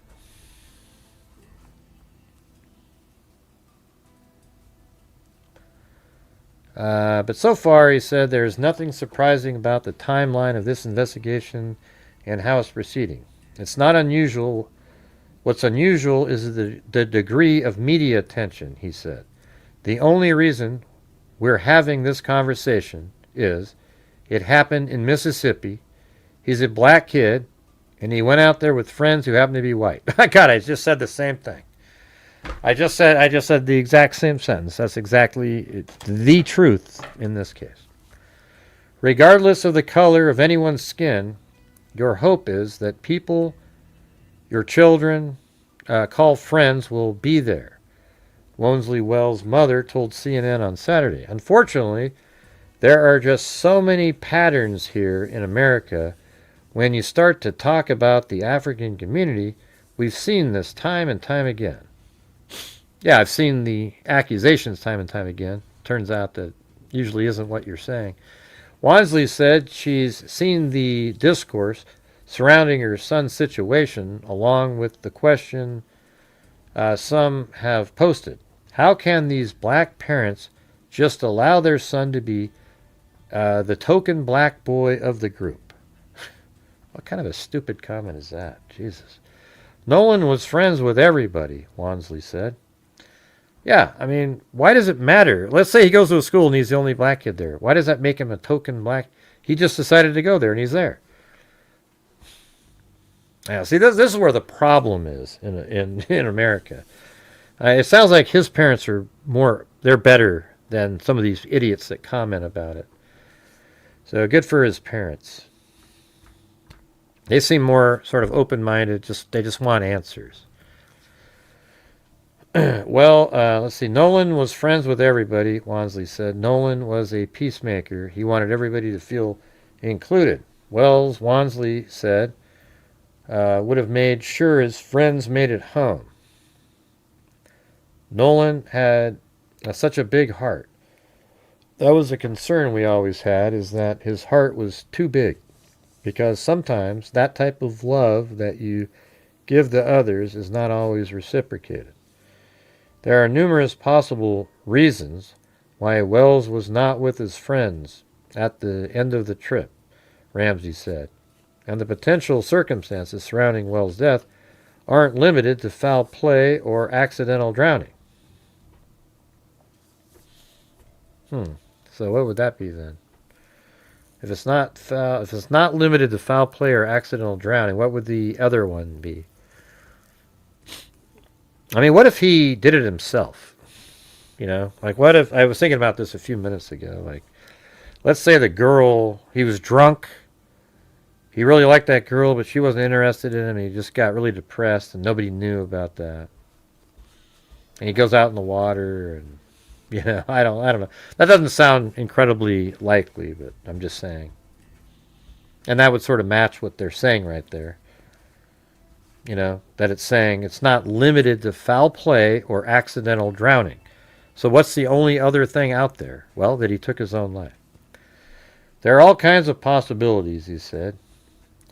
You'd go nuts trying to speculate about every possible thing that might have happened. And the bottom line is, it takes evidence to really kind of reconstruct what took place. Yeah, maybe something like that. Even if Wells drowned, there's a variety of reasons why an individual can drown. Okay, that might be, let's see. Much of the criticism, speculation, and anger on social media this week came after the local sheriff issued a statement saying no foul play was suspected. Oh, of course! You know, that's what they would say, right? That may have been a poor choice of words. Why is that a poor choice of words? No foul play was suspected. Why is that that's what they say every single time in every single case. You have to be a little bit more sort of like pampering when it's a case that happens to have a black person that's a victim and there's other, and it's crazy to me. What's wrong with saying no foul play was suspected? What did he need to say? At this time, it doesn't appear to... I guess you could say this. Well, let's see. Does that go to an actual comment that they made? That's the same damn story. That may have been a poor choice of words that led to widespread misunderstanding, Ramsey said. It may have been more accurate to say there were no immediate, obvious signs of foul play, similar to what the coroner told CNN. Yeah, I mean, I guess that could have been a little bit better. But until the results of the autopsies are released and investigators say what they believe caused Wells' death, anyone speculating or jumping to conclusions would be doing a disservice to the family. Wansley's brain is mush, she says. Her emotions are all over the place. I cannot express how hard this has been, not just as a parent, but also his siblings. They are struggling, too, with the fact that they do not have their brother. Their youngest child looks just like Nolan, she says. She still speaks to her son, a rare soul. He was set to return to school Monday to begin football training, the same day his body was found close to the shore. I tell him we love him and we know he's with God, she says, her voice trembling through tears, and that we will not forget him or the joy that he's brought us. Yeah, I mean, the parents are, they seem like cool people. I've listened to them. I did hear them speak. The only thing that we can do as parents is hope that our local authorities do a thorough investigation, but also, again, the reason why, we have asked for additional, things with our legal team. Transparency is important. Since we started this, that is all we asked for. And it's just a lot of things with this case that's going on that's not clear. 19. I know locally it's being pushed that, it's likely a drowning. Well, you have all these other things that have kind of happened in between, and it makes you wonder, could there be anything else? And again, like I've stated this time and time again, I would expect any parent or person to want to use any resources available to them. Yeah, see, I don't disagree with anything she's saying. I actually think the parents seem normal. It's all the lunatics out there that try to turn it into something without ever having anything. She just wants the answers for her own, makes sense. To find their loved one. This was our baby boy. I birthed him. So I would not be able to sleep at night. I mean, I can't right now, definitely we can't, but I definitely would not be able to, knowing that I didn't do everything as his mother to ensure that I knew what happened to him. And that's all we're asking for, is we're asking for answers. Elmore, speaking of parents, a mother of one of Nolan's friends who was with him that day released a statement. Let me read part of it. No one in our family is trying in any way to impede with the investigation by law enforcement or to otherwise hamper the family and law enforcement's quest for answers. Warren was interviewed by the Jackson County Sheriff's Department and cooperated fully. He saw Nolan last at around 3 p.m. on July 4th. They left around 4:30 p.m. when the boat was taking on water and they had an issue with the bilge pump. Nolan made a decision to stay on the island and return inland later with another group of friends. I know that there are parts of that narrative you say just don't add up. What do you make of the explanation that it was because of a pump malfunction that they left? From a parent's point of view, or from my point of view, if I was in this situation, Nolan would have got on the boat. I would have not left him there. If you come with me, you're going to leave with me. Because if anything happens to you and I was the one that brought you there, then I would be the one to have Maybe to he didn't answer want to to your drown in parents. So the boat that was I'm leaking. not going to leave anyone's child anywhere if I took them somewhere. No, Now, but he's if they make decided the that. decision to go back after I bring them home, then that's a decision that child made then. But as far as me taking you there, you will come back with me. And if you put up any kind of struggle, give me a phone, let me call your parents so they can make you come. But I will not leave anyone else's child on an island. I will not leave anyone else's child stranded. So that, to me, that's not... I don't know. But see, what they're saying is that the boat was filling up with water or whatever. The pump wasn't working. So he said, I'll stay here and I'll go with the next group. It's not them leaving him there. He's saying he decided to stay there. So why is that? Why doesn't that make sense, I guess? You can give all the excuses you want, but you do not leave someone else's child.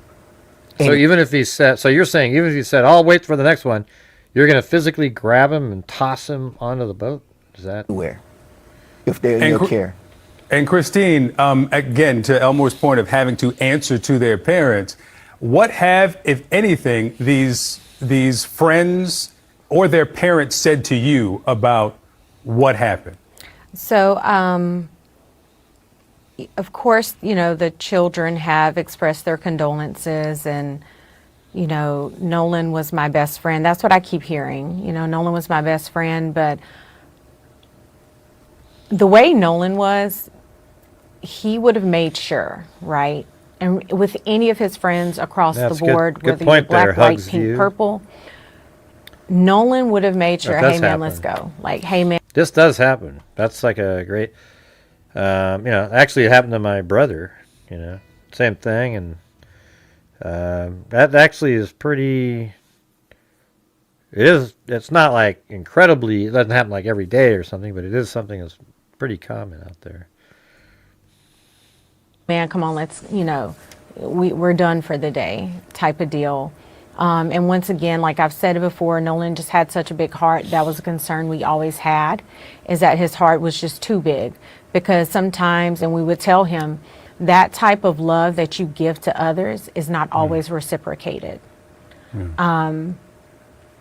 But the parents, again, they've offered, and I need to correct myself because I think yesterday in one of the interviews, I think I said that maybe none of them, I want to say 2 or 3 of them have reached out. Just the first one expressing her condolences, another one just saying, hey, give me a call if and when you're ready type of deal. And Well, then why don't another you? one just, sorry for your loss, but hey, we need to talk type of thing. And you know what? It hasn't, are we at a week? Like my brain is mush. We're all over the place emotionally. Right, but if you talk to him, you might get the answers. It's almost like you don't want to get the answers if you do that. I think that'd be the first person I'd call. See, that doesn't add up. If you were going to tell me, that doesn't add up. If you were a parent out there and something happened to your kids and they were with 3 other people, wouldn't you want to talk to the parents of those kids first and those kids? That's what you'd want, because that gives you the answer. If you're not doing that, then that means you're sort of liking the way the narrative is going, and that kind of sucks. That's not cool. And maybe that's why there's 600,000 in their GoFundMe currently. As soon as you talk to somebody, you go, hell, that makes sense now. It dries up that. This has been a ridiculous. difficult situation. Like I cannot express. Let me go back to that Give again. me a call if and when you're ready type of deal.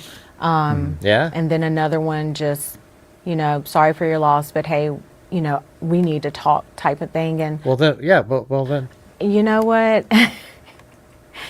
It hasn't. Look, if you have time to go on CNN and sit here and chat away for 8 minutes, you sure as hell could call the parents of the kids that your child was with that everybody's accusing.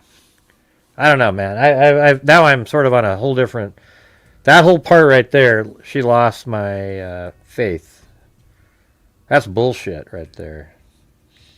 You know what? And yeah, you got to keep the race baiting going on to fill up that damn PayPal account. Or not the PayPal, the what's that called?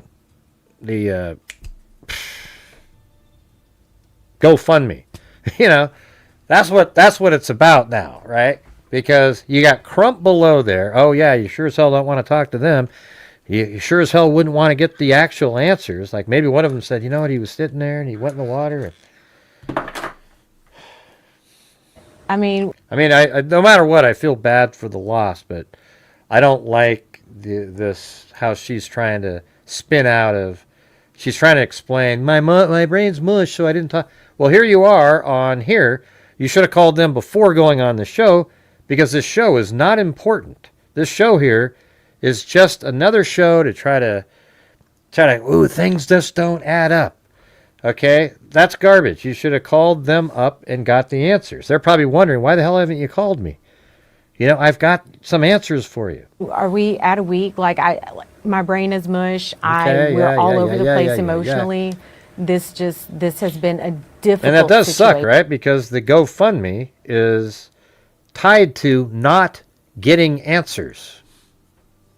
I mean, that sucks. Jesus. Like I cannot express how hard this has been on not just us as parents, but also his siblings. They are struggling too. Yeah, but ma'am, why with the not fact that call they them back? You know, do it's not really, have they their might have an brother. answer for you. Yeah, I don't know.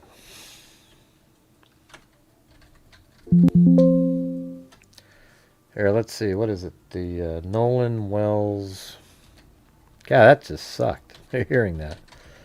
Nolan Wells.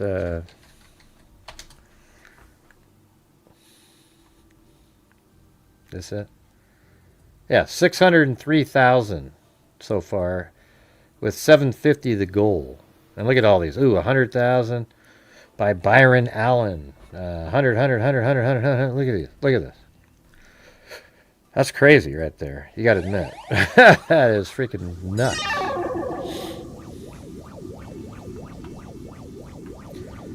Hey, wow, thanks, Frank Castle again. Oh, thank you so much. I really appreciate your support tonight. Very generous of you. Very kind. Thank you so much. And I didn't even know you were still watching around here. But what do you... didn't you guys get that same feeling that I just had? You sort of lost that loving feeling. You know, it's like, my God, you had two different people. At least you admitted that there was two people, the parents of the kids that your boy was with, that said, hey, give us a call, and you didn't call them. You know what? Because you like the tour of racial divide that's absolutely loading up your GoFundMe account. I absolutely believe what I just said right there. I think that is what they're doing. And you know that because Crump is sitting right there. Yeah, we gotta get this. We gotta keep this going here. He's probably got a cut of that thing. It's that sucks, man. That's unreal. And what's gonna happen? It's gonna be sort of like Kendrick Johnson. Although that one's always one that's bothered me. I think there's something in that one. That one's ridiculous. Something really strange happened in that case. I agree with the skepticism in Kendrick Johnson.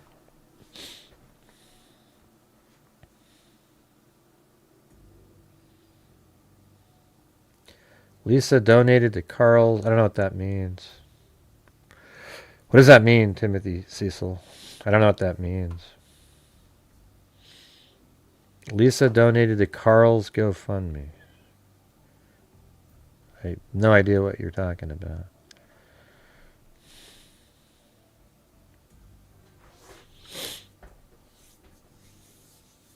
Yeah, maybe. I don't know. I was kind of, thinking, man, these guys seem pretty cool, but that's that one part where she tried to, you can tell, it's weird when you listen to that interview, you can tell that she's not really okay with her not calling them. I mean, why mention that kind of detail? Like, yeah, they've called and they said they wanted to talk, a couple of them. But you know what? So you're making excuses. So it must be out there already that the other parents have said, hey, we've tried to talk to her, but she won't talk to us.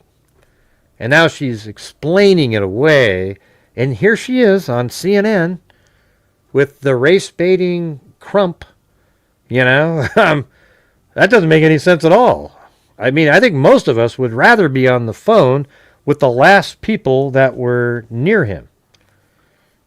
That sucks. Jesus. Well, I just don't even know what Carl or any of that stuff means, Timothy. Jim Lon's husband.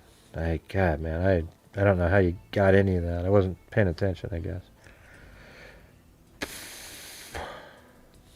I'm not sure who Carl is. I mean, Carl with a C.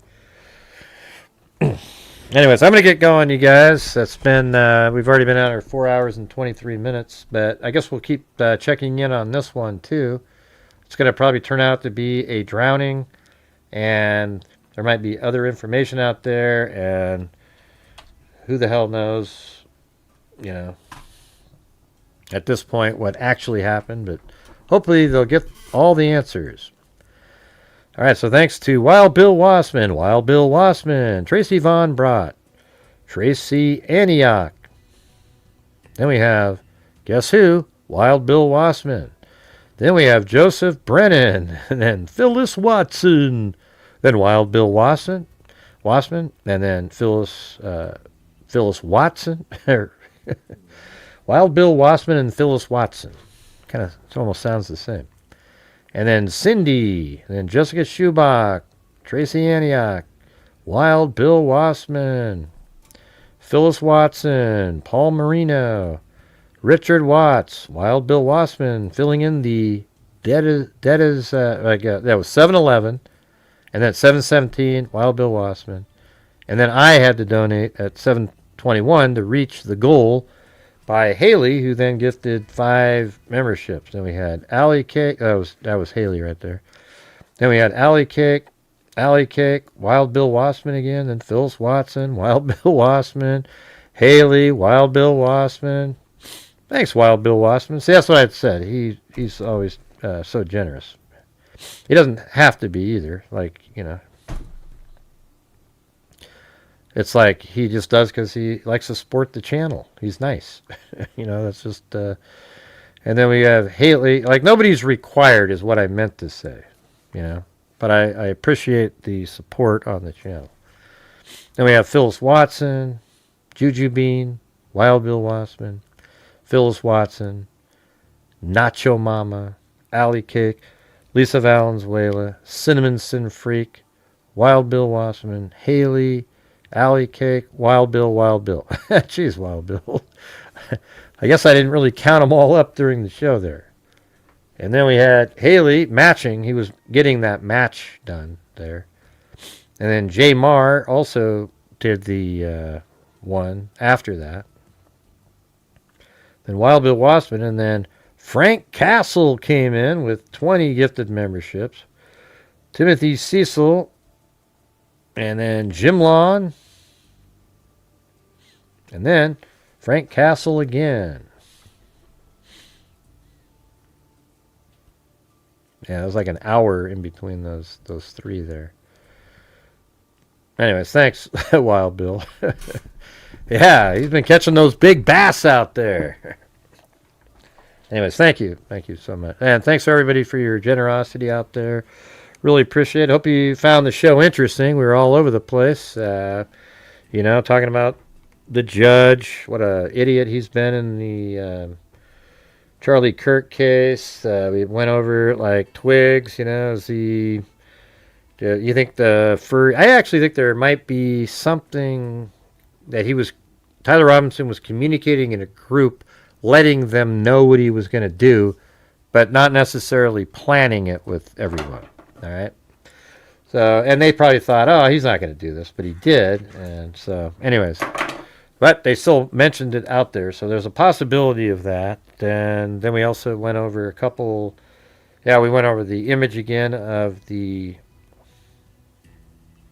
Dodge Challenger. Then we went over the case of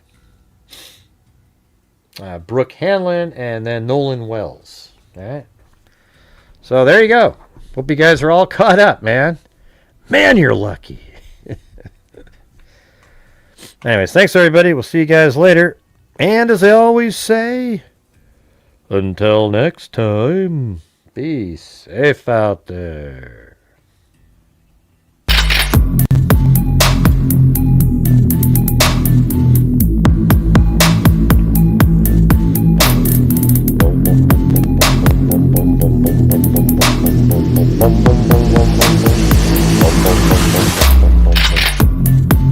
Good night, Haley. Good night, Songbird the First, Lisa Valenzuela, Sandy Shirley, Wild Bill Wassman, and all the rest, Allie K, Jessica Schubach, etc. All right, see you guys. Wait, hold on. I got to do my... Thank you for watching Gray Hughes Investigates on YouTube, where we cover true crime using logic, reason, and common sense. Thank you all very much for watching, and until next time, be safe out there.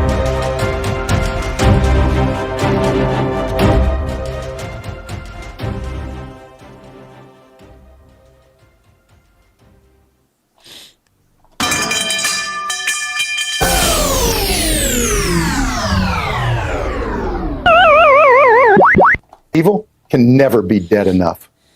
And some of you, you make shit up.